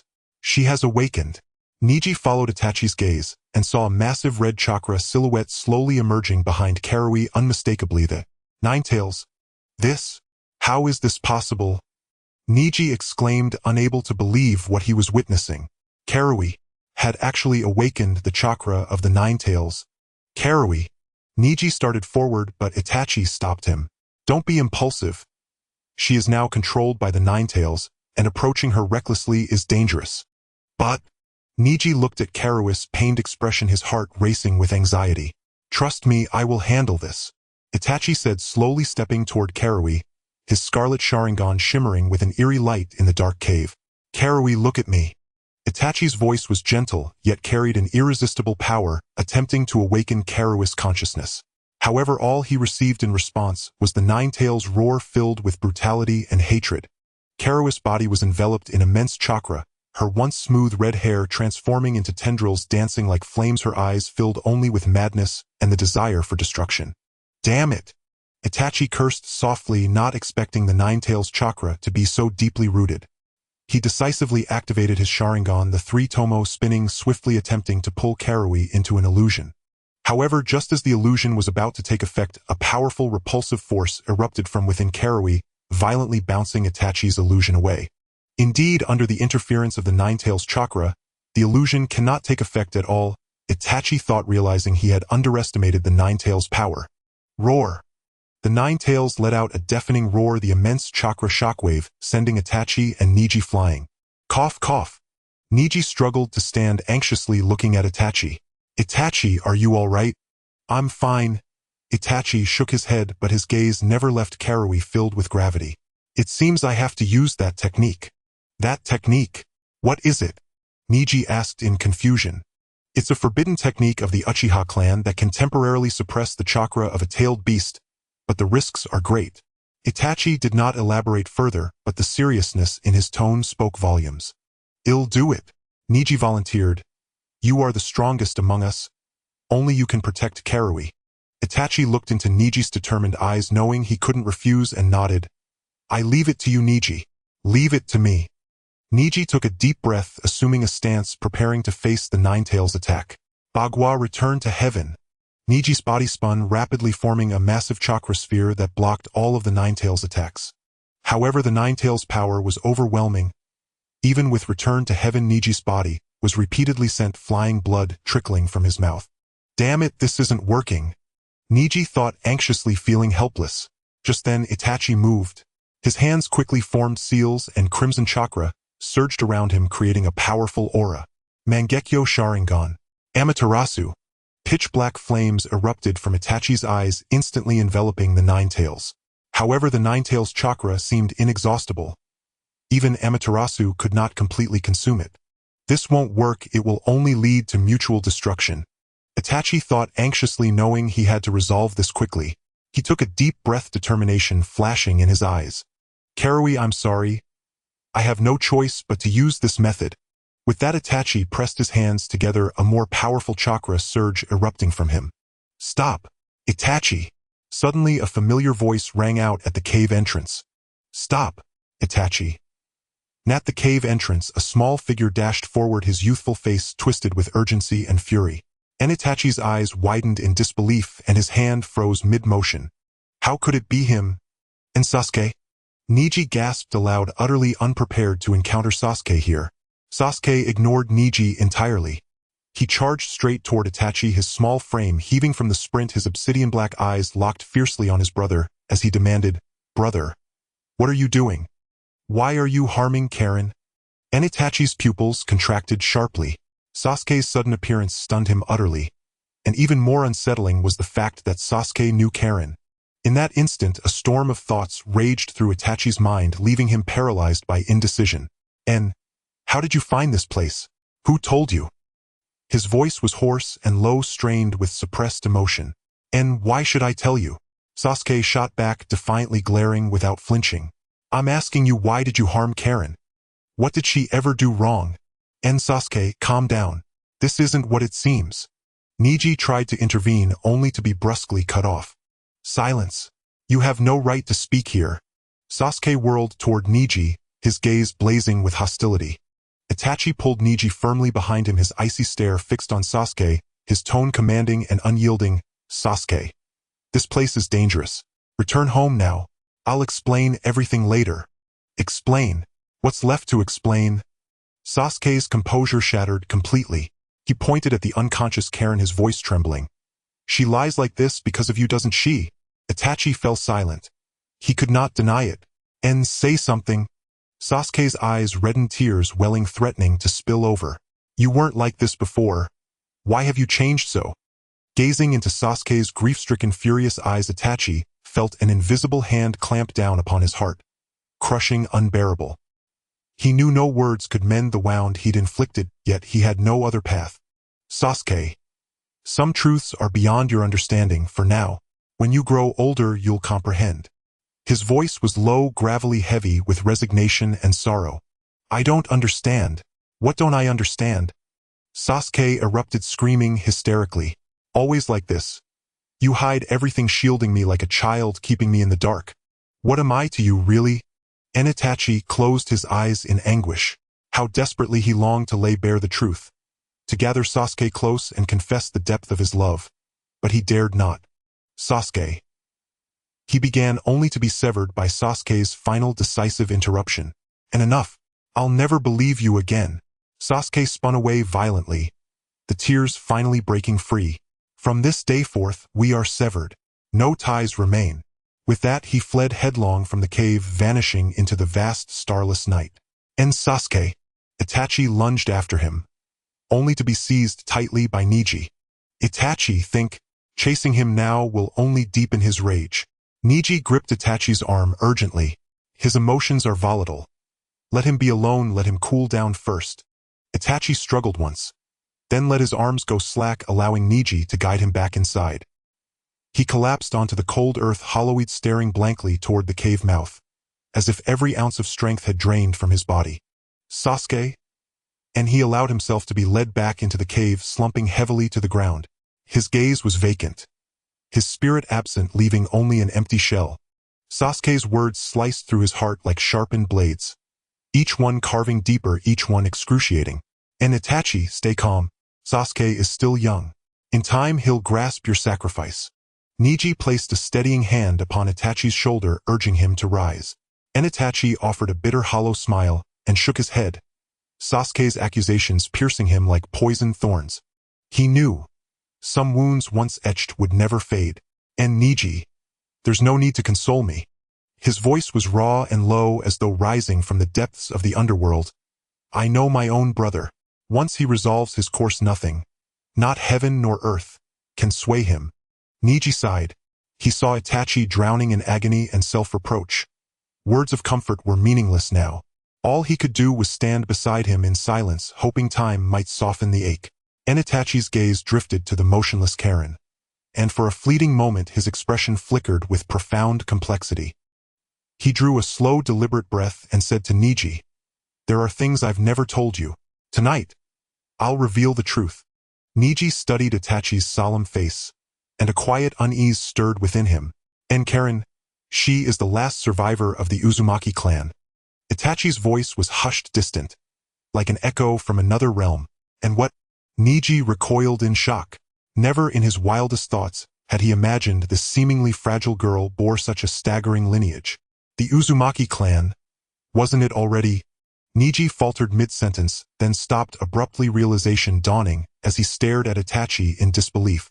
You mean? And Itachi nodded slowly, his eyes shadowed with pain and resignation. Yes, that night of annihilation claimed many, but not all. Karen survived. Then why? Niji asked, bewildered. And I cannot let Sasuke learn the truth. Not yet. I won't burden him with ancestral hatred before he's ready. His voice was unwavering, resolute. He is my brother, my soul kin. To protect him, I would defy the entire world. Niji fell silent. At last he understood Itachi's torment. He had mistaken cold detachment for cruelty, never imagining that beneath that impassive mask beat a heart fiercely, achingly devoted. What will you do now? Niji asked. And I will find Sasuke and explain everything. A flash of ironclad resolve lit Itachi's eyes. Until then, I ask you guard Karen. Escort her safely back to Konoha. Niji nodded gravely. Rest assured, Itachi. I will protect her with my life. Itachi gave Niji a look of quiet gratitude, then rose unsteadily and walked to the cave mouth, gazing long and wordlessly into the direction Sasuke had vanished. Night wind stirred his black cloak, tracing the stark, solitary silhouette of a man adrift in sorrow. Sasuke, wait for me. I will return, no matter what stands between us. I will protect you. And inwardly Itachi swore the vow, then turned resolutely and disappeared into the endless night. Niji watched Itachi's retreating form, his heart a tempest of conflicting emotions. Then, gently lifting the unconscious Karen, he departed the cave in silence. He knew the road ahead for Itachi and Sasuke would be thorned with suffering, but he believed with quiet certainty that one day they would overcome all and reunite. Unbeknownst to Itachi, moments after his departure, a mysterious figure in black robes appeared at the cave mouth. Gazing after Itachi, a chilling, knowing smile curling his lips. Uchiha Itachi, our paths will cross again soon. And deep within the forest, moonlight fractured through dense boughs, casting shifting, surreal shadows across the mossy earth. Niji moved swiftly through the undergrowth, cradling Karen, careful to make no sound. Ni's vigilance sharpened with every step, yet that nameless dread within him deepened, coiling tighter. So, I am being followed. Niji's brow furrowed, but his stride grew lighter, feigning obliviousness, luring his pursuer toward a concealed cavern. This is it. He slipped behind a massive oak, held his breath, and waited still as stone. And moments later a figure draped in black emerged into his field of vision. The cloaked intruder moved with uncanny familiarity. No hesitation, no pause, as he strode directly toward the cave where Niji waited. And now, Niji launched himself from concealment. His kunai flashed, a silver arc aimed straight for the figure's spine. But the assailant twisted aside with preternatural speed, evading the killing blow. In one fluid motion he countered. A palm strike that sent Niji's staggering backward breath knocked from his lungs. And remarkable strength. Niji's pulse spiked. He hadn't anticipated such overwhelming power. He steeled himself, activating his Byakugan, every vein around his temples flaring as he scanned the terrain hunting for weakness. And the black-clad foe sneered, his movements spectral. Darting, striking, relentless. Niji parried desperately. Yet gradually he was forced onto the defensive. And damn it, this can't continue. Panic flared. He knew escape was imperative, or all would be lost. Then, Karen stirred. A soft, fragile murmur escaped her lips, and her eyelids fluttered open. And Niji. Her voice was faint, her gaze clouded with confusion. Karen, you're awake. Relief surged, but before he could utter another word the attacker struck again. Get away from me! Niji roared, meeting the assault head-on, blocking it with every fiber of his being, though the impact sent shockwaves of pain tearing through his chest. Niji, watch out! Karen cried out, seeing his injury, and in that instant her body erupted with chakra, radiant, ancient, and immense, engulfing them both in its luminous embrace. What is this? The black-robed figure staggered, his face contorting in alarm as a potent sealing force seeped into his limbs, locking them in place. A sealing technique? Niji stared, astonished, never guessing this delicate girl wielded such formidable power. You're of the Uzumaki clan? The intruder's voice cracked with disbelief and dawning terror. Karen paid no heed to his outcry. Her hands wove seals with practiced grace, and intricate glowing sigils spiraled from her palms, binding the figure in unbreakable restraint. Speak. Identify yourself. Why did you come for me? Her voice rang clear and commanding, laced with sovereign authority. The captive writhed, then defeated, spat bitterly. I am a member of the Akatsuki. My mission was to capture you. The Akatsuki. Niji and Karen exchanged a glance, shock and gravity settling over their faces. Both knew the legends, a clandestine, fearsome organization bent on gathering the tailed beasts and unleashing devastation upon the world. Why me? Karen pressed. And because you are the last Uzumaki. Your blood grants mastery over sealing arts, unrivaled, irreplaceable. The black-robed man confessed without resistance, spilling every truth he possessed. And so, it has begun, Karen whispered, her face paling. The nightmare she'd feared for years had finally arrived. Niji inhaled deeply. Grief and despair had no place now. He met Karen's gaze, voice steady and firm. We must leave. Immediately. Return to Konoha. Seek sanctuary. Karen nodded. She knew he was right. But what of him? A glint of ice flashed in Niji's eyes. Kill him. As Niji raised his kunai, Karen caught his wrist, shaking her head. Wait. Don't kill him yet. I have more questions. Though puzzled, Niji lowered his weapon. Karen stepped forward, her voice sharp and unyielding. Tell me. Why does the Akatsuki seek the tailed beasts? What is their true purpose? The captive hesitated, then relented. I don't know the full design, only that the leader seeks to forge a new world.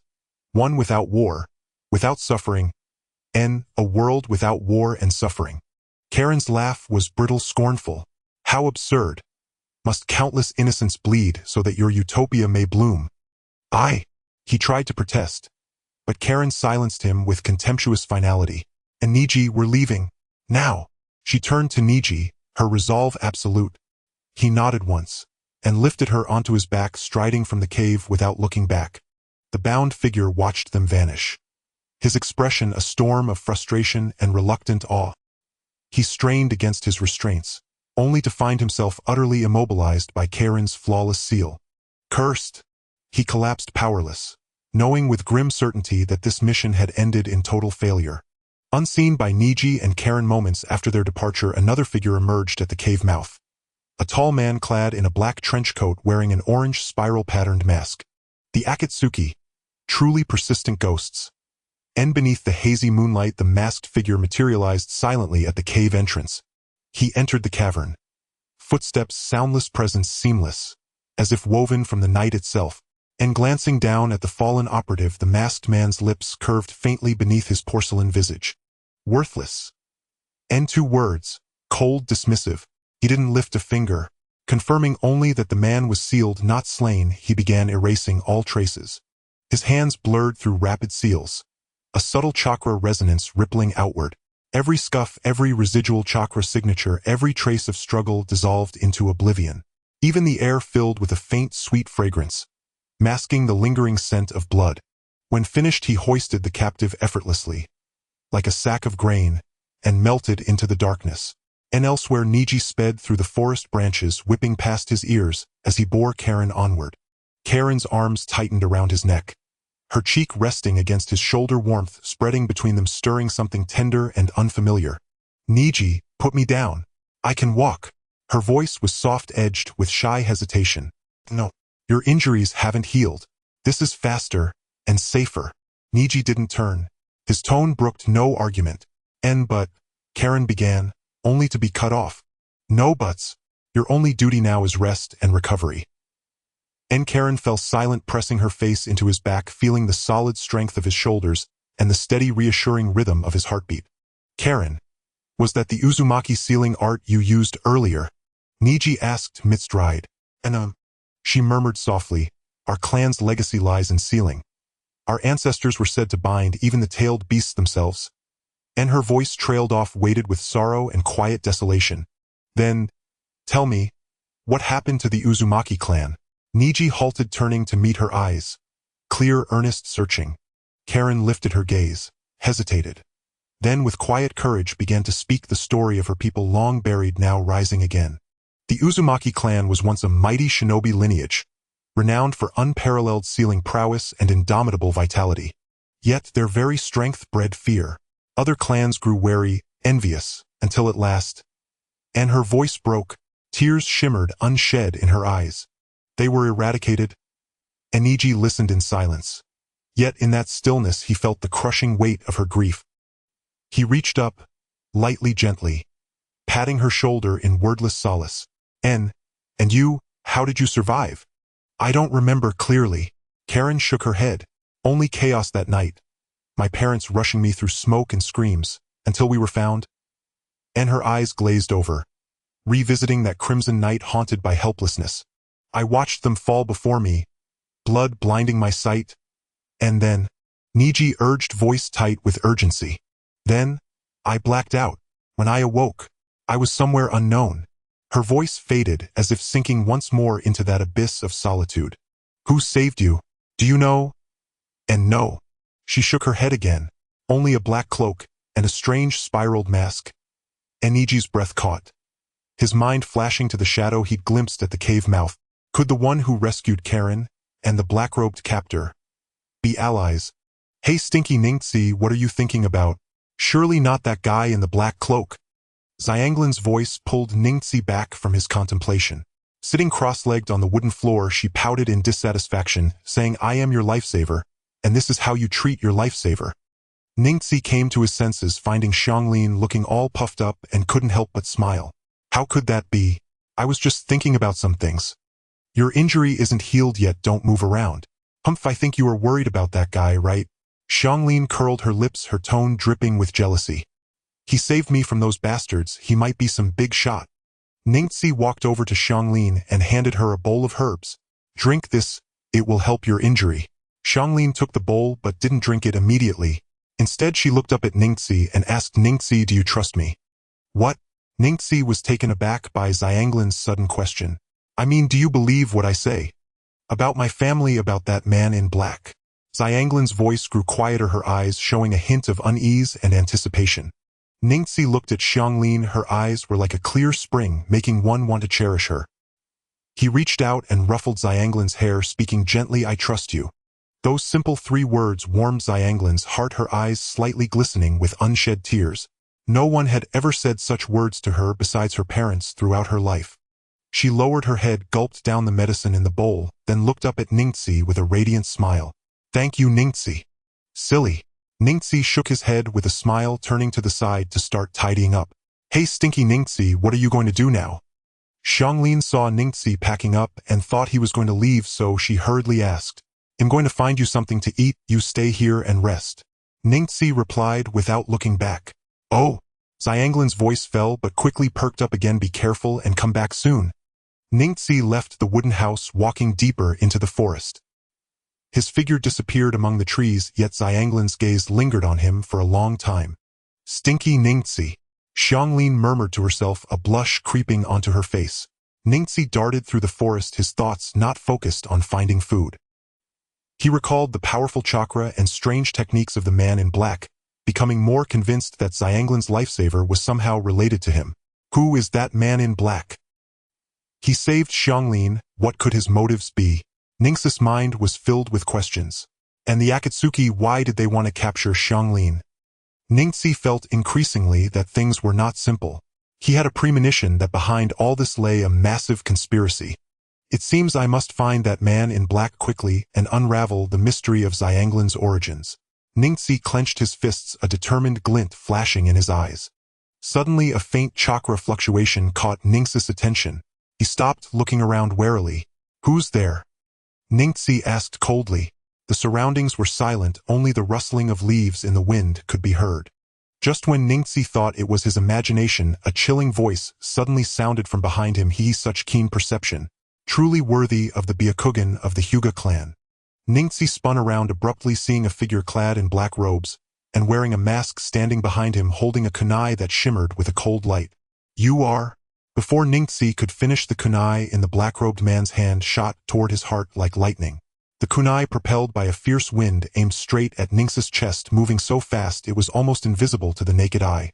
However, at this critical moment, the blood vessels around the pupils of Ningxi's originally clear eyes suddenly bulged, exhibiting a strange state with veins protruding. Byakugan activate. Time seemed to freeze at that moment as Ningxi clearly captured the trajectory of the black-robed man's attack. He slightly tilted his body, narrowly avoiding the fatal strike. The kunai grazed his nose, creating a sharp wind that severed a few strands of hair from his forehead. Oh! You actually dodged it! The black-robed man let out a light gasp, his tone laced with surprise. Your reflexes are quite quick. It seems the Byakugan of the Hyuga clan isn't entirely useless. Who are you? Why are you attacking me? Ningxi asked, keeping a wary eye on the black-robed man while secretly recovering his chakra. Although the dodge had been perilous, it had still consumed a considerable amount of his chakra. You want to know who I am? You are not worthy. The black-robed man sneered, the kunai in his hand, transforming into a streak of cold light as it lunged toward Ningxi again. Ningxi's pupils contracted as the black-robed man's speed was even faster than before. He couldn't afford to be careless, quickly activating his Byakugan, monitoring the opponent's movements while simultaneously employing the secret technique of the Hyuga family. Gentle Fist, engaging in a fierce close-quarters battle with the black-robed man. The black-robed man's attacks were swift and brutal, each strike aimed for the kill, while Ningxi's Gentle Fist countered with softness, overcoming hardness, exploiting points to break surfaces, resulting in a clash where neither side gained an advantage. However, as time passed, Ningxi gradually felt his physical strength waning. The black-robed man's strength far exceeded his expectations, and there seemed to be some strange power contained within his attacks. Each encounter left Ningxi feeling a surge of blood and pain in his meridians. Damn it, who the hell is this guy? Ningxi cursed inwardly, knowing that if this continued, he would eventually be worn out. He had to find a flaw in his opponent and escape as soon as possible. As Ningxi dodged the black-robed man's attacks, he carefully observed the opponent's movements, trying to spot any openings. Finally, he noticed that although the black-robed man's attacks were fierce, there were slight gaps between his moves. Now is the time. Ningxi felt a surge of joy in his heart as he seized the opportunity, concentrating all the chakra within his palms, then spinning at an incredible speed to form an impenetrable chakra barrier. 8 trigrams palm return. Accompanied by a low shout, Ningxi's body transformed into a spinning white orb of light, catching the black-robed man off guard and forcing him back several steps with the overwhelming force. Ningxi did not pause for a moment, seizing the opportunity to dash into the depths of the forest without looking back. Trying to escape. The black-robed man showed no intent to pursue. He stood still, watching Ningxi's retreating figure, sneering coldly, let you live a little longer. When you find that little girl, it will be your end. Ningxi had no idea who the little girl the black-robed man referred to was, but he knew he had been drawn into a massive conspiracy. He had to quickly uncover the truth behind all this, or the consequences would be unimaginable. He ran wildly until he was exhausted, finally stopping under a towering giant tree, gasping for breath. Damn, who is that guy? Ningxi leaned against the tree trunk, his brow furrowed. How does he know Xianglin? Thinking of Xianglin, the image of the red-haired girl surfaced in Ningxi's mind. Her innocent and bright smile, her clear and bright eyes, and the faint aura about her that made him feel incredibly close. Xianglin, who exactly are you? Ningxi murmured, filled with confusion and unease. Just then a rustling sound came from not far away, and Ningxi immediately became alert, clenching his fists and warily looking around. Who's there? However, what responded to him was a series of silver bell-like laughter. The laughter resonated through the silent forest, and Ningxi turned sharply to see a bright splash of red emerging from behind the bushes. It was Xianglin. Ningxi Gij. Xianglin joyfully ran toward Ningxi, light as a spring fawn. Her bright green eyes sparkled with delight, as if she had found her only support in the dark. Ningxi looked at the innocent girl before him, his heart filled with mixed emotions. He didn't know if the little girl the black-robed man was referring to was Xianglin, nor did he understand the nature of his connection with her. He only knew that he had to protect her from any harm. Xianglin, how did you end up here? Ningxi forced a smile, trying to suppress his unease. I came out to play. Xianglin tilted her head, speaking innocently. Ningxi Gij, what's wrong? You look like you're really tired. Ningxi didn't want to worry Xianglin, so he casually made up a reason. It's nothing, I just got lost while training. Training? Xianglin's eyes widened, looking at Ningxi with admiration. Ningxi Gij is so amazing. I want to train with you too, and become strong like you. Ningxi smiled wryly, shaking his head as he ruffled Xianglin's hair. You're still young. We can talk about it when you grow up. I'm not small anymore. Xianglin pouted, dissatisfied. I'm already 7. Looking at Xianglin's childish appearance, Ningxi felt some of the gloom in his heart dissipate. He decided not to think about those troublesome matters for now, and to enjoy playing with Xianglin for a while. All right, my lady Xianglin, Ningxi said with a smile. What do you want to play? Let's go catch fireflies. I remember there's a place ahead where there are some. A small stream where many fireflies gather at night. All right, I will follow your lead, Ningxi said indulgently. Hand in hand, they walked towards the stream mentioned by Xianglin. As night fell, the forest was engulfed in darkness, with only the twinkling lights of fireflies dancing in the air, beautiful like stars in the night sky. Xianglin joyfully chased the fireflies, her silver bell-like laughter echoing through the quiet forest.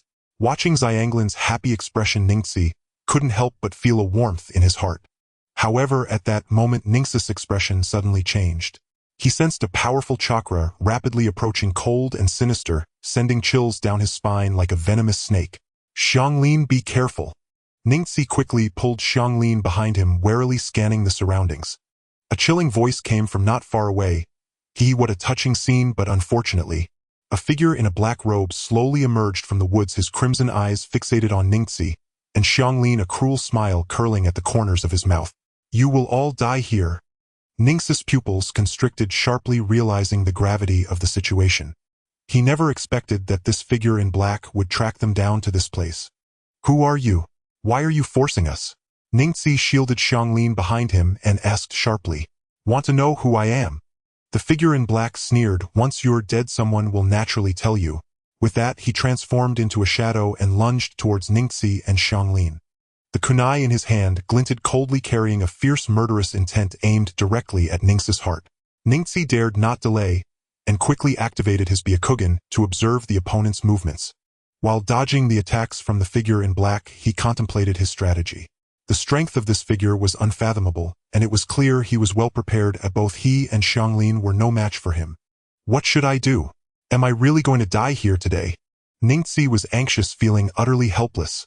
Just at that critical moment, Xianglin suddenly broke free from Ningxi's grasp, standing in front of him. Stop! Don't hurt my brother, Ningxi! Xianglin shouted loudly, arms outstretched. Xianglin! Ningxi was taken aback, wanting to stop her, but it was already too late.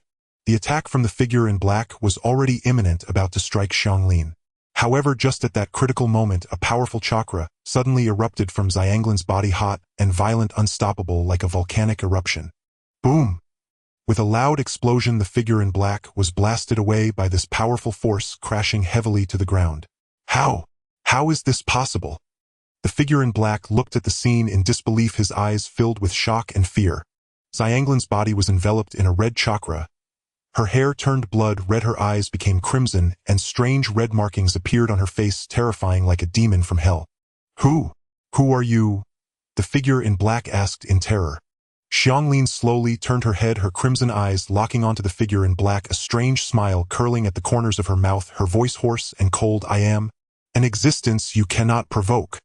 The figure in black staggered back in shock at this sudden change, narrowing his crimson eyes as he scrutinized the girl before him, who seemed to have transformed into someone else. That violent chakra, mixed with a nauseating smell of blood, made even this veteran who had been through countless battles feel a chill in his heart. Damn it, what kind of monster is this girl? The figure in black cursed internally. He did not want to risk his life for a mission. A wise man does not fight when the odds are against him. Retreating is the best strategy. He no longer wished to fight, quickly forming seals with his hands, planning to use the body flicker technique to escape. Want to leave? It's too late. Xianglin's voice became deep and hoarse like a demon from hell. In a flash, she appeared behind the figure in black, the crimson chakra coalescing on her fist, imbued with a destructive force, and struck fiercely at the figure in black's back. Damn! The figure in black cursed, hurriedly turning to defend himself, but Xianglin's attack was far too swift. He could not fully evade in time. Bang! With a loud crash, the figure in black was sent flying by Xianglin's punch, crashing heavily against a large tree, blood spewing from his mouth, clearly suffering from severe internal injuries. Xianglin, what are you doing? Ningxi exclaimed in alarm, rushing forward to stop Xianglin, but was forced back by the terrifying chakra emanating from her. Brother Ningxi. Xianglin slowly turned her head, her crimson eyes vacant and lifeless, as if she did not recognize Ningxi. A strange smile appeared on her lips, her voice hoarse and cold. Who are you? Why are you blocking my way? Xianglin, please wake up. It's me, Ningxi. Ningxi anxiously shouted, trying to awaken Xianglin's consciousness. However, Xianglin seemed to be completely deaf to his words. The crimson chakra surged around her like boiling lava, exuding a suffocating, oppressive aura. Get away! Xianglin roared, launching another attack towards Ningxi. Ningxi's heart sank, realizing that Xianglin had completely lost her reason and was controlled by some evil force. He dared not confront her directly, dodging Xianglin's attacks while contemplating a strategy. What on earth is happening? Why has Xianglin become like this? Ningxi's heart was filled with confusion and concern. He recalled the powerful chakra he had sensed from Xianglin earlier. Could it be that all of this was caused by that chakra? Damn, this is not the time for such thoughts. I must stop Xianglin first. Ningxi gritted his teeth, a hint of determination flashing in his eyes. He took a deep breath, quickly formed seals with his hands, and activated his Byakugan. Byakugan, activate. In his white eyes, the flow of chakra was clearly visible. Ningxi saw the violent chakra within Xianglin's body like blood-red venomous snakes madly devouring her reason. I must find a way to seal that chakra. Ningxi thought to himself, dodging Xianglin's attacks while looking for an opportunity. However, in her rampaging state, Xianglin's speed and strength had greatly increased, and Ningxi couldn't find any openings. Damn, this can't go on. Ningxi was extremely anxious. He knew that if this continued, Xianglin would eventually lose her life due to the chakra rampage. At that moment, Xianglin suddenly let out a painful scream, clutching her head and rolling on the ground in agony. Ah, it hurts. My head. Seeing this, Ningxi felt a surge of joy. He knew that Xianglin's consciousness was trying to break free from the control of that evil chakra. Xianglin, hold on. Don't give up. Ningxi shouted loudly, encouraging Xianglin. He rushed forward, grabbing her arm tightly and holding her in his embrace. Xianglin, look at me. This Ningxi. Don't you remember me? Ningxi's voice was gentle and firm, like a warm current slowly infusing into Xianglin's heart. A hint of struggle flickered in Xianglin's crimson eyes as she looked at Ningxi, gradually regaining a fragment of clarity. Ning-ci, brother. Xianglin's voice was intermittent, as if she were trying hard to recall something. However, at that moment, a stronger evil chakra erupted from Xianglin's body, sending Ningxi flying. Ha ha ha, useless. None of you can save her. A chilling voice came from behind Xianglin. Ningxi looked up to see a mysterious figure in a black cloak slowly emerging from the woods wearing a bizarre mask that concealed his face except for his pair of crimson eyes which gleamed with a terrifying light. "Who are you? Why are you doing this?" Ningxi gritted his teeth, enduring the pain in his body. "Who I am is not important, or what matters is the power within this girl. I will take it," the mysterious figure said with a sneer, extending his hand towards Xianglin, his eyes filled with greed and desire. "You won't get away with this," Ningxi shouted angrily, charging forward again. However, the mysterious figure merely waved his hand lightly, and an invisible force sent Ningxi flying, crashing heavily to the ground. "You overestimate yourself," the mysterious figure coldly snorted, stepping closer to Xianglin, his eyes flickering with evil light. "Xianglin!" Ningxi cried out in despair. Just as the mysterious figure was about to touch Xianglin, her body suddenly erupted with an even more powerful chakra. This chakra was even more violent than before, as if it wanted to devour the entire world. "Ah!" Xianglin let out a shrill scream. Her body began to undergo a bizarre transformation. Her skin turned blood red, her hair became white, and strange black runes surfaced on her face, terrifying like a demon from hell. What? What is happening? Both Ningxi and the mysterious figure were stunned by this scene, staring wide-eyed at Xianglin, filled with shock and disbelief. Xianglin slowly stood up, her crimson eyes sweeping over Ningxi and the mysterious figure, a strange smile curling at her lips as her hoarse and cold voice echoed, "You will all die." Xianglin's transformation caused the mysterious figure to halt in his tracks. His crimson eyes were filled with a conflict of vigilance and greed. He took a few steps back like a beast sensing danger, carefully observing Xianglin. "This chakra, it doesn't resemble the power of an ordinary tailed beast," the mysterious figure muttered to himself, disbelief lacing his tone. Could it be? He seemed to have thought of something but quickly shook his head, dismissing his own conjecture. Impossible, how could such power exist in a little girl? Ningxi struggled to get up from the ground, but the chakra released by Xianglin pressed him down like an invisible tidal wave. He could only watch helplessly as Xianglin approached the mysterious figure step by step, his heart filled with urgency. With every step Xianglin took, her chakra surged, causing the surrounding trees to creak under the pressure, as if they would snap at any moment. Her crimson eyes fixed fiercely on the mysterious figure, a mocking and murderous smile curling at her lips. "What? What do you want?" The mysterious figure sensed the dangerous aura emanating from Xianglin, and his tone finally revealed a hint of panic. Xianglin said nothing, merely continuing to close the distance. With each step, she took the blood-red chakra, solidified further, ultimately forming a gigantic phantom of a blood-colored demon fox behind her. The demon fox snarled silently, as if it wanted to tear the entire world apart. Damn! This power! The mysterious figure's heart raced. Oh, he knew he could no longer hesitate. He decisively abandoned his plan to seize Xianglin's power and turned to flee. Want to leave? Too late. Xianglin's hoarse voice echoed like a call from hell, sending chills down his spine. She suddenly reached out her hand, and the blood-colored chakra transformed into a massive claw that viciously swiped at the mysterious figure.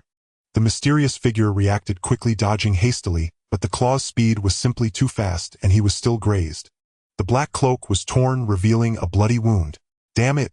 The mysterious figure clutched his injury, a fierce glint flickering in his eyes. "Little girl, don't think this can defeat me." He swiftly formed hand seals with both hands, chanting incantations. Summoning technique. With a puff of white smoke, a gigantic three-headed dog appeared before the mysterious figure, blocking Xianglin's attack. "Humph, you think a summoning beast can stop me?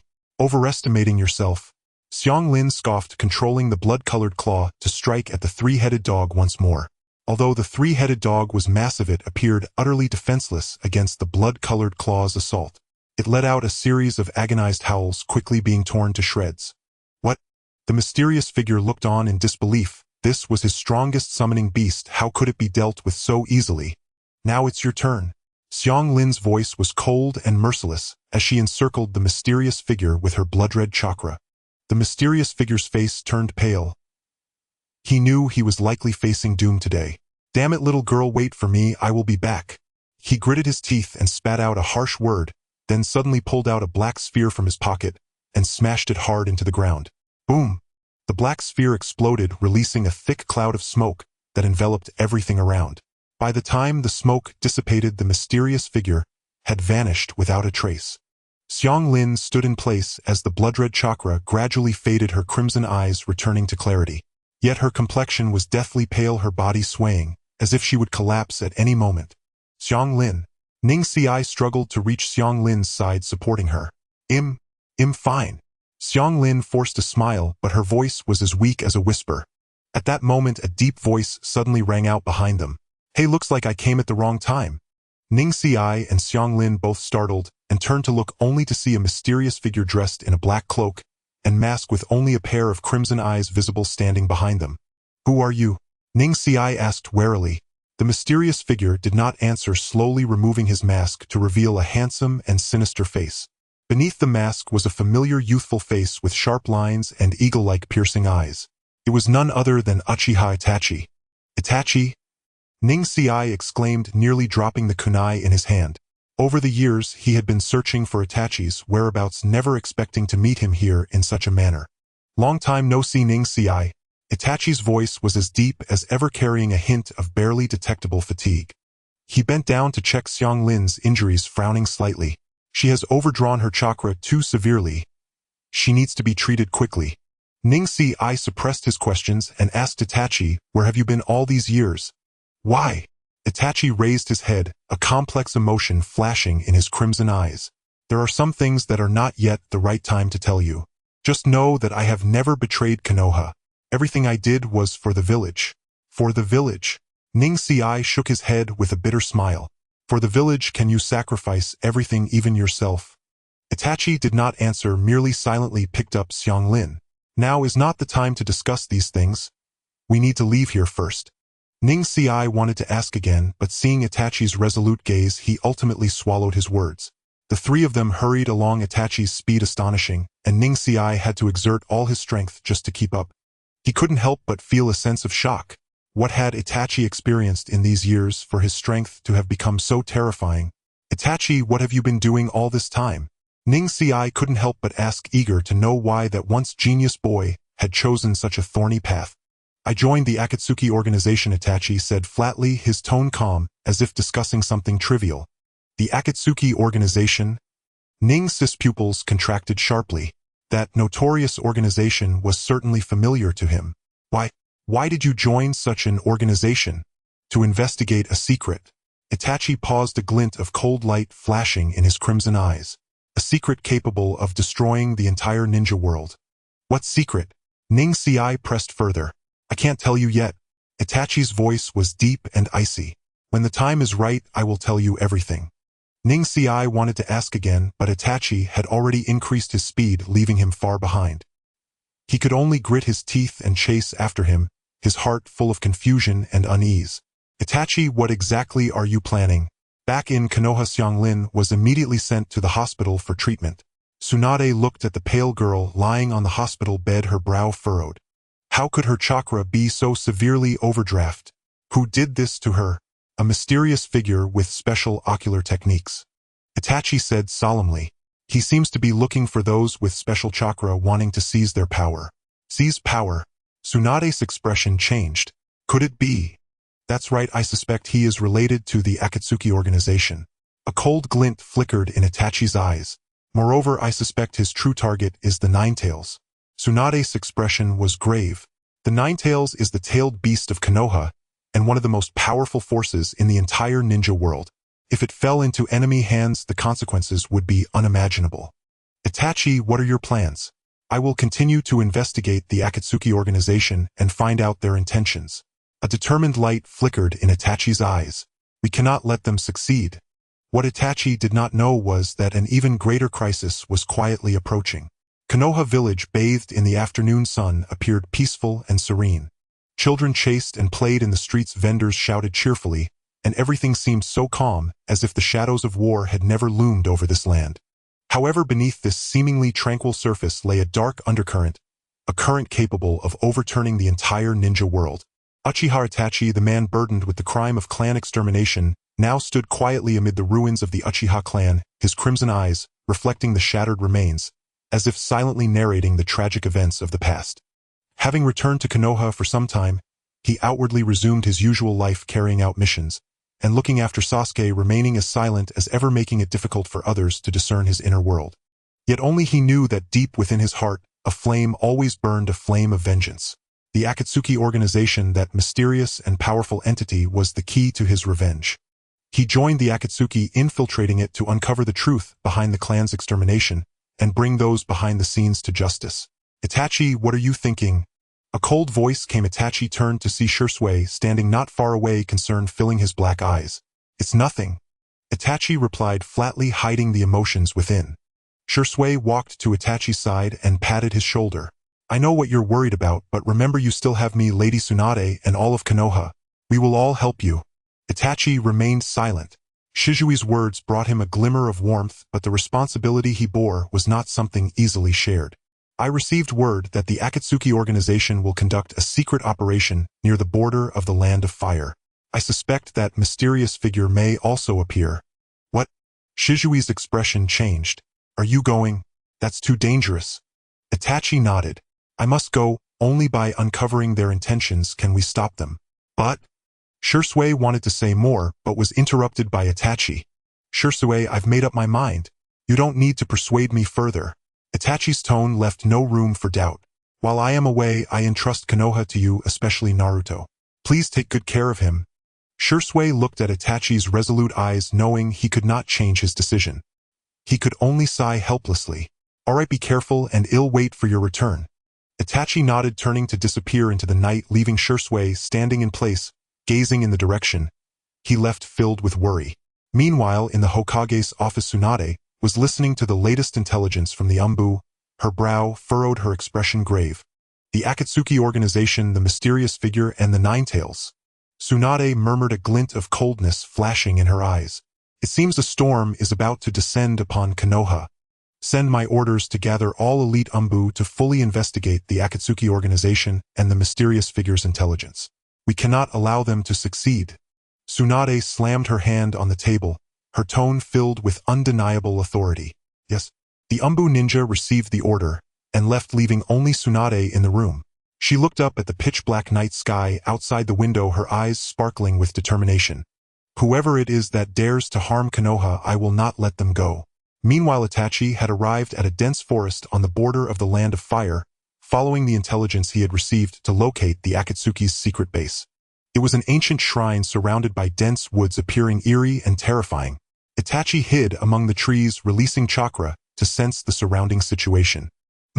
Itachi suddenly sensed a powerful chakra fluctuation. This chakra was evil and icy, causing him a moment of trepidation. "It's him." Itachi's heart tightened. He knew the mysterious figure had appeared. He cautiously made his way in the direction of the chakra fluctuation, passing through a thicket of trees, to arrive at an ancient altar deep within the shrine. Around the altar stood several figures dressed in black cloaks, embroidered with red clouds, their faces obscured by straw hats, emanating a powerful chakra. They were members of the Akatsuki organization. In the center of the altar stood a mysterious figure clad in a white robe and wearing a mask, his back to Itachi, obscuring his face, but the chilling chakra fluctuation emanated from him. "Finally here." The mysterious figure spoke slowly, his voice deep and hoarse, as if it came from the depths of hell, sending shivers down one's spine. Itachi hid in the shadows, holding his breath, not daring to relax for a moment. He knew a great battle was about to erupt. At that moment, the mysterious figure suddenly turned around, and beneath the mask were a pair of crimson Sharingan glowing with an eerie light, as if they could see through everything. Itachi's heart skipped a beat. He knew those eyes all too well. It was Uchiha Madara. "Long time no see." Itachi's pupils constricted as his heart felt as if it were gripped tightly by an invisible hand. Those crimson Sharingan, that familiar voice, and the undeniable powerful chakra all pointed to an incredible truth. The mysterious figure before him was none other than Uchiha Madara, who had been rumored dead for decades. "You? Who are you?" Itachi suppressed his inner shock with great effort, his voice low and grave. Though he already suspected the truth, a sliver of hope lingered that he might be mistaken. "Heh. So you no longer recognize your own ancestor?" Uchiha Madara let out a light chuckle and slowly removed the mask from his face, revealing an aged yet imposing visage. Itachi's mind erupted in a thunderous roar. The elder before him was truly Uchiha Madara. Yet how could this be possible? Was he not long dead? "I know what you're thinking, boy," Madara said, as if reading Itachi's thoughts, a wry, knowing curve lifting the corner of his lips. Yes, I was dead, but now I have returned. Itachi remained silent, his gaze cold and unblinking upon Madara, while inwardly his thoughts churned like a storm-tossed sea. He knew well Madara's appearance here, and in such a manner, could only mean one thing: purpose. Wordless Itachi watched as Madara's weathered face reflected starkly in his crimson Sharingan. Like a demon risen from the depths of hell itself, Madara chuckled softly. A sound heavy with millennia of sorrow and sardonic wisdom, as though he had witnessed, judged, and dismissed all things mortal. You're puzzled, aren't you, boy? Why I've returned, and why I've gathered them? As he spoke, Madara gestured toward the cloaked figures surrounding them. Members of the Akatsuki, their black robes embroidered with crimson clouds, each wearing a wide-brimmed hat. Itachi did not reply, yet his clenched fists and trembling frame betrayed the tempest raging within. This world is steeped in war and suffering. People hate one another. They slaughter one another. Endlessly, Madara murmured, his voice hoarse and distant as if echoing from centuries past. My life has been a chronicle of blood and tears, a history written in betrayal and despair. He strode slowly to the edge of the altar, gazing upon its ancient carvings, his eyes flickering with a complex, inscrutable emotion. For years I searched for a way, a means to end it all, until I met him. His voice trailed off. Itachi's heart leapt. He knew the person Madara would name next held the key to both his resurrection and the Akatsuki's ultimate design. Black Zetsu emerge. Madara's command rang low and sharp. An eerie chakra ripple surged upward from beneath his feet. The altar's ancient patterns stirred, twisting, writhing, coalescing at last into a grotesque humanoid figure. Jet black and featureless save for a gaping, ever-opening maw that emitted a bone-chilling laugh. Is this the method you speak of? The means to end all things? Itachi stared coldly at the abomination, his soul recoiling in revulsion and wariness. Precisely. This is my plan, the Eye of the Moon plan. Madara's voice swelled with fervent conviction. Harnessing the power of the Ten Tails, we shall reflect the infinite Tsukuyomi upon the moon, ensnaring all humanity in an eternal genjutsu, forging a world without war, without pain, only everlasting peace. A tempest roared within Itachi's chest. At last, he understood the Akatsuki's true aim: to subjugate the entire shinobi world through the Ten Tails' might. Have you lost your mind, Uchiha Madara? Itachi roared. Your scheme will bring only greater calamity upon this world. Calamity? Madara sneered. No, it is redemption. Only thus can true peace be achieved. Nonsense. Fury blazed in Itachi's eyes.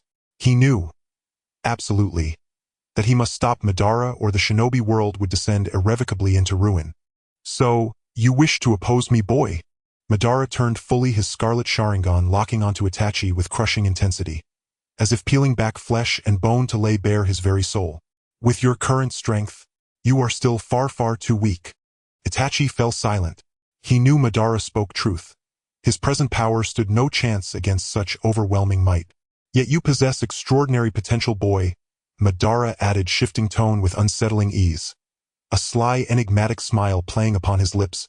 I offer you a choice: join the Akatsuki, stand beside me, and help forge a new world. Itachi's pulse quickened. This was a once-in-a-lifetime opportunity, to grow stronger, to gain proximity, and ultimately to thwart Madara's design. Very well, I accept. Itachi drew a slow, steady breath, and spoke. Madara nodded, satisfied. He knew this decision would reshape Itachi's destiny, and alter the fate of the entire shinobi world. Yet deep within Itachi's heart, a vow burned cold and absolute: I will stop you, Uchiha Madara, no matter the cost. After joining the Akatsuki, Itachi was paired with Kisame Hoshigaki, a formidable eccentric shinobi whose curiosity toward Itachi was matched only by his. Itachi, do you truly believe Madara's lies? Kisame asked one moonless, windswept night, gnawing thoughtfully on dried shark meat. Kisame, some matters require no explanation, Itachi replied calmly, his gaze fixed on the distant horizon, as though gazing into the threads of fate itself. Humph, how utterly dull. Kisame scowled, falling silent. But suspicion toward Itachi only deepened in his heart. The Akatsuki's operations grew bolder and more frequent. Gradually, Itachi came to grasp the organization's terrifying reality. Each member wielded prodigious power and unique jutsu, and each carried within them a profound darkness, a crushing despair. To realize Madara's infinite Tsukuyomi, they would sacrifice anything, without hesitation. While carrying out Akatsuki missions, Itachi worked in secret, gathering intelligence, honing his abilities, and preparing meticulously for the final confrontation, all while safeguarding his own survival. Unbeknownst to him, every move he made unfolded under Madara's watchful eye. In the dim subterranean chamber of the Akatsuki base, Itachi and Kisame stood side by side before a vast screen, upon which loomed Madara's spectral visage. "Your next target is..." Madara's voice resonated, deep gravelly as if dredged from the abyss. "The fifth Mizukage Mei Terumi." Itachi's breath caught. Kirigakure, the so-called village hidden in the mist, renowned as the Bloody Mist, had become their objective. Instinctively, his fingers tightened around his kunai, a chill of foreboding rising in his chest. Mei Terumi possesses the rare Kekei Genkai of lava release and boil release. Her strength is formidable, Madara continued. "Itachi, this mission falls to you, and Kisame." "Understood," Itachi murmured, but doubt coiled tightly in his thoughts. The Akatsuki had always pursued tailed beasts. Why now target a Kage? And Kirigakure, long isolated and fiercely guarded, would never yield its leader without cataclysmic resistance. "Itachi, what's wrong?" Kisame noticed his unease and grunted, his voice rough. "You seem troubled." "Nothing." Itachi shook his head, burying his misgivings. "Merely considering how best to complete this mission." Kisame grinned, flashing sharp teeth. "Heh. Don't worry. With me at your side, I'll flip Kirigakure upside down and drag that Mizukage out by her hair." Itachi ignored Kisame's boast. Closing his eyes, he summoned every whispered legend of Kirigakure. The Bloody Mist, a land drenched in slaughter and conspiracy. What secrets did it truly conceal? En route to Kirigakure, Itachi observed Kisame closely, seeking in his mercurial partner clues about the Akatsuki's hidden truths. "Kisame, how long have you served the Akatsuki?" Itachi asked casually. "Why ask now?" Kisame mumbled around a mouthful of shark jerky. "Oh, 7 or 8 years, give or take." "And how much do you truly know of the Akatsuki?" Kisame paused, then burst into raucous laughter. "Itachi, are you doubting us? We're comrades." "Just idle curiosity," Itachi replied evenly. Yet his obsidian eyes sharpened, piercing and unreadable. Kisame's expression faltered. He shoved the last piece of jerky into his mouth and muttered, "Best not pry too deeply into Akatsuki affairs." Itachi asked no more, but he had his answer. Every Akatsuki member bore a hidden past, and Madara, it seemed, concealed far more than he revealed. "There, the coastline of Kirigakure." Kisame pointed ahead. "Ready, Itachi?" Itachi nodded. They leapt from the branch and vanished into the misty shadows, gliding silently toward the village. Before they neared the village gates, a colossal wave of chakra locked onto them. "Who goes there?" A furious shout echoed. Then from every direction dozens of Kirigakure shinobi materialized, surrounding them.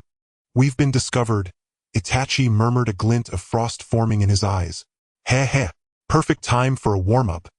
Kisame licked his lips, grinning wildly, as Samehada detached from his back and transformed into a massive serrated blade, pointed directly at the encircling shinobi. Battle hung suspended, ready to ignite. "Wait!" Itachi's voice cut sharply through the tension. He studied the shinobi surrounding them and ventured a bold hypothesis.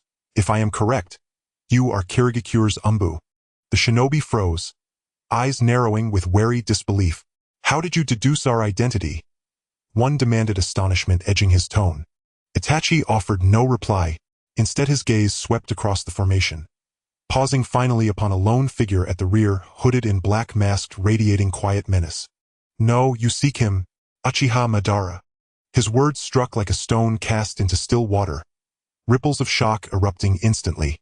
The Umbu, trained in iron discipline, broke into hushed, agitated murmurs, glances darting wildly between Itachi and the masked figure. "Since when did you start speaking in riddles, Itachi?" Kisame grumbled, his voice thick with mock irritation, though his grip on Sammy's hilt tightened imperceptibly. "So what's he? Some big shot?"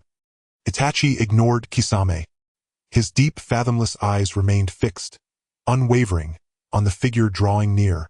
The mask obscured all features, yet the man's calm, immovable presence pressed down like a mountain, suffused with palpable authority.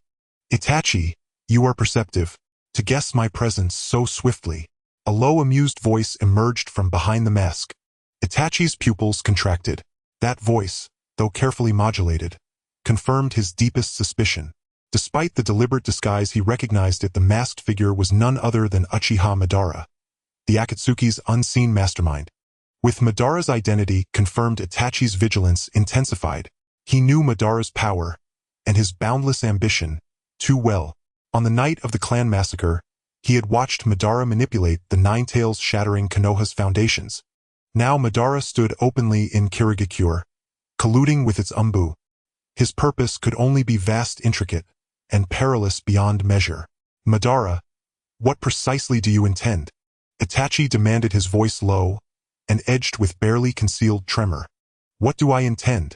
Madara laughed softly, laced with irony. You know well enough, Itachi. I seek to create a world without war, without suffering. And to achieve it, I require the tailed beast's power. So you exploit Kirigakure to capture the Three Tails. Itachi's gaze burned with laser-sharp focus, stripping away illusion to strike at the core. You misunderstand, Itachi, Madara countered, shaking his head with faint amusement. My objective extends far beyond a mere three-tailed beast. A cold dread rose in Itachi's chest. Before he could press further, Madara shifted his attention, fixing his gaze upon Kisame, his tone dripping with calculated mockery. Kisame, your partner seems to have kept rather a lot from you. Kisame blinked, turning to Itachi with open confusion. Itachi, what does he mean? What have you hidden? Nothing of consequence, Itachi replied coolly, his eyes growing colder still. Mere trivialities. Trivialities. Madara threw back his head and laughed, a sound rich with scorn and derision. Itachi, do you truly believe you can deceive me? You carry many secrets. Itachi clenched his fists, fury and unease warring within him. He understood instantly. Madara sought to fracture trust between them. And Kisame, brash though he appeared, was no fool. Those words had planted a seed of doubt, deep and poisonous. Itachi. Kisame turned, searching Itachi's face, his eyes clouded with confusion and probing scrutiny. Is any of this true? Itachi remained silent. He knew no words could erase the fissure now opened. Madara's words had struck like a razor-edged blade, slicing cleanly through the fragile bond they had forged. Kisame, Madara's voice returned, soft, serpentine, irresistible. Do you wish to know the truth? To learn what Itachi has concealed from you all this time? I can tell you. Kisame's gaze flickered, hesitation rippling across his features.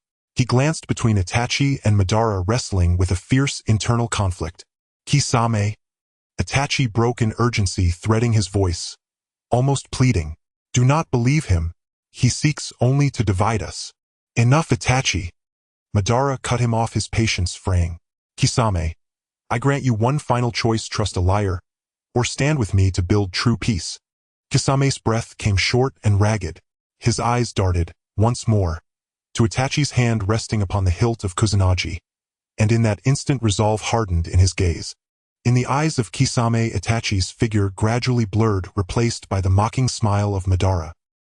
He seemed to hear Madara whispering in his ear, Itachi has always been deceiving you. He is not worthy of trust. Kisame clenched Samahata, the veins on his arm bulging. He suddenly raised his head, his gaze toward Itachi devoid of its usual innocence, replaced by coldness and suspicion. Itachi, what else do you have to say?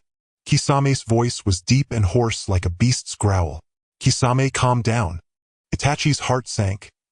He knew Madara's provocation had taken effect. However, Itachi's words did not calm Kisame. Instead, they ignited a greater fury within him. Calm down. How can I calm down? You have been lying to me. Kisame roared. Who are you really? What is your purpose in approaching me? Kisame, listen to me. Itachi tried to explain, but Kisame had already lost his patience. Die! Kisame shouted, swinging Samahata and charging at Itachi. Samahata was imbued with a fierce killing intent, as if it aimed to shred Itachi to pieces. Itachi was already prepared. He sidestepped Kisame's attack. He knew that no matter what he said now, it would be futile. He had to subdue Kisame first before clarifying everything. Kisame, I don't want to fight you. Stop. Itachi dodged Kisame's attacks while trying to awaken his rationality. Stop talking nonsense. Kisame ignored Itachi's explanations, his moves becoming increasingly fierce, each strike deadly. Water release, great water bullet technique. Kisame clasped his hands together and slammed them against the ground. Surging water gushed forth from beneath his feet, transforming into towering waves sweeping toward Itachi. Fire release great fireball technique. Itachi took a deep breath and spat out a massive fireball, colliding with the wave and producing a deafening explosion. The clash of water and fire triggered a thick mist shrouding both figures within. Kisame, wake up. Madara is using Yui. His goal is not to create peace, but to harness the power of the tailed beasts to dominate the entire ninja world. Within the mist, Itachi's voice sounded somewhat uncertain, but he was still trying hard to awaken Kisame's reason. Ha ha! Kisame suddenly burst into laughter filled with mockery and despair. Itachi, do you think I would believe your nonsense? This world has no peace to speak of. Only power is the one true truth. Kisame's words plunged Itachi's heart into despair. He knew that Kisame had been blinded by hatred and suspicion, unable to hear any explanations. If that's the case, then don't blame me for being rude. A glint of determination flashed in Itachi's eyes as he slowly drew the Kusanagi sword, its blade shimmering with a cold light. Come on, Kisame. Let me see just how strong you really are. Kisame's eyes burned with fierce anger as he swung Samehada and charged at Itachi once more. A fierce battle was about to break out. Both were shadow-level powerhouses with strength nearly equal, and the fight was extraordinarily intense. Itachi's swordsmanship was exquisite and deadly. Kisame's attacks were fierce and domineering, unstoppable. During the battle, Itachi was constantly looking for an opportunity, wanting to use the power of the Sharingan to control Kisame. However, Kisame's battle experience was also rich. He maintained a certain distance from Itachi, not giving him a chance to use genjutsu. As time ticked by, both had consumed a large amount of chakra, but there were no signs of the battle coming to an end. Damn! Itachi cursed inwardly. If this continued, even if he could defeat Kisame, it would come at a heavy cost. Just then, Kisame suddenly revealed a flaw. Now! A glint of sharp light flashed in Itachi's eyes as he seized the opportunity and quickly formed hand seals. Sharingan Tsukuyami. Kisame felt a blur before him and fell into a bizarre space. This space was a blood-red world. The sky was crimson, the earth was crimson, and even the air was thick with the smell of blood. Kisame stood in this blood-red world, filled with fear and unease. Where is this place? Kisame asked in terror. Welcome to my world, Kisame. A cold voice echoed in his ear. Kisame turned sharply only to see Itachi standing not far behind him, a cold smile on his face. Itachi, what have you done to me? Kisame asked in horror. Nothing, just letting you experience what true despair feels like. Itachi said coldly. Despair? Kisame was taken aback, then burst into laughter. Itachi, do you think I'm afraid of you? I am a warrior who has endured countless life-and-death tests.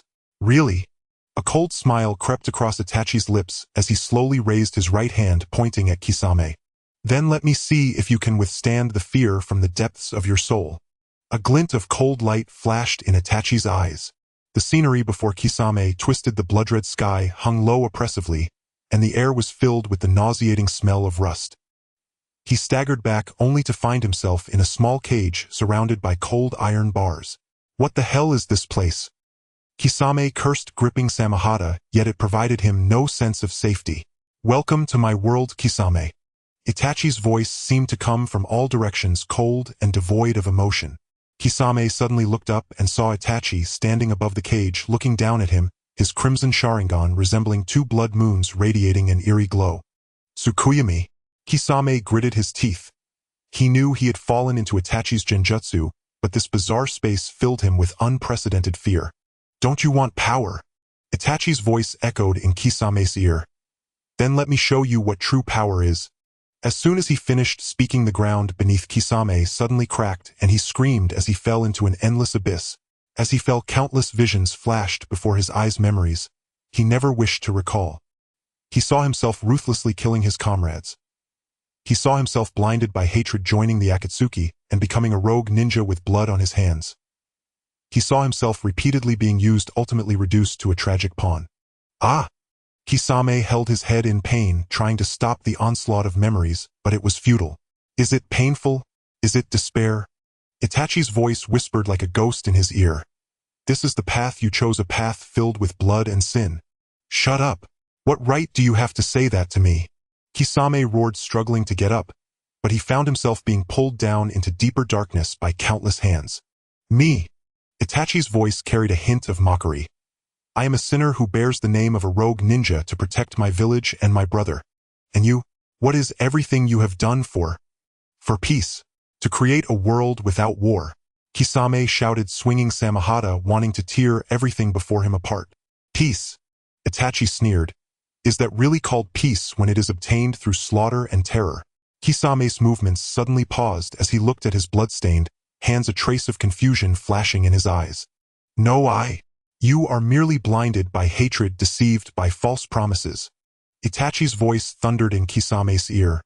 What you seek as peace is nothing but an everlasting lie that can never be realized. Kisame collapsed to the ground, utterly defeated, cradling his head as he let out a painful wail. Enough, Itachi, stop. No, I haven't finished yet. Itachi's voice became low and resolute. Kisame, look at me.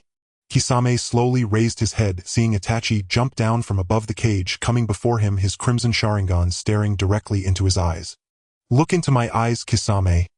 I want you to see clearly what you have always believed in. Kisame's pupils suddenly constricted. He felt a powerful mental force invading his consciousness, dragging him into an even deeper illusion. In the illusion, Kisame saw scenes he had never seen before. He witnessed the truth of Itachi slaughtering the Uchiha clan, saw Itachi silently guarding Konoha in the darkness, and witnessed Itachi bearing all the sins for the sake of his brother. Itachi, Kisame murmured to himself. He finally understood that everything Itachi did was for the heavy responsibility and love in his heart. Kisame, you still have a chance to turn back. Itachi's voice echoed in his ear. Put down your hatred and seek true peace. A tear fell from the corner of Kisame's eye as he looked at the man before him, who bore so much pain, filled with admiration and guilt. Itachi, I. Just then the illusion suddenly collapsed and Kisame's vision went black, losing consciousness. As the darkness dissipated, Kisame felt as if he had been pulled up from the depths of the sea, the feeling of suffocation gradually fading, replaced by a deep-seated fatigue. He struggled to open his eyes, and in his blurred vision, that familiar figure stood quietly before him. Itachi! He croaked, only to find he barely had the strength to call out the other's name. The scenes he witnessed in the illusion were etched in his mind like a brand, repeatedly reminding him of his past sins. Itachi said nothing, merely gazing at him.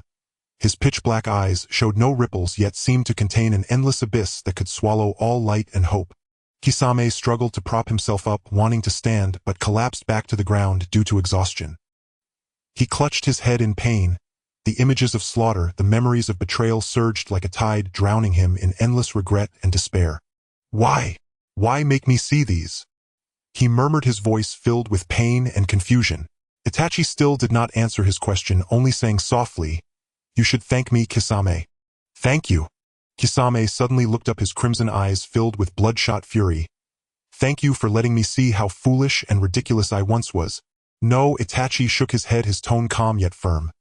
I showed you these so that you can understand that you still have a choice. Choice? Kisame let out a bitter laugh. I have no choice left, Itachi. My hands are stained with blood. I am a sinner beyond redemption. No, you still have a chance. Itachi's voice was like a bolt of lightning piercing through the darkness in Kisame's heart. Put down your hatred, Kisame. The peace you seek is not built upon slaughter and terror. Kisame was stunned, looking at the man before him, who bore the name of the clan exterminator, yet still held compassion in his heart, a storm of emotions rising within him. He had always thought Itachi was a cold-blooded killing machine, a demon who would stop at nothing for his goals. But now he understood that everything Itachi did was for the heavy responsibility and love in his heart. He was willing to bear all sins to protect his village and his brother, even if it meant sacrificing his own life. Itachi! Kisame's voice trembled. He didn't know what to say to express the shock and admiration deep within him. Itachi stepped forward and gently placed a hand on his shoulder, his pitch-black eyes revealing a trace of warmth and care for the first time. Kisame, you are a powerful ninja possessing strength that others cannot reach. But this power should not be consumed by hatred. It should be used to protect what you truly want to safeguard. Kisame fell silent, bowing his head to look at his blood-stained hands, his heart filled with mixed emotions. The beliefs he had held on to all this time collapsed in that moment, replaced by an unprecedented sense of confusion and emptiness. I don't know. He closed his eyes and pain, tears streaming from the corners of his eyes. I have lost my way. I don't know where to go. Then come with me. Itachi's voice echoed in his ear like a ray of light in the darkness, illuminating his confused heart. I will show you what true peace is. Kisame suddenly looked up, gazing at the man before him, who seemed like a deity, his eyes filled with hope and desire. Itachi, do you really trust me? I believe in you, Kisame. Itachi interrupted him, his tone firm and powerful. I believe that you can find your own path. Kisame took a deep breath. Looking into Itachi's trusting eyes, a warm current surged within him. He knew that from this moment on his life would change completely. All right, I will follow you. Kisame silently followed behind Itachi, still unable to fully digest the scenes he had just witnessed. That hellish illusion, the bloody and cruel truth, and Itachi's bottomless endurance and determination all deeply shook his soul. Itachi, do you really think I can still find my own path? Kisame's voice was hoarse and low, like a faint sound squeezed from a dry throat after wandering the desert for too long. Itachi paused, the moonlight casting over his profile, reflecting his calm and serene face. He did not turn around, merely saying softly, "Everyone has the right to choose, Kisame. Your past choices do not dictate your future." Kisame smiled, bitterly shaking his head, as he raised his rough, large hands, calloused and scarred, stained with the blood of countless innocents. "My hands are already covered in sin. I have no right to talk about a future." No, Kisame. Itachi finally turned around, his deep dark eyes seeming to see through to his heart. "Everything you have done was in pursuit of the peace in your heart. In this, you and I are not different. You are just lost. Lost." Kisame murmured. Itachi's words struck like lightning, illuminating the desolate wasteland within his heart. Was everything he had believed in truly wrong? Was the peace he sought really only achievable through slaughter and destruction? "Come with me, Kisame." Itachi did not explain further, simply turning and walking deeper into the forest. His silhouette appeared particularly lonely under the moonlight, yet filled with unwavering strength. Kisame took a deep breath, gripping Samehada tightly, his gaze gradually growing resolute. He knew he had no way out. Perhaps following Itachi was his only opportunity to find answers. The two moved forward through the quiet forest. The surrounding trees towered into the clouds, their leaves lush and dense, blocking out the sun, with only spots of moonlight filtering through the gaps, casting a patchwork of light and shadow on the ground. "Itachi, why do you bear all of this?" Kisame finally couldn't help but ask, wanting to know what kind of belief could support Itachi through that unimaginably dark period. Itachi's steps paused slightly. After a moment of silence, he slowly replied, "To protect what I want to safeguard." "Protect what I want to safeguard?" Kisame echoed Itachi's words, feeling a hint of bitterness rise within. He once had things he wanted to protect, but those things eventually left him, leaving him with endless pain and regret. "Kisame." Itachi suddenly stopped and turned around, his gaze fixed intently on Kisame. "Are you willing to give everything for what you want to protect, even your life?" Kisame was taken aback. He had never considered this question, or rather he had always been avoiding it. He feared facing his own heart, afraid to confront the precious memories he had once lost. "I look into my eyes, Kisame." Itachi's voice grew low and powerful. "Tell me your true answer." Kisame raised his head, meeting Itachi's deep black gaze. In that instant, he seemed to see an endless abyss, raging flames, and the images that had once pierced his heart. "Kisame, what are you hesitating for?" At that moment, a chilling voice suddenly echoed in their ears. "Do you really believe this clan exterminator? Everything he has done was for himself, for his ridiculous ambitions." Both Kisame and Itachi were startled, abruptly turning around to see a mysterious figure in a black cloak and mask who had appeared behind them without them noticing. The mysterious figure slowly removed his mask, revealing a pale, grotesquely twisted face crisscrossed with savage scars, as if torn open by countless venomous serpents. His cold, glacial eyes burned with searing hatred and unbridled madness. "You?" Kisame's pupils contracted sharply. The tendons on his hand, gripping Samehada, bulged with tension. "Kakuzu, you're not already dead." Kakuzu's voice rasped like echoes from the ninth abyss, his lips curling into a cruel, mirthless smile. "Thanks to your kindness and Itachi's, I've walked through hell more times than I can count. But no matter, now it's your turn." Before the final syllable faded, Kakuzu formed hand seals, and a terrifying surge of chakra erupted from his body. The surrounding trees groaned under immense pressure, their branches trembling violently as leaves rained down like sorrowful tears. Earth grudge fear. Black tendrils shot forth from Kakuzu's back like vengeful serpents, exuding an aura so chilling it raised gooseflesh, surging toward Itachi and Kisame. Each tendril pulsed with a force that made the soul recoil, as if capable of rending any obstacle to dust. Itachi's expression hardened. Without hesitation, his hands blurred into rapid seals. Fire release, great fire annihilation. A torrent of roaring flames burst from Itachi's mouth, erupting into a blazing sea that clashed fiercely with the black tendrils. The inferno blazed fiercely, igniting the forest around them. In moments, the entire woodland became a raging conflagration. Kisame, gripping Samehada, darted between the tendrils like a phantom, each swing carving gales of wind that severed them clean away. Yet Kakuzu's earth grudge fear seemed inexhaustible. Severed tendrils regenerated instantly, renewing their assault with relentless fury.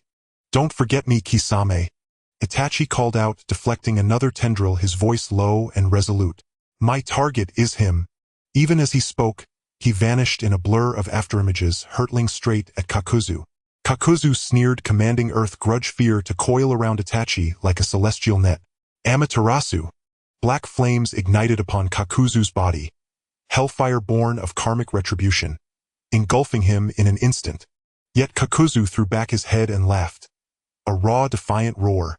"Feudal Itachi, my body is forged from earth grudge fear itself. Amaterasu holds no power over me." Even as the words left his lips, his form reconstituted from the black fire and scathed untouched. "Is that so?" A frostbitten curve lifted the corner of Itachi's mouth. "Then try this." Tsukuyomi. Itachi's Sharingan spun with terrifying speed, unleashing a devastating genjutsu. Kakuzu's vision blurred, and then dissolved into a world drenched in blood-red light. Their time lost all meaning. Only endless torment remained. Serpents tore at his flesh, his soul burned in purgatorial fire. Each second stretched across millennia. Yet just as Itachi believed victory was assured, Kakuzu roared. A raw, visceral bellow that ripped him free from Tsukuyomi's grasp. "Damn it!" Itachi muttered under his breath. Tsukuyomi drained the mind mercilessly. In his current state, sustaining it was impossible. Cough, cough. Kakuzu hacked violently, blood trickling from his lips, his gaze alight with shock and fury. You still possess such power.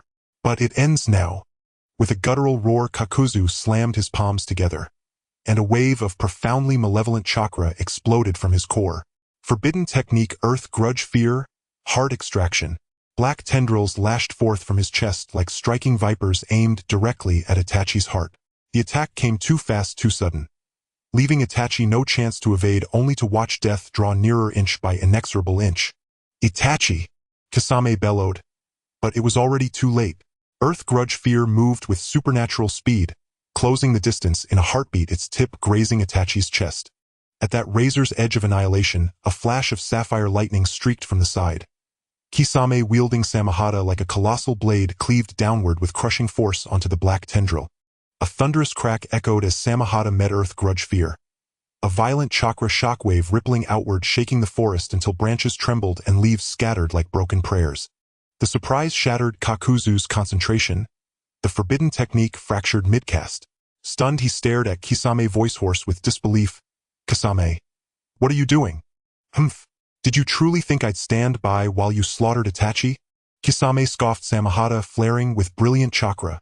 With one sweeping motion, he unleashed a colossal water blade, slicing through the air toward Kakuzu. "Damned fool!" Kakuzu snarled, inwardly abandoning his assault on Itachi to divert earth grudge fear against Kisame's onslaught. Seizing the opening, Itachi retreated swiftly, hands flashing through seals, as his Sharingan reflected Kakuzu's disarray. "Now Izanami!" His Sharingan whirled with overwhelming intensity, casting the devastating genjutsu. Kakuzu's vision blurred once more, and plunged into absolute darkness. He thrashed, desperate to move, but found himself utterly paralyzed, helpless as the void swallowed him whole. "What cursed thing is this?" Kakuzu roared into the silence, but no reply came. He groped blindly in the suffocating dark, searching for an exit that never appeared. Trapped within an abyss without end. "Surrender, Kakuzu." Itachi's voice resonated in the void. "Izanami has bound you. You will remain trapped in this infinite loop, unless you confront your own sins." "Sins? Ha ha ha ha." Every act I've ever committed stands on its own terms. I answer to no one's judgment. Kakuzu laughed wildly, his voice thick with defiance and rage. Itachi ignored his outburst. Maintaining Izanami consumed vast chakra, and his reserves were spent. Kisame, we leave. Now. Itachi's voice dropped low, his frame swaying slightly, as if about to collapse. Kisame rushed forward, steadying him with urgent concern. Itachi, are you all right? I'm fine. Just chakra exhaustion. Rest will restore me. Itachi shook his head, faintly signaling he was unharmed. Kisame hoisted Itachi onto his back and vanished into the forest, leaving behind only the echo of Kakuzu's furious curses, now meaningless to them both. They traversed the woods for hours before finding a secluded cave. Rest here, Itachi. I'll keep watch outside.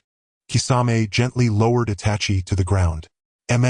Itachi nodded, closed his eyes, and began drawing in chakra to replenish his reserves. Kisame slipped outside, concealed himself among the shadows of ancient trees, and scanned the perimeter with unwavering vigilance. Night fell. The forest fell silent, save for the faint rhythmic chirping of insects. Leaning against a towering trunk, Kisame gazed up at the full moon, his heart heavy with worry. Itachi's injuries ran deeper than he'd feared. Had he delayed even a moment, all would have been lost. How long until he recovers? God's willing, let no more trouble find us. Kisame murmured softly to the night. Suddenly a massive chakra signature surged from afar. Malevolent, frigid, so potent it sent a shiver racing down his spine. No, it's Akatsuki. Kisame's face paled. A chill of dread coiled in his gut. How had they tracked them here? Had Itachi's whereabouts already been exposed? No time to ponder. He spun and sprinted back toward the cave. Cursed timing when Itachi's chakra was still ebbing. Itachi, wake up now. Trouble approaches. Kisame's voice was rough, urgent, edged with unmistakable alarm. Itachi opened his eyes slowly. His crimson Sharingan flickered with fleeting confusion before sharpening into clarity. Before he could speak, Kisame recounted everything in clipped, urgent tones. Akatsuki, so we've been discovered. Itachi's expression tightened. He tried to rise, but faltered, his limbs unsteady, chakra still too thin to support him. Damn it, not now. Kisame swore under his breath, slinging Itachi onto his back and bolting for the entrance. I'll hold them off. You escape. Find your chance. No, you'll never survive alone. Itachi's protest was cut short by Kisame's brusque interruption. Enough talk. Who else will carry out that plan if you die? Before Itachi could retort, Kisame was already sprinting out of the cave, bearing him like a vow. Heh, think you can run? A voice cold as grave mist and laced with absolute authority descended from the sky. Itachi and Kisame looked up, and there, suspended above the treetops, stood two figures: Pain, leader of Akatsuki, and his comrade Konan. Pain. Konan. Itachi's pupils narrowed imperceptibly. His pulse quickened. Of all possible adversaries these two had come, this day would offer no mercy. Itachi, you betrayed Akatsuki. Today marks your end. Pain's voice held no inflection, yet its weight pressed like a mountain upon the soul. Humph. If battle is what you seek, then fight. No speech is required. Kisame set Itachi down, gently drew Samahata, and assumed a ready stance. Kisame, will you betray Akatsuki too? Konan asked coolly, her tone edged with quiet disappointment. Itachi is my comrade. I will not abandon him to danger. Kisame's voice rang unwavering, unshaken by doubt. Then both of you shall depart this world together. Pain declared. His Rinnegan glowed with eerie light, and 6 spectral bodies emerged behind him. His 6 paths of pain. Susanoo. Knowing resistance was futile, Itachi activated the complete Susanoo, a titanic chakra warrior enveloping them both, brandishing the Totsuka blade and Yata mirror, standing sentinel against annihilation. Kisame answered in kind. Chakra surged along Samahata, swelling it into a colossal blade that carved gales with every swing, clashing violently with the 6 paths. The forest convulsed. Earth-cracked trees shattered, the very air trembling beneath the cataclysmic clash of chakra. Shinra Tensei. Pain exhaled coldly.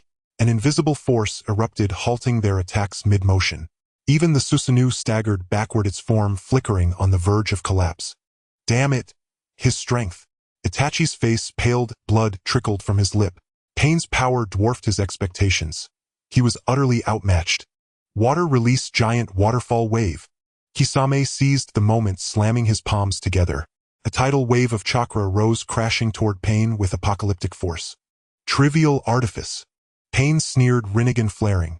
The wave reversed, instantly scattering into harmless droplets that rained upon the earth. Damn it. This ability is insufferable. Kisame cursed, inwardly, desperation clawing at his chest. At this rate, neither he nor Itachi would survive the night. Shinra Tensei. Pain struck again, this time targeting Itachi. The crushing, repulsive force struck the Susanoo like a falling star. Crack! A brittle sound split the air. The Susanoo shattered, dissolving into chakra mist. Itachi was hurled backward, striking the ground hard, blood spraying from his mouth, his breath ragged and fading. Itachi! Kisame's eyes widened in horror. He lunged toward him, frantic to assess his wounds. Don't come closer, Kisame. Itachi raised a trembling hand, stopping him. He knew. This was the precipice. One misstep and both their lives would end here. Kisame froze midstride, staring at Itachi lying in blood-soaked earth. A profound, hollow helplessness welled inside him. Was this truly the end? Ha ha ha ha ha. Itachi, this is your fate at last. A cocky voice sliced through the silence. Kisame's expression darkened. That voice, Obito. Long time no see, Pain. And oh, Angel-sama. As those irreverent words hung in the air, a masked figure appeared. Spiral-patterned mask, lone crimson Sharingan gleaming with unsettling calm. His right hand swept aside almost lazily, yet effortlessly deflected Pain's lethal strike meant for Itachi. Obito! Kisame gasped aloud. This man, the most enigmatic member of Akatsuki Itachi's secret ally, had arrived. You still live? For the first time, Pain's voice wavered, genuine shock piercing his stoicism. Disappointed to see me alive, Pain? Obito's tone was light, almost teasing. Yet beneath it ran a current of glacial menace. Or should I call you Nagato? Pain ignored the barb-locking eyes with Obito, his Rinnegan blazing with lethal intent. You dare betray the god? God! Obito laughed. A rich mocking peal. Does he deserve that title? Conan, you've been led like a dog, blindfolded and obedient. How pitiful! Conan's face went rigid. His words struck like poisoned blades, cutting deep into her certainty. She had believed in Pain's divinity, his mission to save the world. Now doubt took root, cold and sharp. She had devoted herself to Pain's vision of salvation, believing him to be the divine savior. Yet Obito's words cracked that faith like thin ice. Enough, Obito! Itachi struggled to rise, collapsing again, his voice strained but urgent. This isn't the time. We must leave now. Relax, Itachi. I didn't come here for reunions. Obito's lone Sharingan narrowed, a surge of overwhelming ocular power forcing Pain and Conan to step back. Kisame seized the moment, rushing to lift Itachi and retreating swiftly. Think you're leaving? Not so easily. Pain snarled. All six paths launched simultaneous assaults, a storm of jutsu descending upon Obito and Kisame. Humph! Trivial artifice. Obito scoffed, his Sharingan spinning rapidly, then vanishing entirely, leaving only empty air where he'd stood. Pain's attacks struck nothing. Unfazed, his Rinnegan swept the battlefield, hunting for Obito's trace. Space-time ninjutsu, so elusive. Pain thought grimly. Obito's mastery over space was legendary. Capturing him would demand more than mere force. Nagato, do you truly believe hiding behind puppets makes you untouchable? Obito's voice echoed suddenly. From behind Pain, dripping with mockery, Pain jerked in alarm, too late to command his puppets to pivot. Kamui! Obito's Sharingan blazed with unearthly light. Pain's body contorted, unnaturally drawn helplessly toward Obito, as if pulled by invisible gravity. Damn it! Pain raged inwardly, unable to resist the inexorable pull. Goodbye, Pain. Or should I say, Nagato? Obito smirked, his right hand rising slowly toward Pain's head. Stop! Conan launched herself forward, desperate to intervene. Get out of the way! Without glancing at her, Obito backhanded her aside. A sharp crack. Conan spat blood, collapsing lifelessly onto the earth. You! Conan stared up at him, disbelief twisting her features. How could a comrade who once fought beside her now stand as her executioner? Obito paid her no heed. His gaze remained fixed on Pain alone. Now let me reveal to you the true purpose of Akatsuki.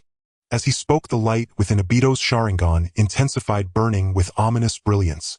At that very moment something extraordinary occurred. Just as Obito's fingertips were about to touch Pain's pale cheek, a powerful chakra formidable enough to invoke a chilling dread descended like divine retribution from the heavens, carrying an unmatched might. Obito let out a muffled groan, sent flying by this force, crashing heavily onto the debris of the ruins. He clutched his chest, his single eye fixed intently on the source of the chakra, as his Sharingan spun, rapidly attempting to pierce through the opponent's reality. As the dust settled, a figure clad in a black cloak and wearing a menacing, grotesque mask slowly appeared before everyone. His form stood tall like a mountain, emanating a suffocating sense of oppression, as though a demon awakened from ancient slumber, descending upon the world, with the intent to annihilate everything. "Who are you?" Obito asked in shock, his voice uncharacteristically tinged with a hint of panic. The mysterious figure ignored Obito, slowly raising his head. Beneath the mask, a pair of strange eyes shone with a soul-chilling brilliance. Those were undoubtedly a pair of crimson Rinnegan, and beside them flickered a single red Sharingan. Rinnegan and Sharingan, these two legendary ultimate bloodlines, had appeared simultaneously on one person. How is this possible? Kisame's eyes widened in disbelief as he stared at the scene before him, cold sweat trickling down his forehead. Itachi struggled to rise, but due to his severe injuries, he fell back to the ground. He gazed at the mysterious figure, who descended like a deity, filled with confusion and unease. The mysterious figure paid no heed to the astonishment of Obito and Kisame, slowly walking towards Pain, each step seemingly pressing down on everyone's hearts, making it hard to breathe. "Are you all right, Nagato?" The mysterious figure asked softly, his voice deep and resonant, contrasting sharply with his overwhelming aura. Pain looked at the mysterious figure, a flicker of complex emotion passing through his eyes, yet he remained silent. A strange silence enveloped the air as Obito and Kisame dared not move recklessly. They both sensed that this mysterious figure would be their greatest enemy. "Who are you? Why are you interfering with Akatsuki's affairs?" Obito broke the silence, his tone filled with vigilance. The mysterious figure slowly turned around the Rinnegan beneath the mask, coldly gazing at Obito, as if capable of seeing through all his disguises and secrets. "Akatsuki? A group of clowns, and they dare to call themselves Akatsuki?" The mysterious figure spoke with disdain and mockery. "Everything you do is merely hastening your own demise." Obito, enraged by the mysterious figure's contemptuous tone, was about to retort when he was interrupted by a wave of the mysterious figure's hand. "You have no right to know my identity," the mysterious figure said coldly. "Now get out of my sight or die." "Arrogant." Obito roared, his Sharingan spinning rapidly as a powerful ocular power exploded forth, warping the surrounding space. "Kamui." Obito's figure vanished from his original position, reappearing behind the mysterious figure, his right hand gathering terrifying chakra, striking fiercely at the back of the mysterious figure. "You overestimate yourself." The mysterious figure snorted coldly, not even turning his head as he countered with a backhanded palm strike. Boom! The two mighty forces collided, erupting in a deafening roar as the surrounding ruins were instantly reduced to dust under this force. Obito let out a muffled groan, his form once again forced backward, a trickle of blood oozing from the corner of his mouth. "How is this possible? Your power." Obito looked at the mysterious figure in disbelief, unable to fathom how someone in this world could so easily withstand his attack. The mysterious figure ignored Obito's astonishment, slowly raising his right hand, the Sharingan beneath the mask radiating an eerie light.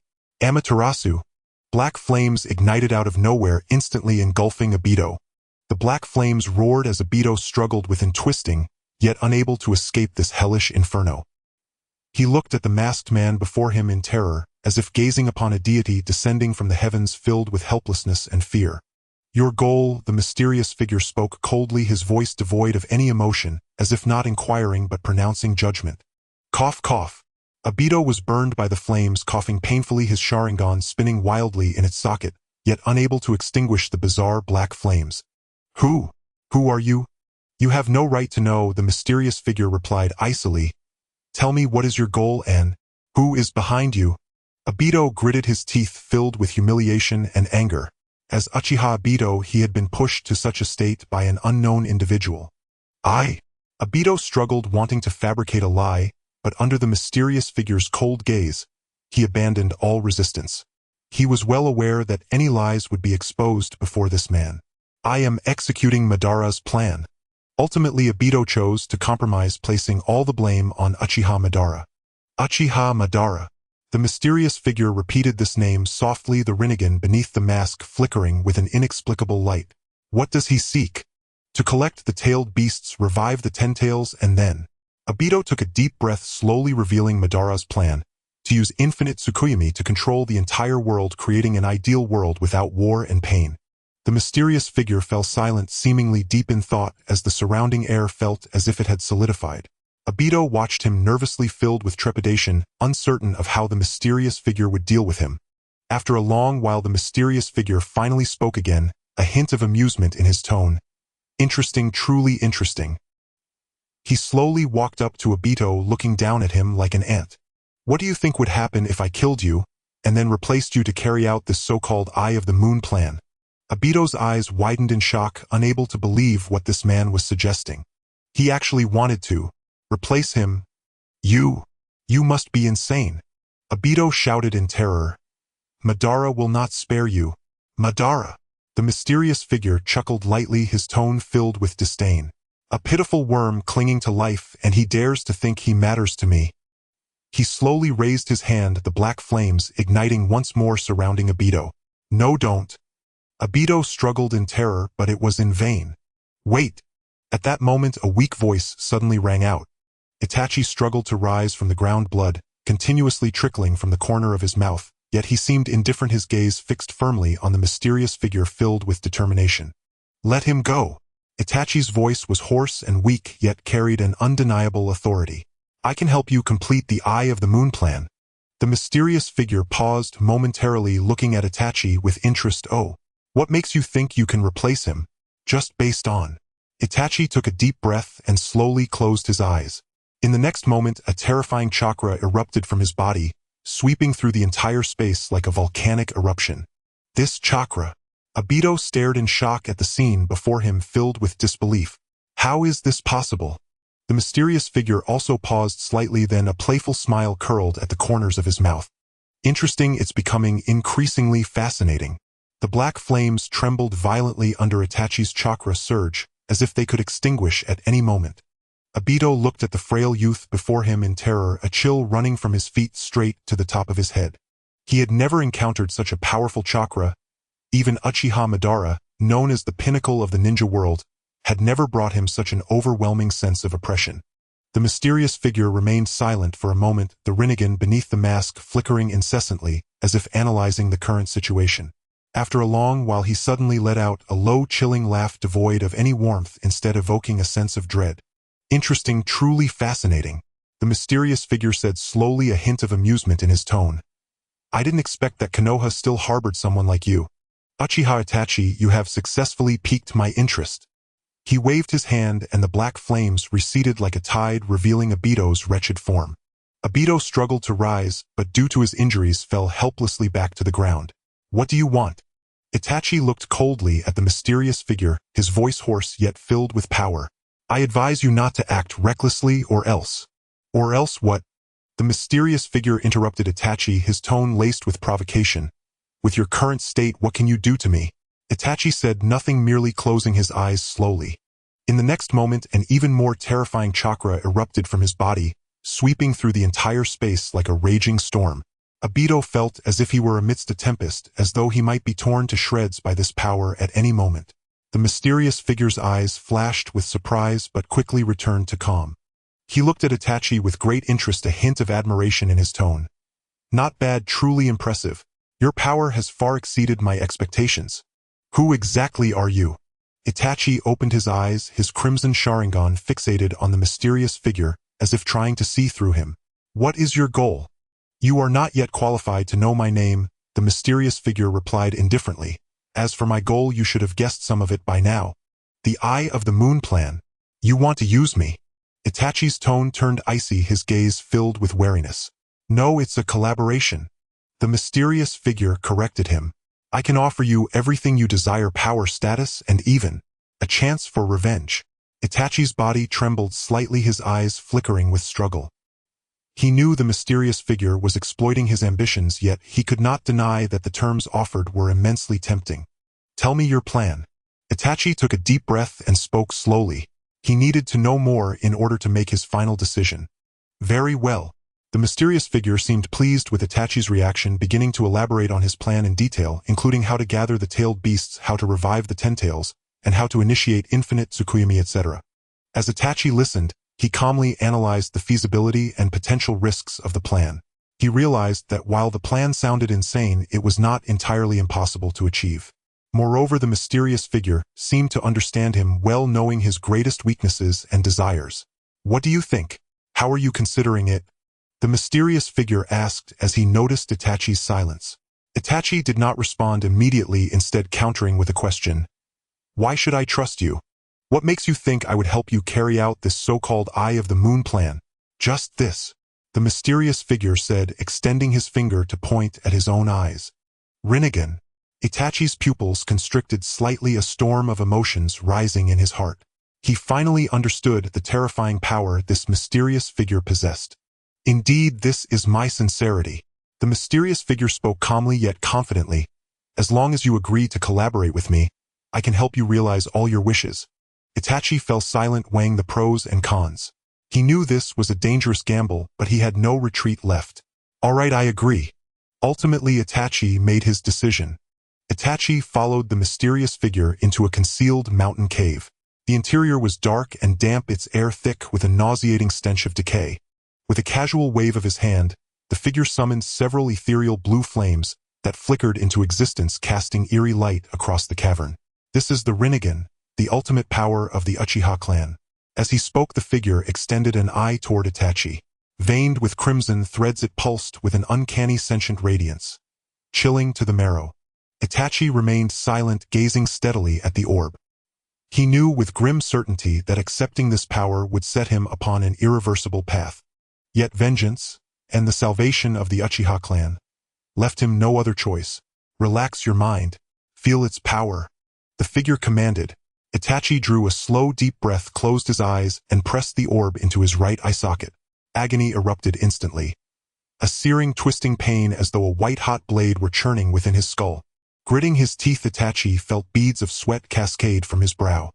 His consciousness trembled, violently drawn outward, as if dragged toward an abyss without end. "Focus. Do not let it seize control," the figure barked sharply. Through sheer will, Itachi wrestled back his awareness, anchoring himself against the onslaught. He recalled his past suffering, the slaughtered faces of his kin, until a furnace of vengeful fire roared to life in his chest. Time dissolved, then gradually the torment receded, replaced by an unprecedented surge of raw, boundless strength. Itachi opened his eyes. His crimson Sharingan had transformed. Now a pale violet Rinnegan emanating a cold, overwhelming aura. "Well done. You have begun to master its power." The figure nodded in quiet approval. "Next, I shall teach you how to wield it." In the days that followed, Itachi entered a crucible of relentless training. The forbidden arts the figure imparted defied mortal comprehension, manipulating gravity, commanding souls, even warping the fabric of space-time itself. These powers filled Itachi with awe and dread, and yet with them came a terrifying, exhilarating sense of omnipotence. "Your progress exceeds all expectations." The figure observed the black-haired youth before him. His features sharp, his expression unyielding, and a flicker of genuine admiration crossed his gaze. "But power alone is insufficient. You must learn how to command it." To test Itachi's mettle, the figure devised a series of brutal trials: combat against colossal summons, navigation through labyrinthine genjutsu traps, and even direct confrontation with the figure himself. Each battle teetered on the edge of annihilation. One misstep and oblivion would claim him. Yet Itachi overcame them all, guided by prodigious talent and iron resolve. His strength surged with every near-fatal trial. "You are now strong enough." One day the figure regarded Itachi, battered, bloodied yet unbowed, and spoke slowly. "It is time I reveal the full truth of the Moon's Eye plan." In a shadowed cavern, he laid out the scheme in meticulous detail. Harnessing the Ten Tails' might to cast the infinite Tsukuyomi, a genjutsu that would bind all human consciousness into a single shared dream, birthing an ideal world free of war and suffering. "Is this truly what you desire?" Itachi asked after a long silence. "Absolutely." The figure's voice rang with unwavering conviction. "Only thus can this world, steeped in hatred and bloodshed, be utterly redeemed." Itachi said nothing, only watched him, his gaze clouded with quiet ambiguity. He could not discern whether the figure spoke truth or delusion, or whether the moon's eye plan was salvation or damnation. With a subtle flick of his sleeve, the figure altered reality before Itachi's eyes. The gloomy cavern vanished, replaced by a realm of serene perfection. Azure skies drifted with cotton-soft clouds, golden sunlight bathed emerald meadows, crystal streams murmured over smooth stones, birds sang amid blossoms fragrant with spring's breath. A paradise beyond fable. Children chased one another across sun-dappled grass, laughter bubbling from lips untouched by sorrow. Adults gathered in easy camaraderie, faces unlined by worry. Even hardened shinobi stood unarmored, savoring peace like a long-lost heirloom. This, the figure declared beside Itachi, voice trembling with fervent zeal, is the world the moon's eye plan shall forge. An ideal realm without war, without pain, without hatred. Itachi gazed upon the vision, so radiant, so flawless, and felt nothing stir within his heart. He knew it for what it was, a flawless illusion, a gilded cage. Once enacted, the infinite Tsukuyomi would imprison every soul forever in this fabricated dream. No awakening, no escape. Do you not find this world beautiful? The figure asked, turning to Itachi. It is beautiful, yet profoundly false. Itachi replied calmly. I refuse to let humanity live as puppets in a borrowed dream. False. The figure's tone sharpened with biting mockery. And is the shinobi world you cling to any less illusory? War, slaughter, betrayal. These are its only truths. Again he swept his sleeve, and the vision shattered. Now Itachi beheld scenes of unspeakable horror, earth-soaked crimson, fallen shinobi staring sightlessly at the sky, orphans wailing amidst rubble of villages reduced to skeletal ruins. Testaments to war's unrelenting cruelty. Is this the world you seek to protect? The figure gestured coldly at the carnage. A hellscape drenched in despair. Itachi clenched his fists until nails bit deep. Blood welled warm and slow between his fingers. He had no retort. He had witnessed this very truth, again and again. Only the moon's eye plan can end it all. Only by uniting all consciousness can hatred be erased, and true peace born. Do you truly believe the plan will succeed? Itachi lifted his eyes, locking them onto the figures. Or do you fear it may unleash a catastrophe far greater? The figure fell silent. Hands clasped behind his back, he gazed upward, into the void, and for a fleeting moment uncertainty flickered in his eyes. I have no choice. At last he spoke, quiet, resigned. It is the sole path to save the shinobi world. Itachi saw it clearly. The figure's obsession with the moon's eye plan stemmed not solely from hope, but from exhaustion, from a desperate flight from reality itself. I will consider your proposal carefully. Itachi yielded, not in conviction but in strategy. He knew the hour for open defiance had not yet come. I await your decision. The figure seemed to see through the pretense, but offered no challenge, only a cool farewell before vanishing into the shadows. Wait, Itachi called out. I wish to return to Konoha. The figure paused, turned, and a knowing faint smile curved his lips. Granted. His assent was immediate, yet not unconditional. A subtle seal shimmered into place upon Itachi's body. I shall await you in Konoha. Do not disappoint me. Itachi said nothing. He simply bowed his head once, then turned and walked resolute toward Konoha. Watching his retreating figure, the stranger smiled. A slow, enigmatic twist of the lips. Uchiha Itachi, you are still too young. Do you truly believe you can stop me? Itachi returned to Konoha under cover of midnight. Slipping past every ANBU patrol, he moved like smoke, until he stood before the ancestral grounds of the Uchiha clan. Before the threshold of his former home, memories surged, bitter, tender, suffused with grief and guilt. He had not set foot here since that night. Now stepping onto this soil again, sorrow settled deep in his bones. Who's there? A cold voice sliced the silence, and from the darkness a shadow darted forward, blocking his path. Sure sway. Still water. Itachi murmured the name softly, a warm current rising within his chest. Seeing his dearest friend, once more the taut nerves he had carried for so long unexpectedly eased. Stillwater had clearly not anticipated Itachi's arrival. He paused in mild astonishment before furrowing his brow, his tone edged with subtle reproach. Itachi, was it you? What brings you here so late? Stillwater, I bear urgent news. News concerning the Uchiha clan and the entire shinobi world. Itachi's expression grew grave, his voice low and uncharacteristically somber, strikingly unlike his usual calm composure. Stillwater instantly sensed the anomaly and softened his tone, nodding firmly, follow me. Side by side they darted through the night, swift, silent, and seamless, until they reached a secluded grove. Moonlight pierced the interlaced branches above, casting dappled, shifting patterns upon the forest floor. "Speak," Still Water said, leaning against the broad trunk of an ancient tree, his voice stern and unwavering. "What has happened?" Itachi drew a slow, deep breath, and revealed the truth: his infiltration of the Akatsuki and the enigmatic figure's chilling prophecy. The Eye of the Moon plan. "What?" Still Water sprang to his feet, disbelief blazing in his eyes.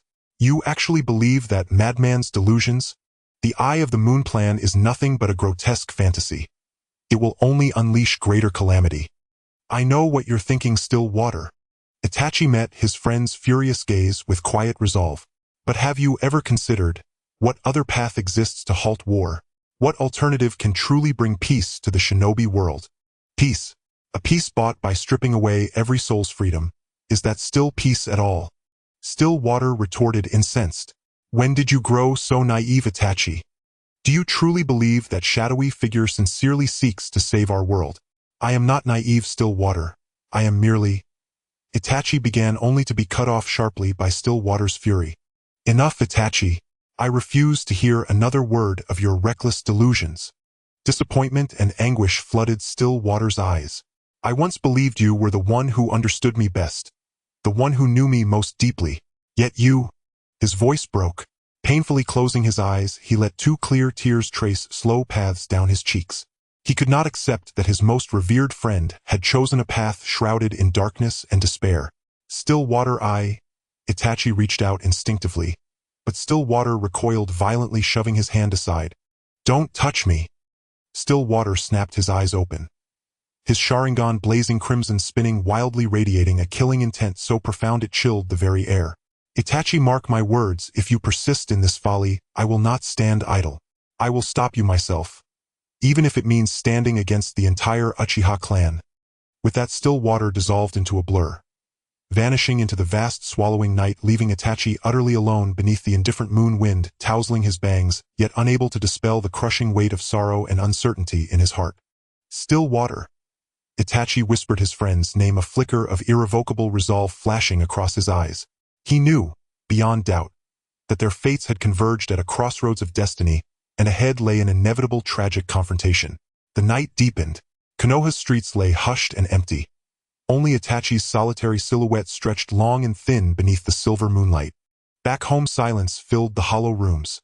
The warmth of past moments with his family now pierced his heart like shards of glass. "Brother, will you train with me on Shuriken tomorrow?" Sasuke's innocent smile lingered vividly before him, a wound too raw to bear. Itachi closed his eyes. Still Water's voice echoed like a curse. "Do you truly believe that shadowy figure sincerely seeks to save our world?" "Believe? Humph." A bitter self-mocking smile curled his lips. He placed no faith in saviors, nor in any illusory ethereal peace. He simply had no choice. "Uchiha Itachi, you carry the fate of your clan and the future of your village. You have no right to weakness." He snarled the words at his own reflection, his Sharingan blazing scarlet, burning with a fire fierce enough to consume all pain, all hesitation. From that day onward, Itachi transformed. He abandoned all trivialities. Beyond essential missions and rare family moments, he devoted every waking hour to relentless cultivation. Like a parched sponge, he absorbed every technique, every scrap of knowledge capable of augmenting his strength. Fire release, great fireball technique. Chakra surged from him without end, gigantic searing fireballs erupting from his mouth in rapid succession, reducing training targets to ash and splinters. Water release, water dragon bullet technique. Torrential water coalesced under his command into a roaring serpentine dragon, smashing into distant boulders with thunderous, earth-shaking force. Guided by the wisdom of an adult soul and intimate knowledge of the shinobi world, Itachi's progress eclipsed all precedent. He mastered countless jutsu, and even dared to experiment with forbidden arts. He was no longer merely a prodigy gifted by nature. He had become a cold, ruthless shinobi, unflinching in his pursuit of power. "Itachi, your chakra control has improved again. You're truly an obsessive cultivator," Kakashi observed, watching Itachi train until sweat streamed down his face. A complex emotion flickered in his eye, not admiration alone but concern. He sensed the immense burden Itachi bore, the weight of duty, of sacrifice, of silent suffering. Yet Itachi's transformation did not go unnoticed in the shadows. Lord Danzō Uchiha Itachi's behavior grows increasingly erratic. His power surges at an alarming pace. Perhaps a root operative knelt before Danzō's voice laced with unease. Humph. The Uchiha's genius is indeed formidable. Danzō's voice slithered coldly through the chamber. Continue surveillance. And when necessary, act. Yes, sir. Thick mist coiled through the forests of the land of water. Damp, heavy reeking of wet earth and decay. Itachi and his team, Reito Namishi and Uchiha Izumi, moved cautiously through the eerie gloom. Damn mist dwellers. They've lured us into this accursed place. Reito muttered bitterly, sweat beading and rolling down his rugged, weathered face. Reito, compose yourself, Itachi said, coolly casting a sharp glance his way. Our mission is to investigate recent anomalies in Kirigakure, not to vent grievances. But Itachi, we've circled this wretched place for 3 days and seen not a single soul. Reito grumbled. I'll wager it's another Kirigakure trick. Before the words left his mouth, the mist erupted, churning violently as overwhelming chakra pressure converged from every direction, sealing them in an inescapable vortex. Trapped now. Itachi's expression hardened. His Sharingan ignited, crimson pupils locking onto blurred figures streaking toward them at impossible speed. Water release, water prison technique. A cruel laugh rang out as towering pillars of water erupted from the ground, encasing all three in shimmering, suffocating domes. Humph, Uchiha Itachi. You were exposed the moment you set foot here. A towering Kirigakure shinobi emerged from the fog, a vicious grin twisting his features. Surrender quietly, and we may grant you a swift death. Dream on. Reito roared. Lightning chakra flared. Yet his desperate strikes shattered harmlessly against the prison walls, vanishing without trace. Futile. Before my bloodline limit, your struggles are meaningless. The Kirigakure shinobi laughed triumphantly. Become my puppet. Fight for me. Bloodline limit. Could it be? Itachi's heart sank. He recognized the technique, a terrifying ability to dominate the mind itself. Itachi, what do we do? Izumi's voice trembled, already fraying under the invasive pressure. Don't fear, Izumi. Itachi started, then agony exploded behind his eyes. Fragments of past life memory surged like a tidal wave, threatening to drown his consciousness. Cursed thing. What is this? Itachi clutched his head, vision blurring. Haha, this is your fate, Uchiha Itachi. The Kirigakure shinobi's grin widened into something monstrous. Become my puppet, and fight for me. At that instant, a strange energy erupted from Itachi's core. His Sharingan, once crimson, now blazing with an eerie violet luminescence, radiating an unnatural, haunting light.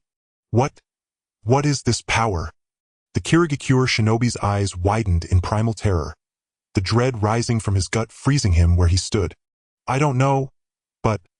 Itachi lifted his head slowly, violet light blazing from his gaze, piercing the fog like twin blades. His voice turned glacial, alien. I will kill you. A shockwave of chakra burst forth, shattering the water prisons with explosive force. Droplets scattered like shattered glass.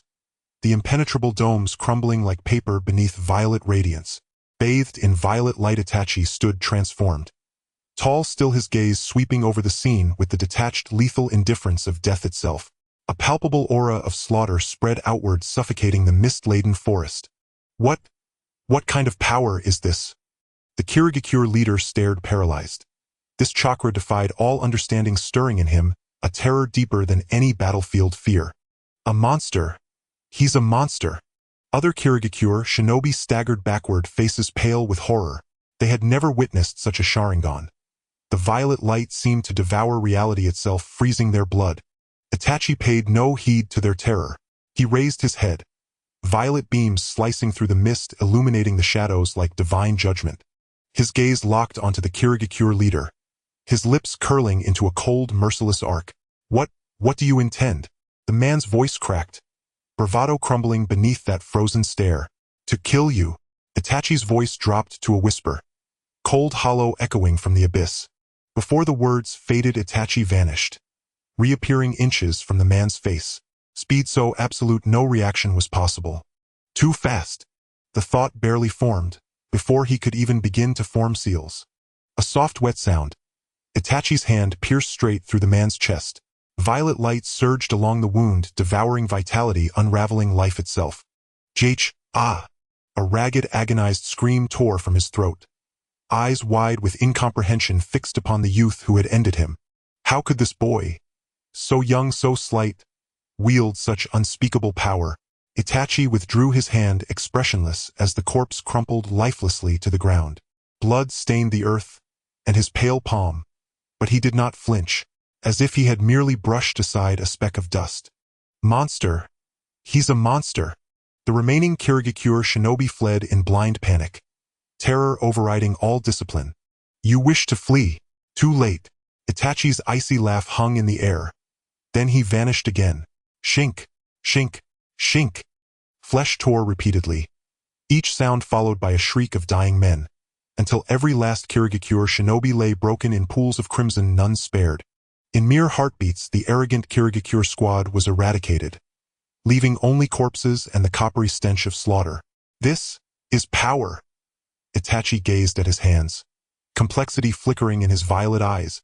The body's latent strength fused with this awakened ocular power. Something deeper still stirred, waiting to rise.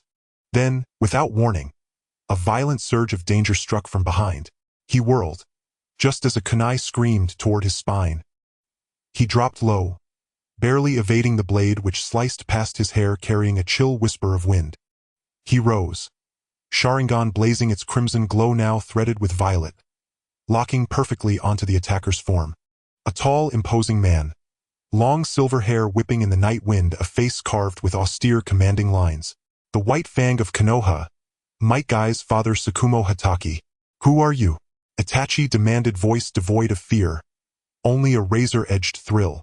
He hungered for battle, for power, and this man, undoubtedly, was a worthy adversary. Tsukumo said nothing, only watched a flicker of surprise crossing his gaze. He hadn't expected such reflexes from so young a Uchiha. After all, his speed ranked among the highest in the shinobi world. Even cage-level warriors struggled to evade his ambushes. "Your strength is extraordinary," Tsukumo finally spoke, voice low, resonant, authoritative. "Yet you rely too heavily upon the Sharingan." "And what of it?" Itachi scoffed, disdain sharpening his tone. "Power is power. If it kills the enemy, it is good power." Tsukumo's brow furrowed slightly. In Itachi's voice he heard something chilling.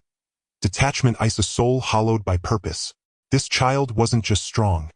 He was already lost. "Come with me," Tsukumo commanded, voice grave.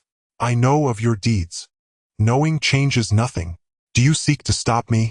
Itachi's lips curved into a frigid smile. "With you. I will not stop you," Tsukumo replied, shaking his head.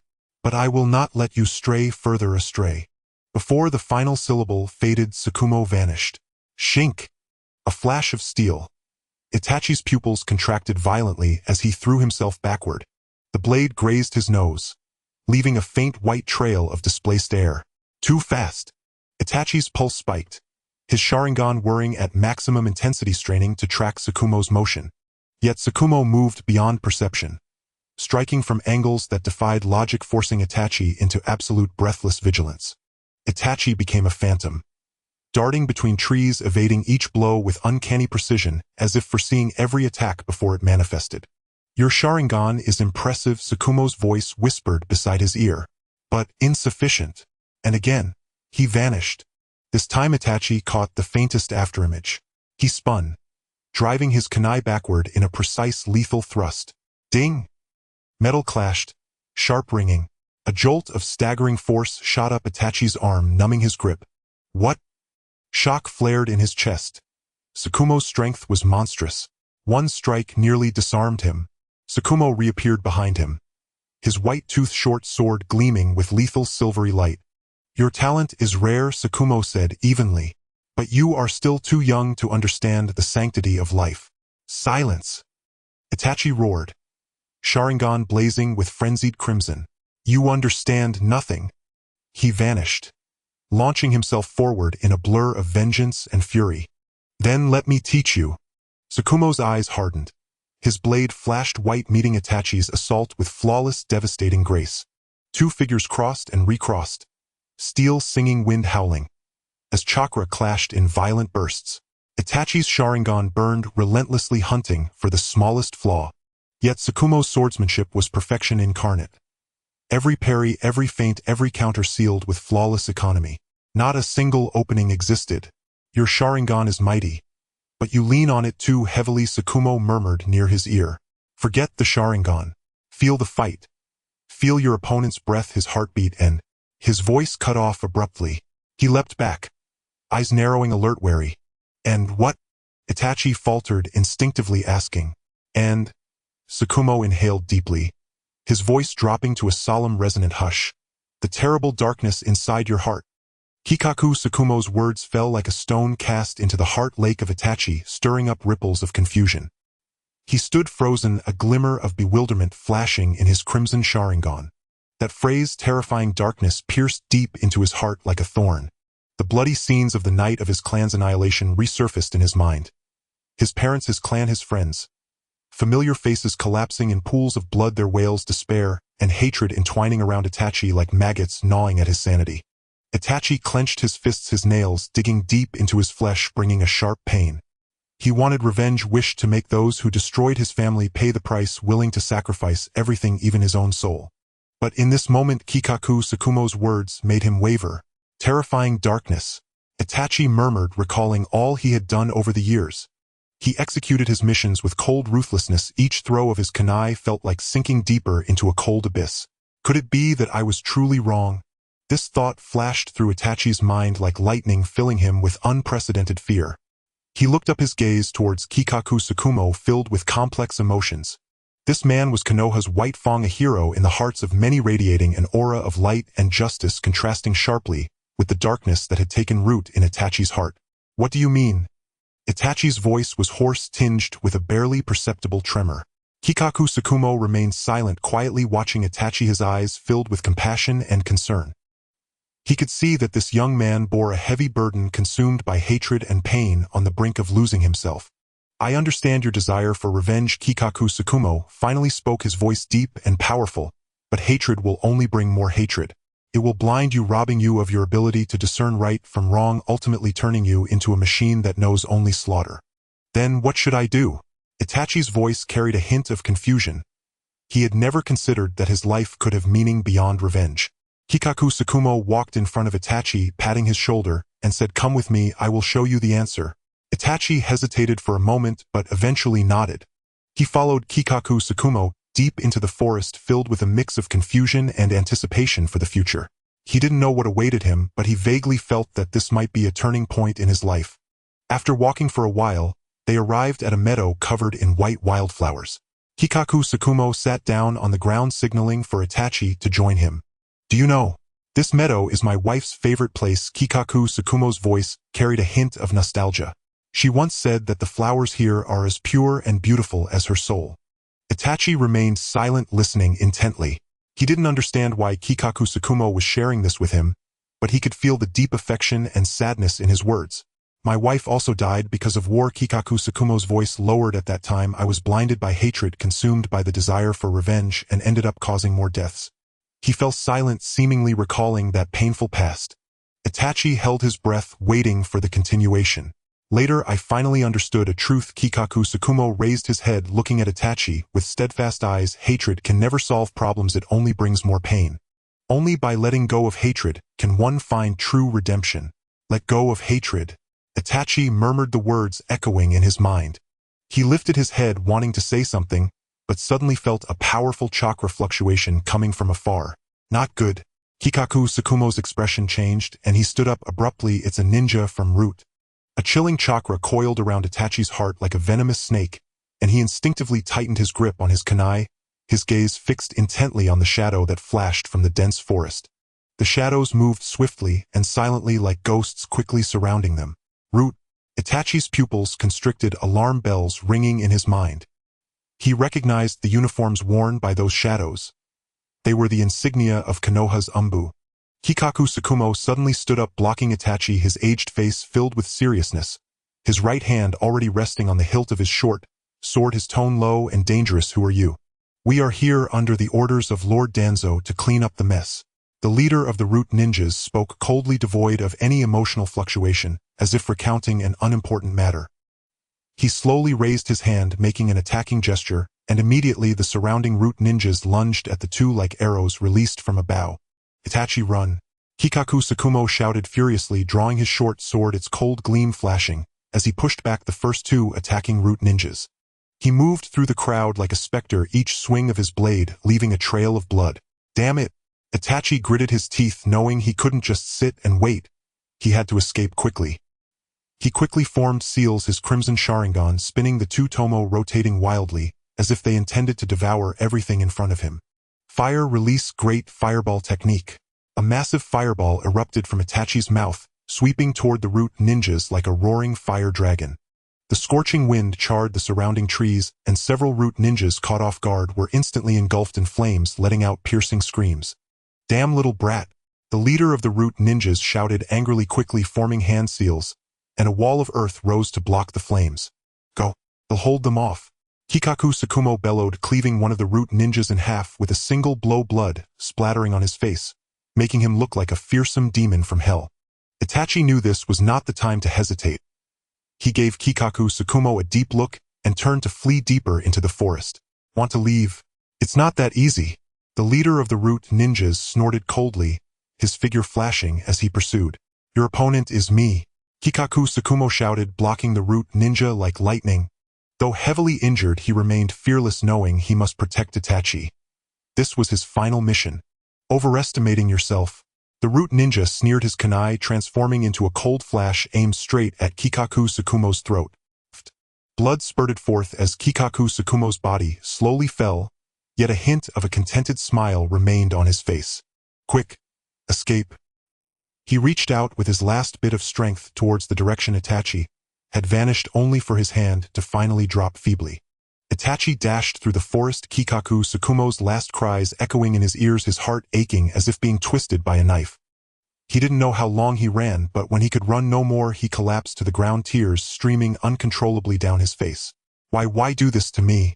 He clutched his head, letting out a painful howl.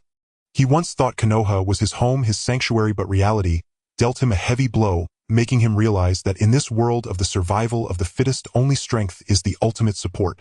Konoha, one day I will make you pay. Itachi slowly stood up, the flames of vengeance reflected in his crimson Sharingan, illuminating the dark path ahead. He clenched his fists, resolutely stepping onto the path of escape, knowing that only by growing stronger could he take control of his fate and protect those he wished to protect. Thus Itachi returned to the Akatsuki organization. He dragged his weary body back to the Akatsuki base, the heavy scent of blood still lingering on him like an inescapable nightmare. Yo, isn't this our clan extermination genius? So did those old farts from Konoha finally let you out? A mocking voice rang out in the empty base, filled with derision and disdain. Itachi ignored the cutting tone, walking straight to a corner, casually leaning against the wall, his eyes tightly closed as if gathering something. Why so silent? Did those hypocrites from Konoha break your heart?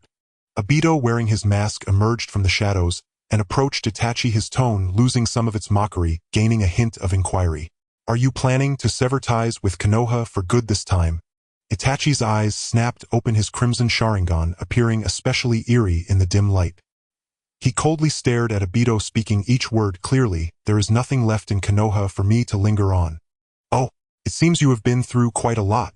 Obito looked at Itachi with interest, as if trying to discern something from his face. The higher-ups in Konoha are corrupt, willing to sacrifice anyone for their own interests. Itachi's voice was low and hoarse, filled with deep-seated hatred. My clan, my parents were all sacrificed by their own hands. So what do you plan to do? Obito prodded, a hint of barely concealed excitement in his tone. Revenge. I will make those hypocritical bastards pay. Itachi's voice was like icy hell, sending chills down one's spine. Very well, I like ambitious people like you. Obito patted Itachi's shoulder, his tone full of appreciation. I will arrange new tasks for you, giving you the opportunity to take revenge on Konoha. That night, the Akatsuki base was shrouded in an eerie silence. Itachi stealthily entered Kisame's room, where in the dim candlelight Kisame was sitting at the table polishing his samahata, the sharp blade reflecting a cold gleam. Itachi, what brings you to me at this late hour?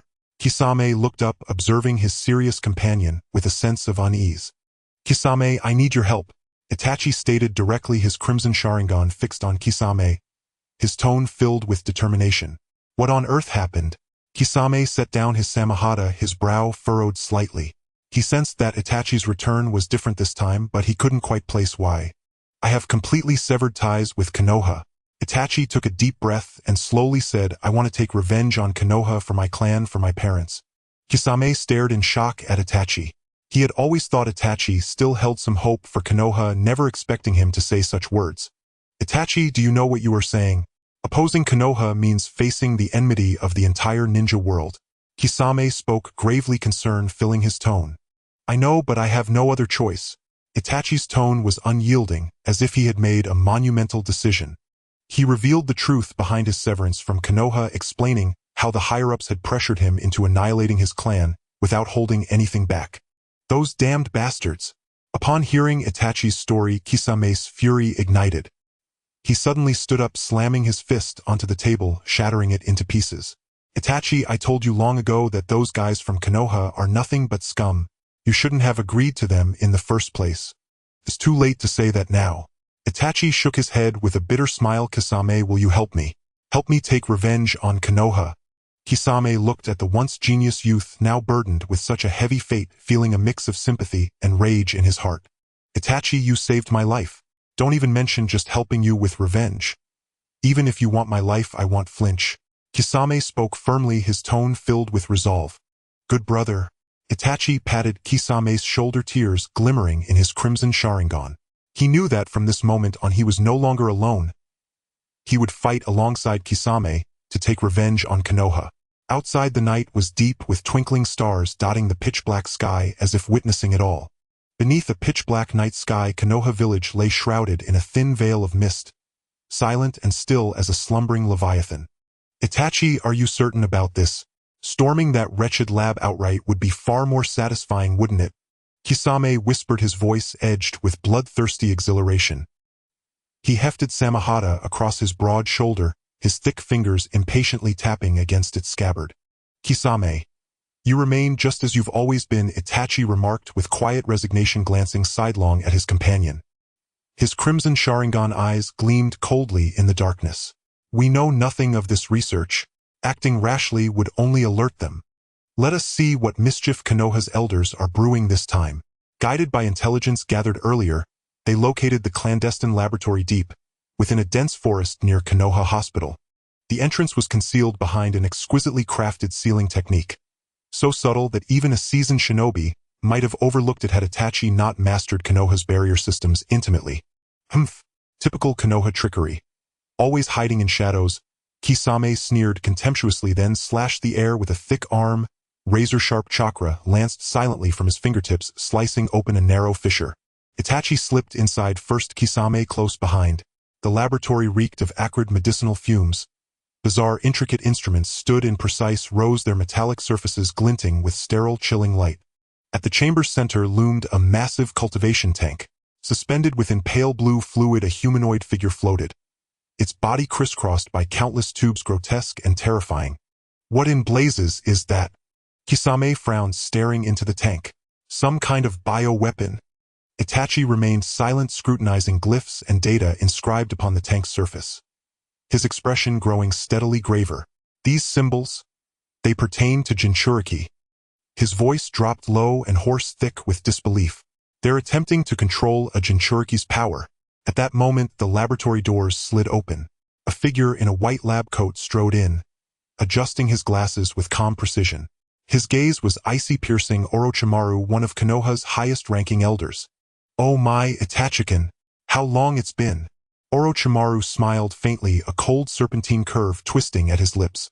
Have you finally decided to pay Konoha a visit? Kisame tightened his grip on Samahata, murderous intent blazing in his eyes, as he locked onto Orochimaru, ready to strike at any instant. So you are involved in this experiment, Orochimaru? Itachi fixed him with a frigid stare, the crimson flames of his Sharingan burning with unrelenting fury. What precisely do you intend? Our Itachi-kun. How deeply disappointing you've become, Orochimaru murmured, ignoring Kisame entirely. He strolled slowly toward the cultivation tank, his eyes alight with feverish obsession as he gazed upon the suspended figure. Do you realize?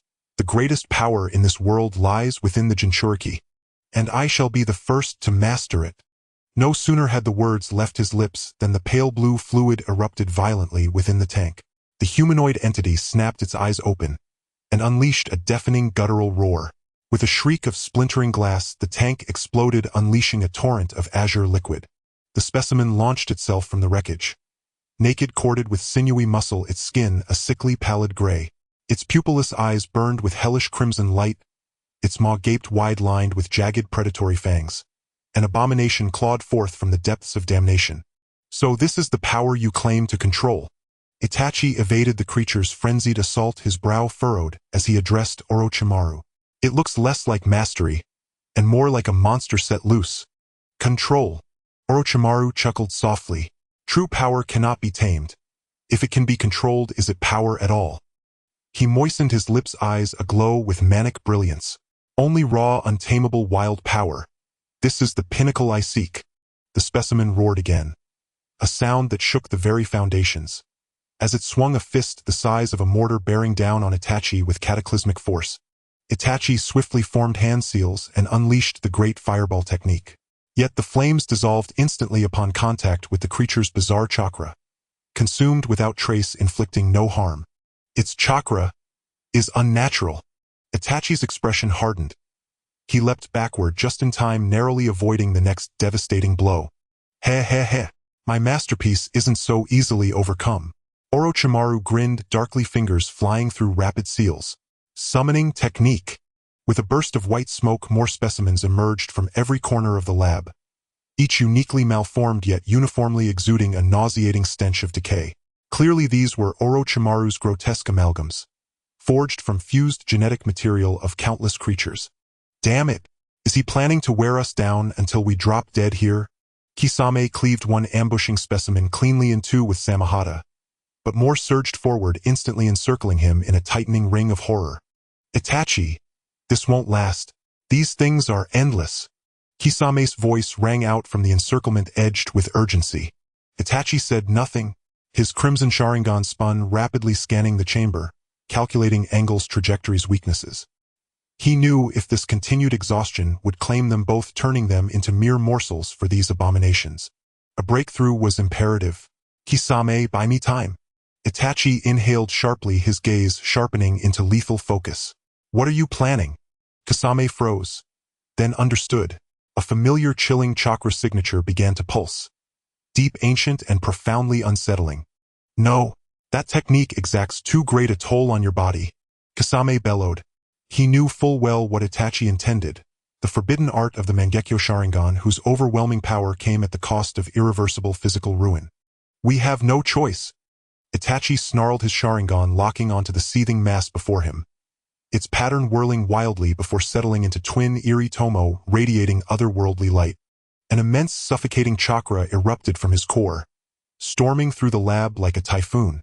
So this is the power of the Mangekyo Sharingan. Kisame swallowed hard, feeling the sheer magnitude of that energy. He'd known Itachi possessed such strength, but witnessing it firsthand was something else entirely. As Itachi's chakra surged higher, still a colossal crimson skeletal frame coalesced behind him, muscle and armor layering over bone with divine speed, swelling into a towering scarlet giant. Tens of meters tall, the legendary ultimate defense of the Uchiha clan Susanoo. Roar! Susanoo bellowed, shaking the heavens, and smashed its titanic fist downward, flinging the surrounding specimens aside like swatted insects. Before Susanoo, those abominations crumbled like paper. Fragile, helpless. What is this monstrosity? Orochimaru's face paled. He had never witnessed power of such magnitude.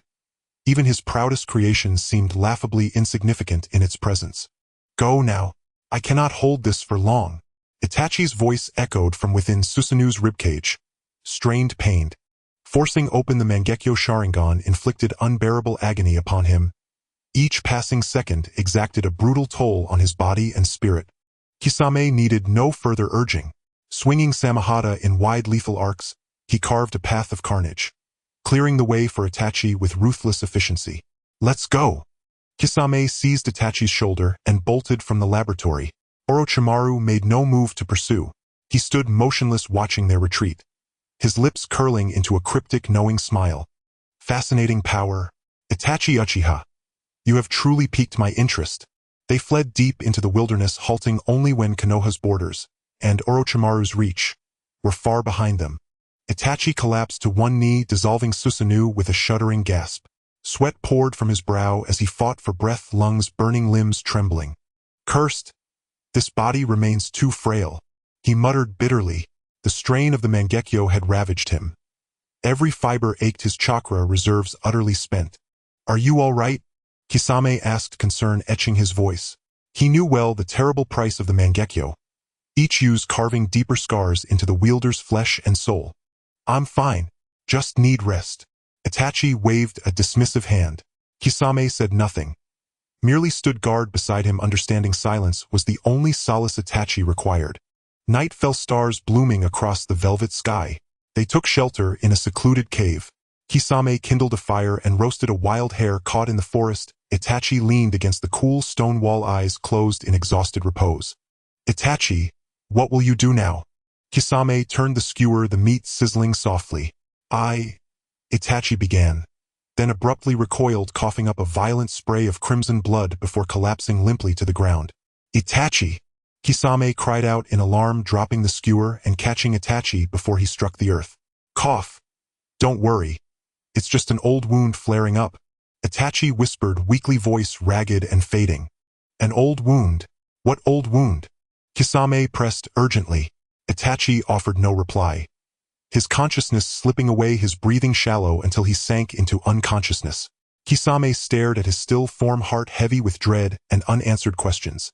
He knew Itachi carried countless secrets, but had never probed.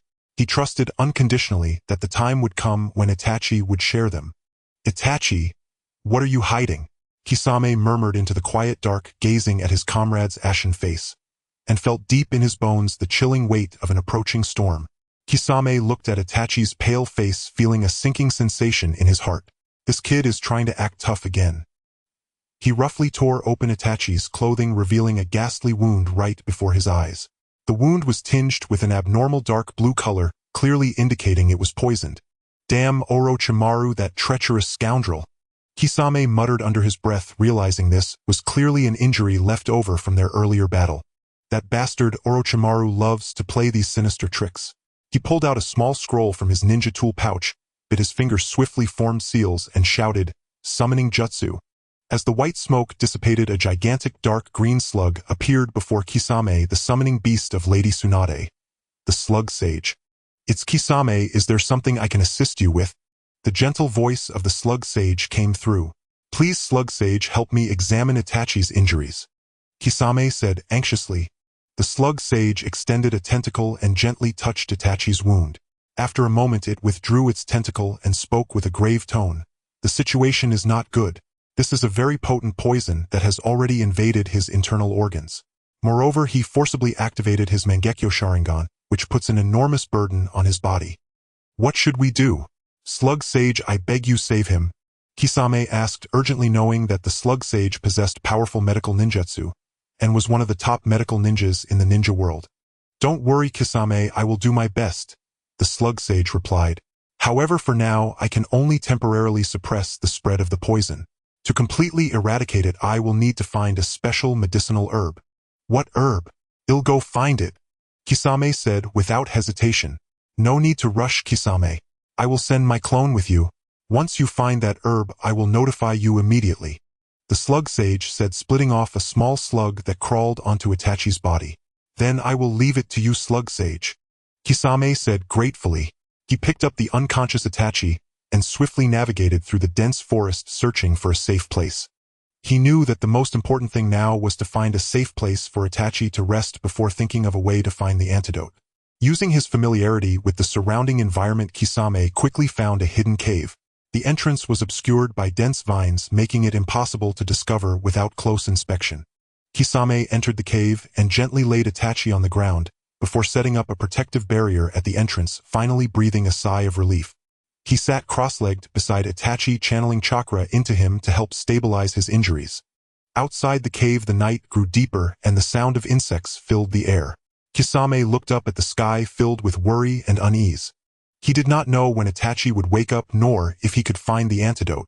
Suddenly, he felt a faint fluctuation of chakra emanating from Itachi, followed by Itachi's brow slightly furrowing, as if trapped in a painful nightmare. Dark, endless darkness like thick ink enveloped Itachi tightly. He felt as if he were in an unfathomable abyss, suffocated, filled with fear and despair as various negative emotions surged in like a tide, overwhelming him. "Brother, let's play together." A tender voice echoed in his ears. Itachi suddenly lifted his head to see his younger self, standing not far away, smiling innocently. He wanted to agree, wanted to run over and embrace his younger self, but his legs felt as heavy as lead, unable to move an inch. The scene abruptly shifted and Itachi saw Shisui clad in black, still smiling gently, but his eyes were filled with sadness and helplessness. "Itachi, you must remember, no matter what happens you must." Shisui's words abruptly stopped his figure, shattering like a bubble, disappearing into the air. "No, Shisui!" Itachi cried out in agony, but no sound came forth. The cold night enveloped Konoha, and a heavy smell of blood permeated the air. Itachi saw his parents standing before him, their faces etched with sorrow and despair. "Itachi!" His father opened his mouth, seemingly wanting to say something, but the next moment a sharp shuriken pierced through his chest. "Father! Mother!" Itachi screamed heart-wrenchingly, but it was futile. He could only watch helplessly as his parents fell into a pool of blood, their crimson blood staining his eyes. Why? Why did it have to be this way? Itachi knelt on the ground, tears streaming down uncontrollably. "Because you are the sinner of the Uchiha clan." A cold voice echoed in his ear. Itachi abruptly lifted his head to see a man in a black cloak, wearing a mask, standing before him, a bloodied shuriken in hand, signifying all that had just transpired. "Who are you?" "I am." The masked man's voice was deep and hoarse. "The one who executes justice." Itachi wanted to retort, wanted to question, but his throat felt as if gripped by an invisible hand, unable to produce any sound. He could only watch as the masked man turned and walked away, disappearing into the darkness. This painful memory replayed in Itachi's mind over and over like a sharp blade torturing him. He wanted to escape, wanted to wake up, but found himself powerless. "Ah!" Itachi clutched his head in agony, the Mangekyo Sharingan swirling frantically in his eyes, a powerful chakra bursting forth from his body, shattering everything around him. "Itachi, what's wrong with you?" Kisame sensed something was off and rushed into the cave, only to freeze in place. He saw Itachi slowly standing up, his crimson Sharingan swirling madly, eventually merging into one, forming a bizarre and eerie pattern. A terrifying chakra emanated from him, filled with an overwhelming pressure. Kisame had never seen Itachi in such a state of collapse, and a hint of fear rose within him. He instinctively took a step back, gripping the Samahata tightly, his voice trembling slightly. "Itachi, you..." "I'm fine." Itachi's voice was chillingly cold, like a death knell from hell. He slowly raised his head, his crimson eyes fixed intently on Kisame. "From today onwards I will personally destroy Konoha." Itachi articulated slowly, his tone icy, as if from the depths of hell. The swirling pattern in his red eyes seemed to threaten to devour one's soul. Kisame was stunned, the Samahata nearly slipping from his grip. He had contemplated countless possibilities, yet never imagined Itachi would utter such words. Itachi, the one who bore the pain of his clan's annihilation, willing to take on all blame for the village, becoming an undercover agent in the Akatsuki, now intended to destroy the very Konoha he fought to protect. "Itachi, you..." Kisame opened his mouth, unsure of what to say. He could neither understand nor accept. "You don't need to persuade me. I have already made my decision." Itachi's voice remained icy, devoid of warmth. "Everything I do is for this moment." Kisame fell silent. Although he had not spent much time with Itachi, he felt an inexplicable trust towards this man. He knew that Itachi was not the kind of person who would easily change his mind, nor would he make such a decision out of a moment's impulse. "Tell me your plan." Kisame took a deep breath and asked solemnly. He understood that since he could not change Itachi's decision, he could only choose to support him. Itachi's lips curled into a cold arc, his crimson Sharingan shimmering with a sinister light in the darkness. "I will make those high-ranking officials of Konoha pay for their deeds." In the following days, Itachi revealed his plan in full. The more Kisame listened, the more shocked he became. He had never anticipated that Itachi would devise such a bold and reckless scheme. "Are you sure you want to do this? This is a plan fraught with danger." Kisame couldn't help but ask. I have no choice. Itachi's voice was eerily calm. Only this way can those who have died find peace. Kisame ceased his persuasion. He knew that Itachi had made up his mind and any arguments would be futile. He patted Itachi on the shoulder and said solemnly, "Since you have decided, I will support you with all my strength. No matter what happens, I will be by your side." "Thank you, Kisame." A complex expression flashed in Itachi's eyes, but it quickly disappeared. To ensure the plan proceeded smoothly, Itachi and Kisame infiltrated Konohagakure ahead of time. The nighttime Konoha was tranquil and serene, the streets empty save for the dim glow of streetlights casting long shadows of the two. They avoided patrolling Umbu ninjas and silently entered an abandoned warehouse. This warehouse, located on the outskirts of Konoha, had been neglected for years, making it an excellent hiding place. "We will wait for the right moment here." Itachi glanced around and said lightly, "The high-ranking officials of Konoha hold a secret meeting here once a month, and when that time comes..." Before he could finish, the door of the warehouse was suddenly kicked open, and two figures rushed in wearing animal masks and brandishing shuriken, exuding a murderous aura. "Itachi, you are indeed here?" One of them sneered. "We have been waiting for you for a long time." Itachi and Kisame exchanged a glance, both eyes flashing a glint of cold light. "Looks like our whereabouts have been exposed." Itachi slowly stood up, his crimson Sharingan radiating a dangerous glow in the darkness. "If that's the case, then let's fight." Inside the warehouse, dust motes swirled in the pale moonlight. Itachi's crimson Sharingan burned like twin smoldering coals in the darkness. With a single glance, he saw through the intruder's disguises Kakashi Yamato. "What business do you have here when you should be guarding Konoha?" "That question belongs to us," Kakashi replied coldly. "Itachi, you betrayed the village, joined Akatsuki, and now sneak back into Konoha. What is your true purpose?" "Betrayal." Itachi let out a bitter laugh. "Who condemned the Uchiha clan to ruin? Who forced me to bury my own kin with my own hands? You self-righteous hypocrites. What authority do you have to speak of betrayal?" "Itachi, let the past rest," Yamato said gravely. "There is still time to return. Konoha will always be your home." "Home?" Itachi's voice carried the hollow echo of cruel irony, thick with sorrow and scorn. "Can a place drenched in the blood of my clan truly be called home? If you refuse to see reason, then we'll show you no mercy." Kakashi wasted no more words. His Sharingan flared open and his figure blurred into a phantom streak hurtling toward Itachi. "Chidori!" A shrieking thunderclap reverberated through the warehouse as cobalt lightning illuminated Kakashi's face. Fierce, wrathful, lethal. Itachi stood motionless, a chilling curve lifting the corner of his lips. At the very instant the Chidori was about to strike, black flames erupted from nowhere, forming an impenetrable wall of fire that consumed the lightning utterly. Amaterasu. Kakashi's pupils contracted in shock as he staggered backward. When did he? Yamato too recoiled, stunned by the sudden overwhelming power radiating from Itachi's eyes. Seeing this, Kisame bared his teeth in a savage grin. "Kakashi is Itachi's prey. Yamato, you're mine." Before the words had even faded, Kisame's form swelled, half-man, half-shark, wielding the colossal blade Samahata as he surged forward with cataclysmic force. Yamato reacted instantly, hands flashing through seals. Mokutan Mokujihiki. Towering wooden walls erupted from the floor, rising like bastions before Kisame. "Humph! Child's play." Kisame scoffed, swinging Samahata in a brutal arc. The wooden barriers splintered like parchment, torn apart without resistance. "Mokutan Shikisaiken." Yamato intoned low and firm. The warehouse floor cracked open. The earth heaved and colossal trees burst forth, transforming the space into a dense primordial forest. "Suten Daibakusui Shoha." Kisame roared, jaws agape, unleashing a torrential flood that crashed against the ancient trunks, shaking them to their roots. Flames soared skyward, water raged unchecked, splinters flew like shrapnel, and battle cries shook the rafters. The duel between Itachi and Kakashi grew ever more perilous. Amaterasu's black flames consumed all, forcing Kakashi to rely solely on his Sharingan's predictive sight, every movement edged with mortal caution. Kamui. Seizing a fleeting opening in Itachi's assault, Kakashi activated the Mangekyo Sharingan's spatial technique, attempting to warp Itachi's very existence. Yet at that precise moment, a strange light flickered in Itachi's eyes, and Kakashi's consciousness plunged abruptly into suffocating blackness. Genjutsu.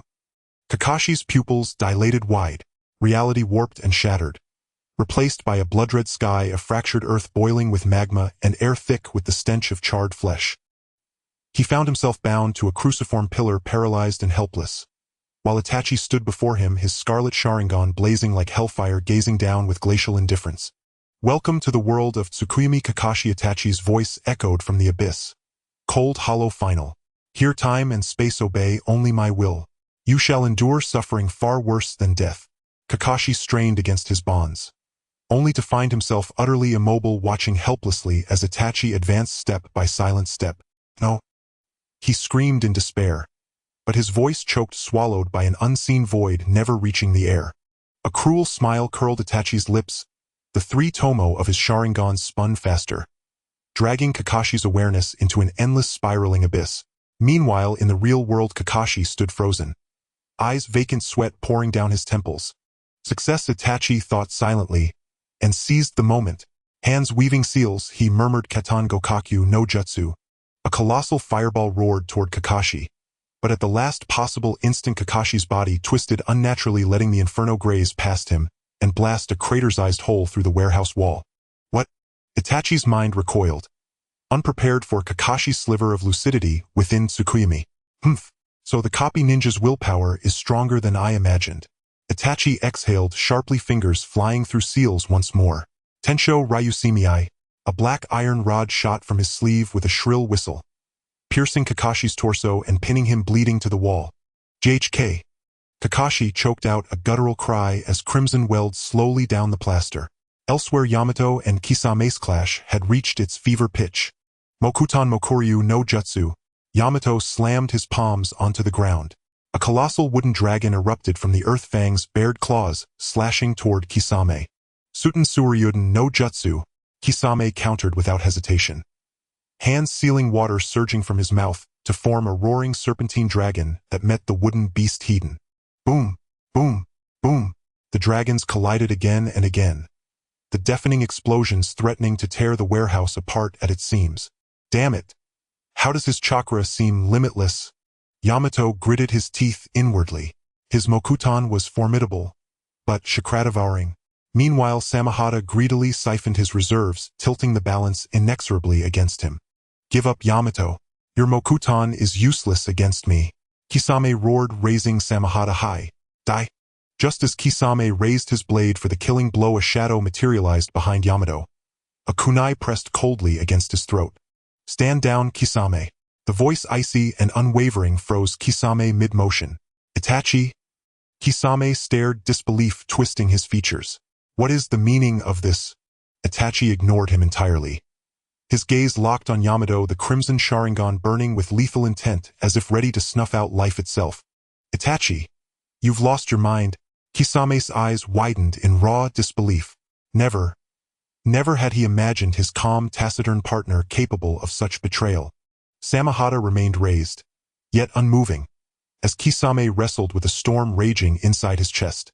Itachi spoke no word, only pressed the kunai deeper into Yamato's unconscious throat until a thin line of blood welled forth. To Kisame, those scarlet eyes looked utterly alien. Why betray Akatsuki?" Kisame's voice cracked, raw with anguish and fury. "We've completed countless missions together. Were they all lies?" Itachi remained silent, gazing at Kisame with absolute stillness as though observing a stranger. "Itachi, tell me what happened." Kisame's tone softened, edged with pleading. "Was someone forcing you? I'll help you. I swear it." Silence followed, dense, suffocating. At last Itachi's eyes flickered. Not with doubt, but with a deeper, older sorrow, mourning something irrevocable, remembering something lost forever. "Kisame, leave." Itachi's voice was low, hoarse, final. "I have chosen my path. I walk it alone." "Chosen? Chosen what?" Kisame's voice rose, trembling with desperation. "Do you grasp the gravity of your actions? Betraying Akatsuki makes you a missing nin, hunted across the entire shinobi world. And so what?"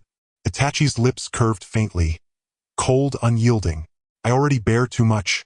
One more sin changes nothing." "Itachi." Kisame tried again, only to be cut off. "Enough, Kisame. Say no more." Itachi's voice carried an iron command, absolute, unassailable. "My resolve is set. Go. Let us pretend we never met." "Itachi." Kisame shut his eyes tight, knuckles white around Samahata's hilt. Unable to accept it, yet knowing deep in his bones that once Itachi decided no force in heaven or earth could sway him. The warehouse hung suspended in unbearable tension. Itachi and Kisame facing each other across the Gulf Chakra, surging like tectonic plates grinding toward cataclysm. Then, sudden footsteps, rapid and urgent, shattered the silence outside the door. Well, if it isn't Itachi and Kisame. Having a little reunion, are we? Both men turned. There, framed in the doorway, stood a silver-haired man clad in Akatsuki robes. His expression playful, his grin effortlessly insolent. Deidara. Kisame spat the name, eyes blazing with fury. Oh dear. Kisame, you look absolutely furious. Deidara chuckled, stepping lightly inside. But I'd advise tempering that rage, given how precarious your position just became. His gaze slid to Itachi, gleaming with mischief. Itachi, long time no see. You've been keeping well, haven't you? Taking time for nostalgic reunions. Itachi said nothing. Only fixed Deidara with a stare sharp enough to cleave steel, the Sharingan alight with murderous intent. Enough talk. Deidara's smile vanished. Fingers flashed through seals. Let me test the strength of the man they call the god of shinobi. Right here, right now. The words had barely left his lips when Deidara vanished. In that breathless instant, a new deadlier battle ignited, ready to consume them all. Didala's sudden arrival made an already tense standoff take on an even more uncanny and unpredictable air. A cold light flickered through Yu's eyes. His appearance had unquestionably introduced a new variable into the confrontation. Guijiao, you go first. Yu's voice was low and unwavering, without the slightest hesitation. But you! Guijiao tried to protest, only to be silenced by the firmness of Yu's gaze. This is an order. Yu's voice carried an authority that brooked no argument. Guijiao clenched the sharkskin in his hand. He knew that staying would only become a burden to Yu. He drew a deep breath and said in a grave voice, "You be careful. I will wait for you." Having spoken, Guijiao no longer hesitated. He turned and dashed out of the warehouse, vanishing into the night. Humph. Thinking you can leave? Not so easily. Didala sneered coldly and wove his hands into rapid seals. Several small white clay birds shot from his sleeves and pursued the direction in which Guijiao had fled. Your opponent is me. Yu's voice was as cold as frost. His crimson Xiaolunian stared unblinking at Daidala as if trying to peer through him. Humph you. I've long desired a contest with you. Daidala laughed arrogantly. Today you'll witness my art. The art that truly explodes. No sooner had he spoken than Didala's hands moved with blistering speed. Clay bombs of every shape and size flew from his palms like a tempest surging toward you. Yu's expression remained serene as his Xiaolunian spun swiftly. The world around him seemed to slow. He moved with ghostly grace, evading so that none of those clay bombs could draw near. Useless Yu. Before my art, all your struggles are futile. Didala laughed maniacally, slamming his hands together. Ha! At Didala's roar, the clay bombs fused in midair into a single colossal clay bird that dove down toward you. Tianzhao. A cold light flashed in Yu's eyes as black flames spewed from his Xiaolunian, instantly consuming the enormous clay bird. What? Didala's face drained of color. He had not expected you to so effortlessly neutralize his assault. Daidala, your art is nothing more than this, Yu said coldly as black flames licked about him like infernal wrath. Daidala ground his teeth in fury. He knew ordinary clay bombs no longer affected Yu. He would have to unleash a far greater technique. You be careful of what comes next. Daidala took a deep breath and formed a complex seal with his hands. C4 Jialuluo. From Didala's mouth emerged a tiny clay figure that rapidly expanded until it became a monstrous thing with no features save a vast maw radiating an eerie malevolent aura. What is that? A sinister foreboding rose in Yu's chest. Heh, this is my ultimate art. C4 Jialuluo. Daidala cackled. It can disassemble itself into countless minute bombs and enter your body then. Before the words had fully left his mouth, the giant C4 Jialuluo opened its mouth and let out a deafening roar. Its body detonated in an instant, shattering into innumerable microscopic bombs that swept toward you. You had nowhere to evade. He could only watch as the minute explosives infiltrated his body. Ha ha ha ha. You are done for. Daidala laughed madly. My C4 Jialuluo can even detonate your cells. A blinding, searing pain erupted within you. He felt as if his flesh were being torn apart. Damn! Yu clenched his teeth and bore the agony, striving to marshal his chakra, to suppress the C4 Giulio's explosions. Useless, Yu. Accept death obediently. Daedala gloated. My art is invincible. At that moment, a tremendous force suddenly burst forth from within Yu, devouring the microscopic bombs of the C4 Giulio. His body convulsed as a surge of chakra erupted, shattering the tiny explosives that had tried to burrow into his meridians. He slowly opened his eyes. In his crimson Xyloonian, the tomo spun wildly until they coalesced into a strange and beautiful pattern. The mark of the wanhwating Xyloonian. What? Daedala's laughter died in his throat as he stared in disbelief. How is this possible? How could you possess such power? Daedala, you are far too arrogant. Yu's voice was icy and void of emotion, as though emanating from the abyss. Do you think your flashy trinkets of art can defeat me? Before the words had finished, a colossal red chakra giant rose from the ground, enveloping Yu entirely. The giant bore samurai armor, wielded the 10-fist sword and the 8-span mirror, exuding a suffocating majesty. The ultimate defense of the Uzibo clan, the Su's Wenang Hu. Su's Wenang Hu. Daedala's pupils contracted in terror as he beheld the godlike colossus. This cannot be. How could you? There is nothing impossible. You cut him off coldly. Daedala, your art ends here. Daedala screamed in mad fury. Damn it. Damn you. He could not accept defeat at Yu's hands. You, even if you have awakened the wanhwating Xyloonian, what then? Daedala roared. I have one last art. I will show you what true art is. What true explosion is. With a howl, Daedala's body began to swell as chakra erupted like a volcanic blast, warping the very air around him. No, he's about to.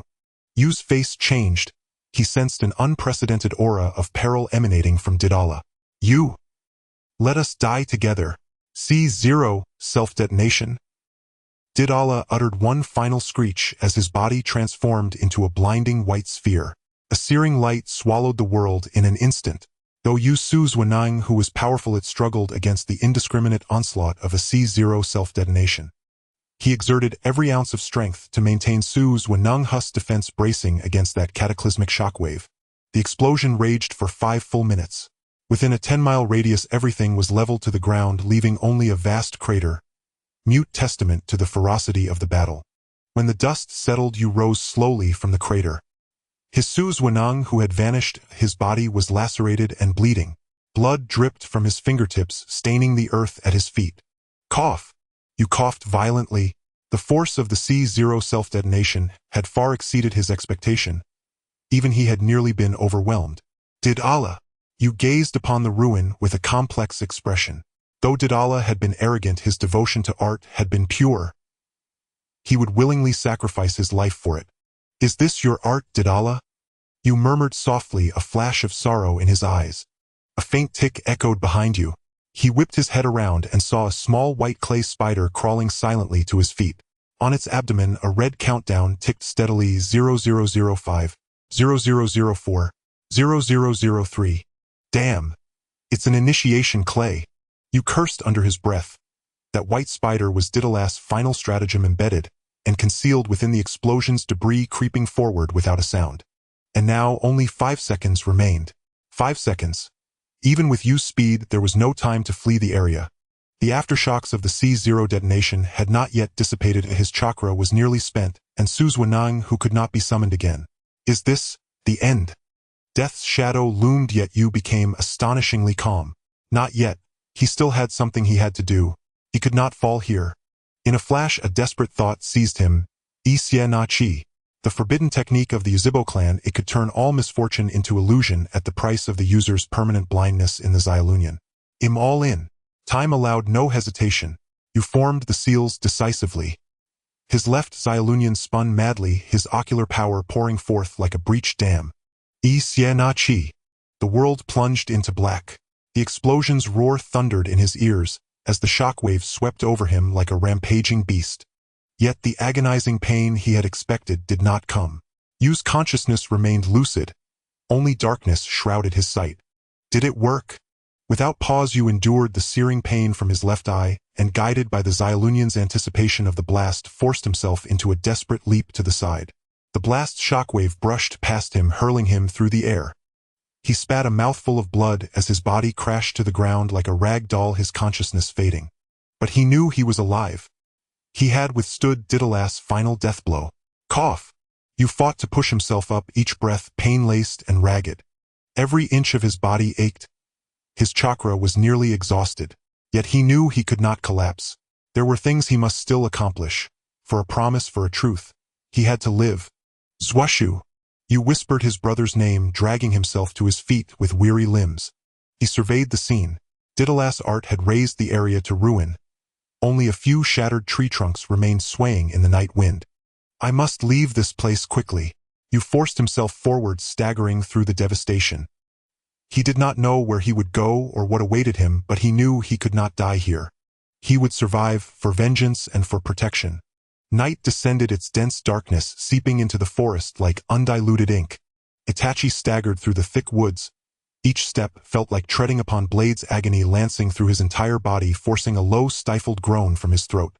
His left eye, the once vibrant Sharingan crimson and fierce, had dimmed into lifeless gray. Damn it! This body remains too weak. Itachi muttered under his breath, forcibly suppressing the turbulent chakra surging within him. Though Izanagi had spared his life, its price was staggering. Not only had his left eye been permanently blinded, but his chakra reserves were nearly exhausted, leaving him no stronger than an ordinary man. I must find a safe place, quickly. Gritting his teeth against the torment, Itachi pressed forward into the forest's heart, guided only by his fading sensory awareness. Suddenly a faint whistling cut through the air. Someone's coming. His pulse leapt. He froze instantly, holding his breath, extinguishing every trace of his presence. Whoosh, whoosh, whoosh. Several black figures shot across the distance and landed silently atop a massive oak not far from where Itachi hid. That fool Deidara. Utterly incompetent. He couldn't even eliminate a mere Uchiha brat. A gruff voice edged with disdain pierced the stillness of the forest. Sasori, don't speak so harshly. Though Deidara is impulsive, his strength is undeniable. Perhaps some unforeseen complication arose. Another voice, low and measured, sought to temper the tension. Humph. Complication? What complication could there possibly be? I warned them when confronting the Uchiha, strike swiftly, or risk unpredictable consequences. Enough squabbling. Let's locate Deidara first. Kakuzu, you take that direction. Haiden, you're with me. With a rustle of branches, the shadows vanished once more into the night. Itachi remained motionless in the gloom, scarcely daring to exhale, until their presences faded entirely. Only then did he release a slow, quiet breath. Akatsuki. A glacial light flickered coldly in his eyes. He knew they had come for him alone. My whereabouts have been exposed. Silently, he tightened his concealment and continued deeper into the forest. After an indeterminate stretch of time, he discovered a hidden cave. Its entrance veiled by thick, tangled vines, invisible unless scrutinized closely. Itachi slipped inside with utmost caution. Once assured of safety, he leaned slowly against the stone wall and exhaled deeply. Ha!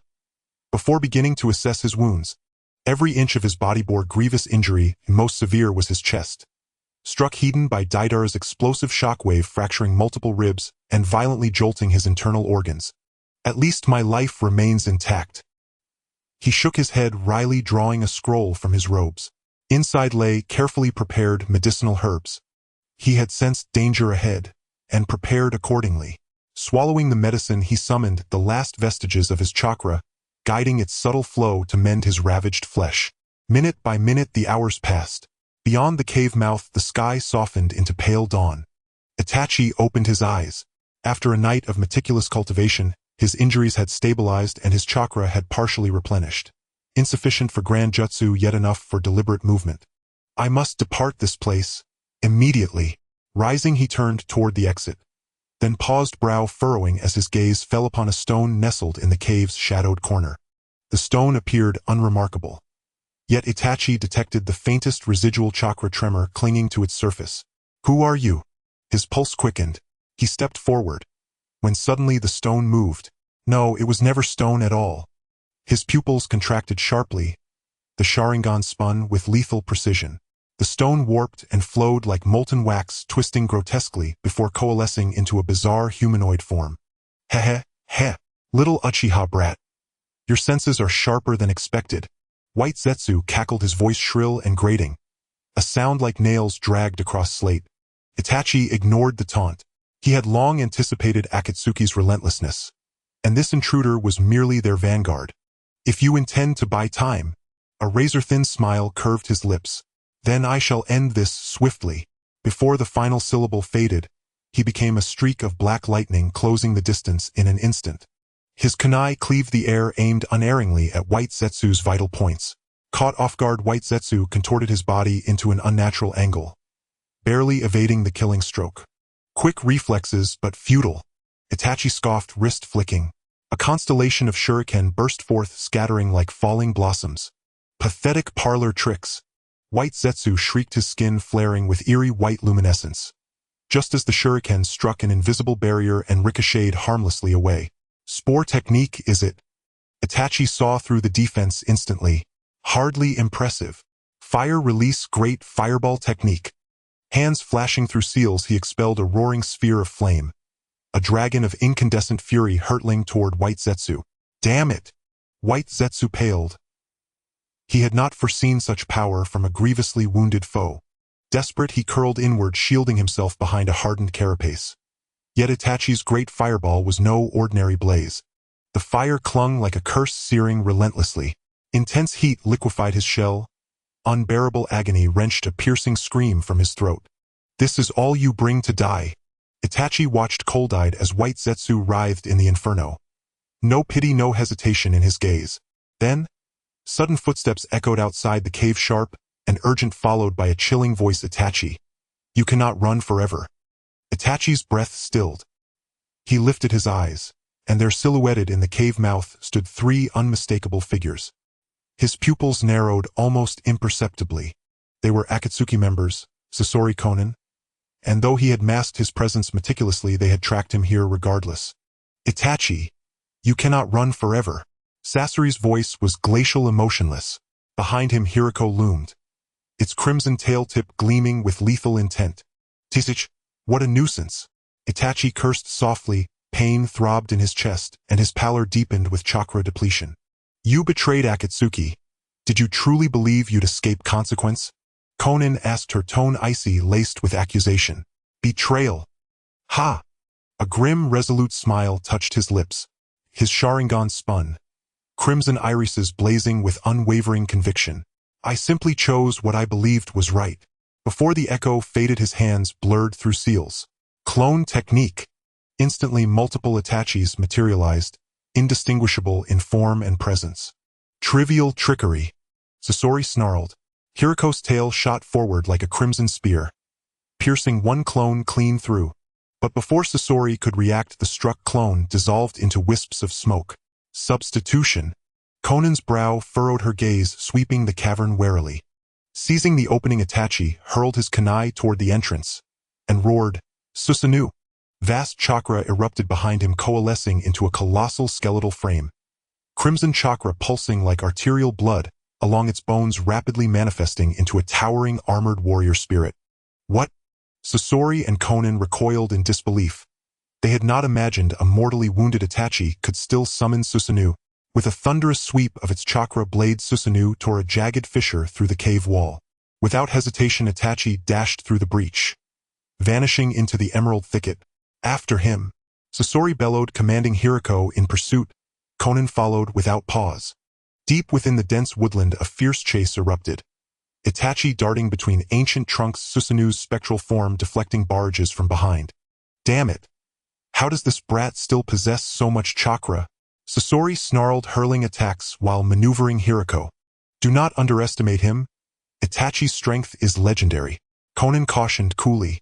Suddenly Itachi halted, turned, and fixed Sasori and Konan with his burning Sharingan, a frigid smile playing on his lips.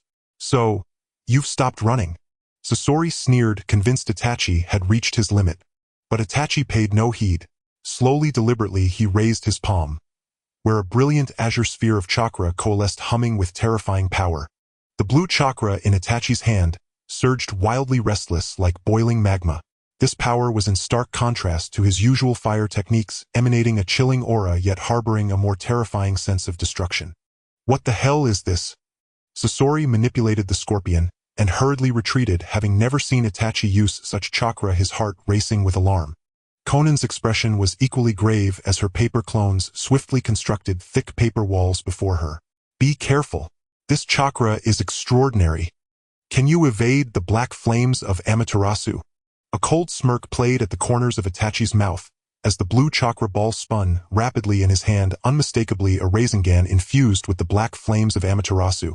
The chakra ball, bearing the momentum of apocalyptic destruction, crashed down towards Sasori and Conan. In an instant it was as if a blue comet had fallen to earth. A violent explosion reverberated throughout the forest, the ground shook violently and towering trees were uprooted, turning into countless fragments. The shock wave from the explosion sent Itachi flying, crashing heavily onto the muddy ground. A metallic sweetness filled his throat, but he paid it no mind, struggling to rise, his crimson Sharingan fixed intently on the center of the explosion. As the smoke cleared, a massive crater appeared at the explosion's epicenter, the soil-charred trees reduced to ash, and the air thick with a nauseating burnt smell. Cough, cough!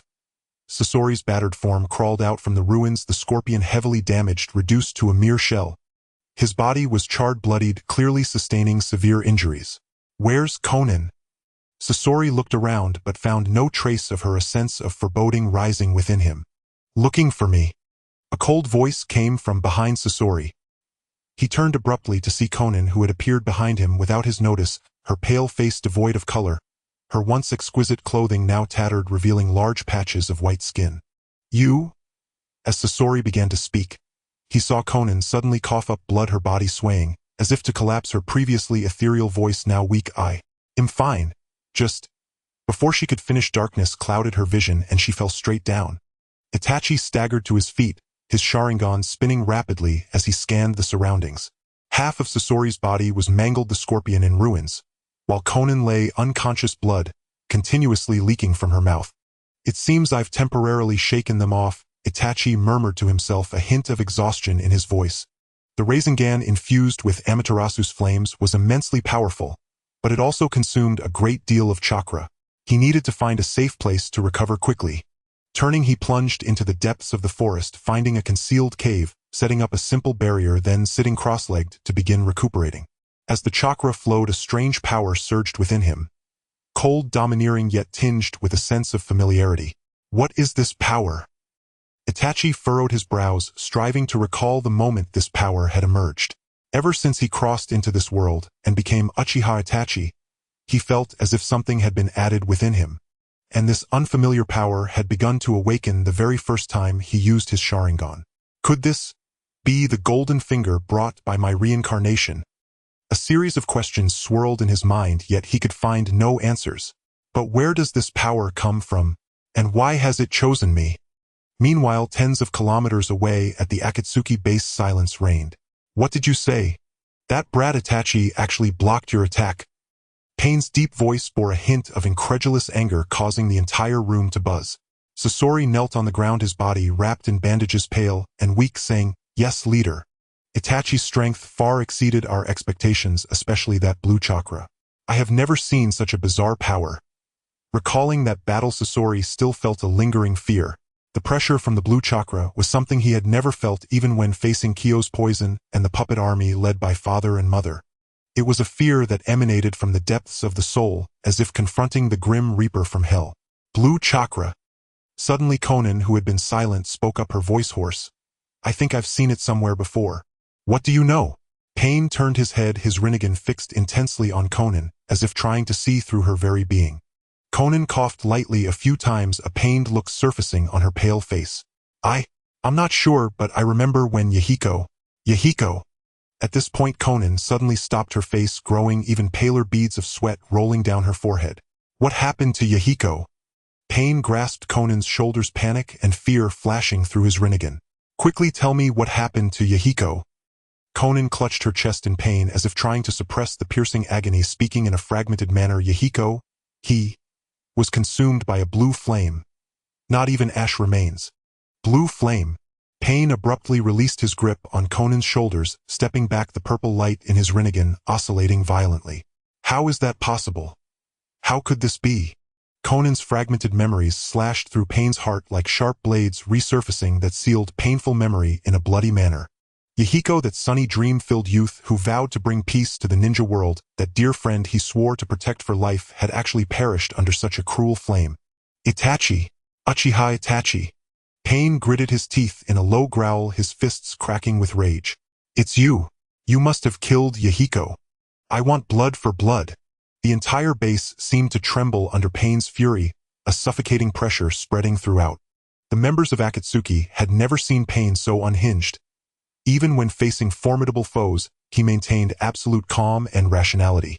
But this time the news of Yahiko's death completely crushed him, unleashing all the pain and anger he had harbored. Zetsu, inform everyone at all costs, hunt down Uchiha Itachi.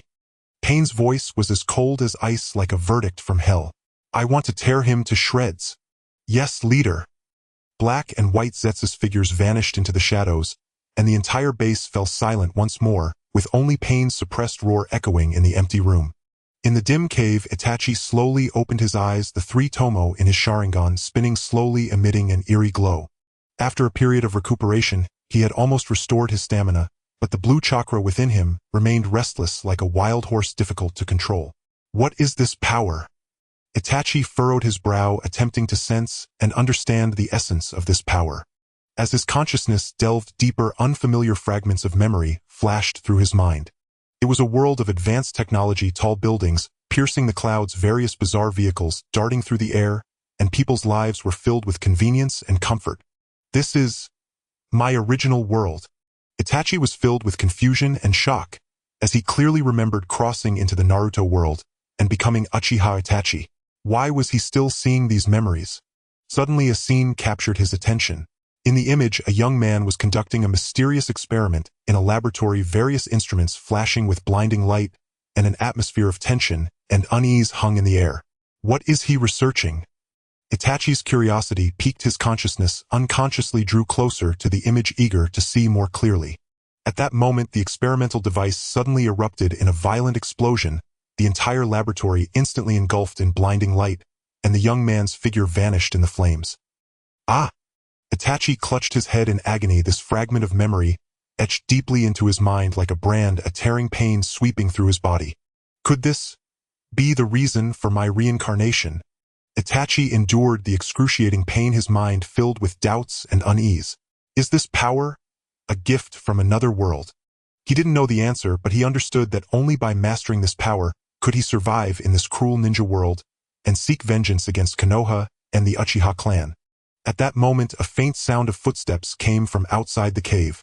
Itachi's Sharingan activated instantly, a sharp killing intent flashing in his eyes. Who is it? Itachi took a deep breath, the blue chakra danced at his fingertips. In the next second, a shadowy clone identical to him silently slipped into the cave's shadows, moving towards the entrance. Outside the cave, the faint footsteps grew closer, and the newcomer clearly carried an air of lethal intent. Humph, it seems the Akatsuki's dogs are arriving quite fast, Itachi sneered inwardly. I'll see who it is. The clone lay in wait at the cave's mouth, peering through the cracks in the rocks. A figure in a black cloak adorned with red clouds slowly approached. The newcomer was tall, with striking orange hair, wearing a mask inscribed with strange patterns, revealing only one crimson Sharingan, exuding a chilling aura. Pain?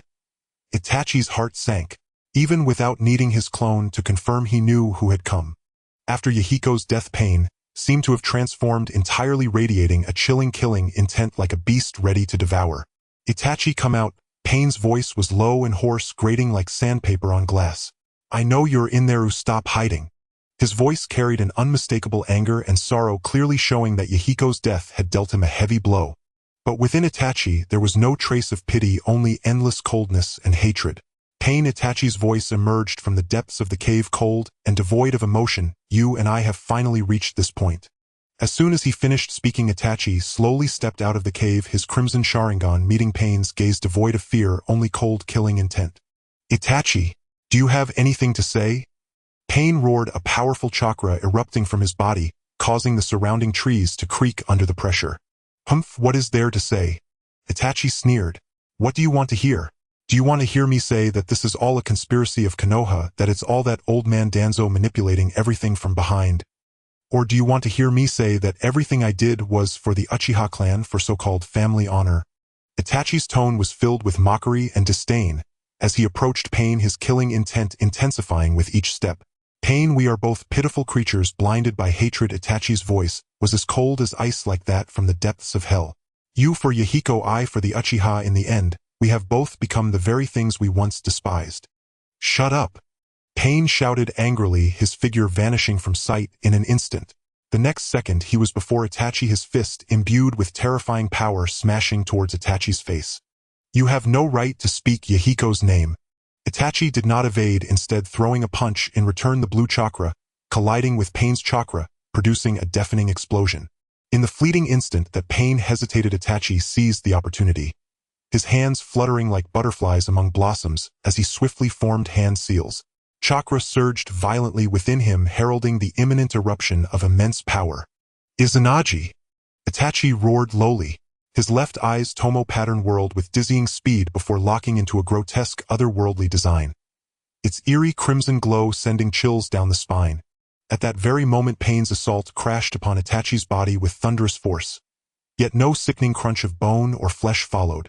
Instead, Itachi's form shattered like fragile foam, vanishing utterly into thin air. What? Pain recoiled in shock, disbelief stark upon his face. He scanned the desolate surroundings. No trace of Itachi remained. A nameless dread coiled cold and heavy in his chest. Looking for me? Itachi's voice sliced through the silence from behind Pain. Icy, hollow, and resonant as a death incantation summoned from the ninth abyss, freezing Pain's blood where it ran. Before Pain could react, Itachi's kunai plunged unhesitatingly into his heart. You! Pain managed only a single ragged syllable, eyes wide with incredulity and bitter defiance before collapsing lifelessly to the ground, breath extinguished. Itachi cast a glacial glance at Pain's corpse. No pity, no sorrow. This farce ends now. Then he turned and returned to Konoha. Once bustling streets now lay barren and hollow, the air hung thick with the cloying stench of blood. A familiar world reduced to a living hellscape. Is this the outcome you desired? Rage burned white-hot in Itachi's heart. The Konoha High Council. You have spilled rivers of blood, now your lives shall repay that debt in full. Itachi's figure darted like a wraith through Konoha's avenues, leaving behind only corpses and the acrid reek of slaughter. His strikes were merciless, unrelenting. Fueled by hatred so profound, he would bathe the Uchiha name in vengeance, washing away their unjust disgrace with torrents of blood. Upon the Hokage monument, Hiruzen, Sarutobi, Danzō, Shimura, and Koharu Udatain gazed upon the infernal spectacle below, their faces as dark and storm-laden as the sky itself. Itachi, have you lost your mind? Do you even comprehend what you're doing? Hiruzen bellowed, voice trembling with disbelief and fury. Mad? I've been mad for years. Ever since the day you chose annihilation for the Uchiha clan. Itachi's crimson Sharingan locked onto Hiruzen, its gaze glacial and lethal. You sanctimonious hypocrites. You will pay for your sins in blood today. Itachi, you are mistaken. This was all for Konoha, for the village's peace. Danzō spoke with grim finality. You know well the Uchiha had already strayed onto a path of no return. They sought revolution, sought to destroy Konoha. We had no choice. No choice. Nonsense. Itachi's snarled eyes blazing with scorn. You sacrificed the Uchiha solely to preserve your own power, your selfish grip on authority. You dare not speak such blasphemy. Koharu thundered, her voice sharp with outrage. Who do you think you are, to stand in judgment of us? Enough! Hiruzen commanded, silencing Koharu. His eyes met Itachi's. Not with anger, but with unbearable sorrow and disillusionment. Leave Konoha, Itachi. Never return. This place holds no refuge for you. Leave. Hey, why should I? Itachi's laugh was brittle-edged with frost. I came here to end everything. Once and for all. The words barely left his lips before Itachi vanished, reappearing instantly before Hiruzen, kunai poised at the old man's throat. The blade inched closer. Yet Hiruzen's face betrayed no fear, only a quiet, sorrowful resignation. Itachi, you have finally, Hiruzen began, but Itachi cut him off with a voice like winter steel. Silence. Act. The Sharingan blazed crimson, its light flaring as an overwhelming wave of spiritual pressure enveloped Hiruzen. Fire release, great fire annihilation. Hiruzen drew a deep breath and unleashed a colossal torrent of flame, seeking to repel Itachi's advance. Yet Itachi slipped through the inferno like smoke, emerging unscathed behind the Hokage. You've grown old man. Itachi murmured coldly, then drove his kunai straight into Hiruzen's heart. Cough, cough. Blood spurted from Hiruzen's mouth, his expression frozen in stunned disbelief. Your speed. How is it possible? Nothing is impossible, Itachi replied, voice devoid of warmth. From the moment you chose to erase the Uchiha, I ceased to be the boy you once knew. Itachi. Hiruzen lifted his gaze with great effort, meeting those scarlet eyes, his own filled with anguish and remorse. I know. We owe the Uchiha far too much. Then you understand, Itachi roared, and wrenched the kunai free. Blood erupted, splattering across his face and robes. Stop him. Hokage-sama. Konoha shinobi surged forward, desperate to intervene. Get back.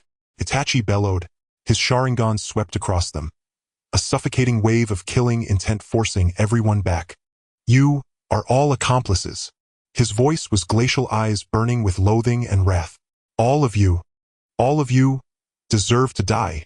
Kakashi burst forth from the crowd, stepping squarely before Itachi. I know your pain, but this is not your fault. You must not stray further down this path. Wrong. Heh. Itachi looked at Kakashi and laughed, a hollow, desolate sound laced with irony and despair. Kakashi, do you truly believe you know me? Itachi. Kakashi met those crimson eyes and felt his breath catch. The man before him was no longer the comrade he remembered. Enough, Kakashi. Itachi silenced him with icy finality. Leave. For old time's sake. I spare your life. Itachi, you. I said leave. Itachi roared. A violent pulse of chakra erupted from him, blasting Kakashi backward like a leaf in a gale. Cough, cough. Kakashi staggered upright, staring at Itachi, eyes clouded with grief and helplessness. You must all die. Itachi's Sharingan fixed upon the crowd, killing intent surging forth like a tsunami, drowning Konoha beneath its crushing tide. A towering crimson Susanoo slowly materialized, like a death god risen from the underworld, radiating slaughter and annihilation.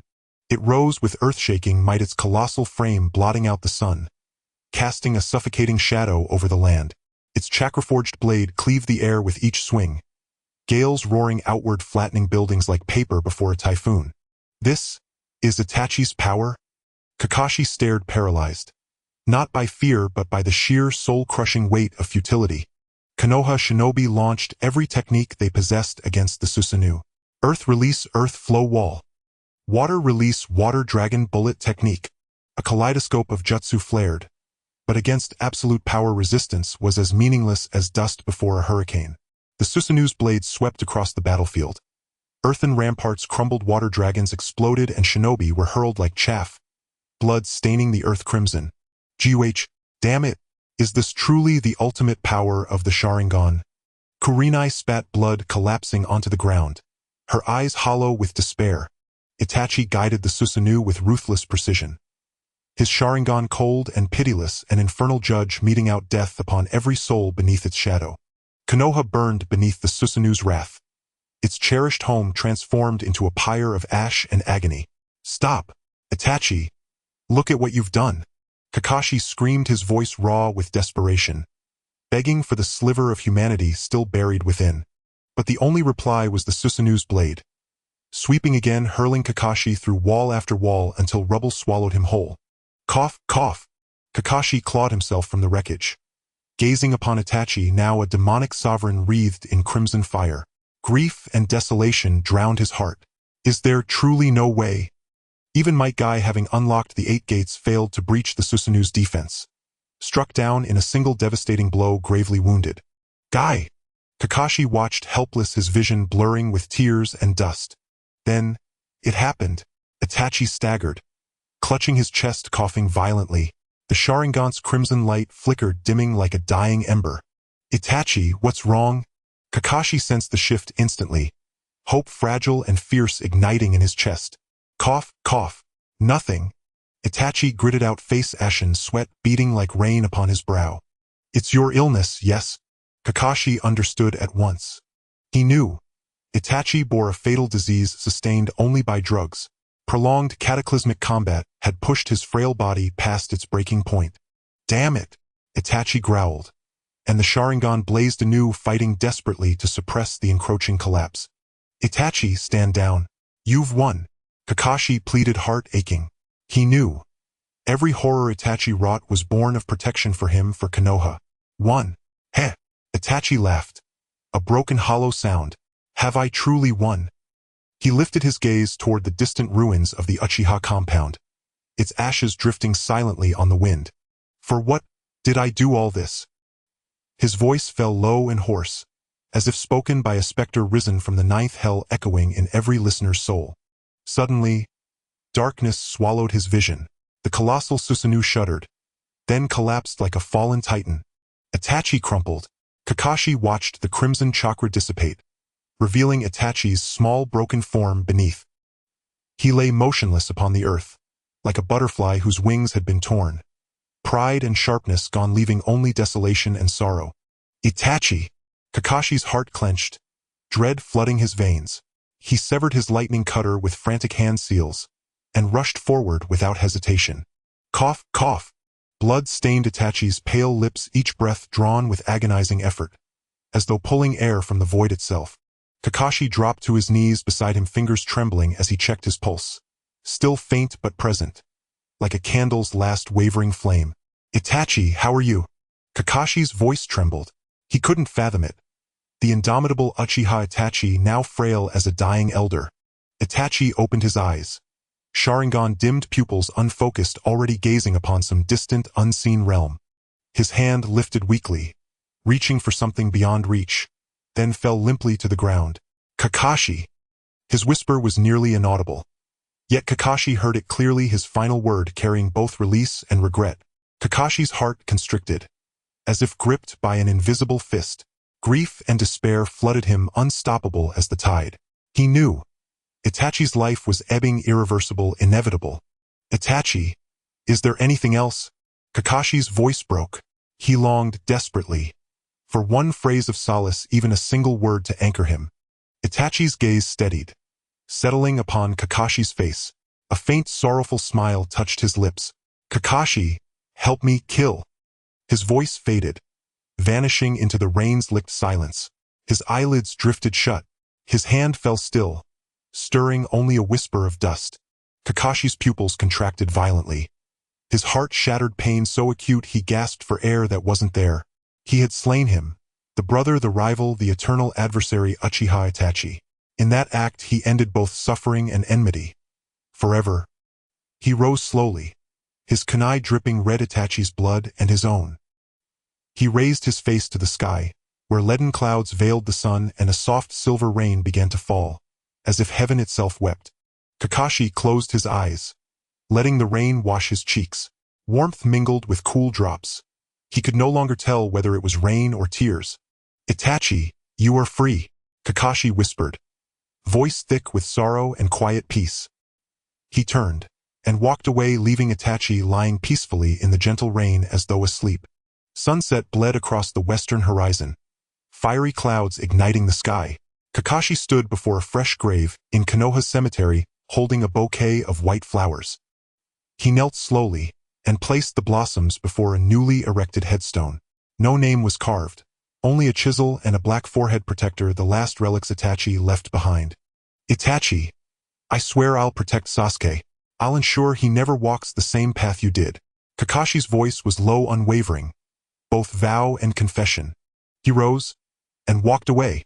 The setting sun stretched his solitary silhouette long and silent across the earth. The end.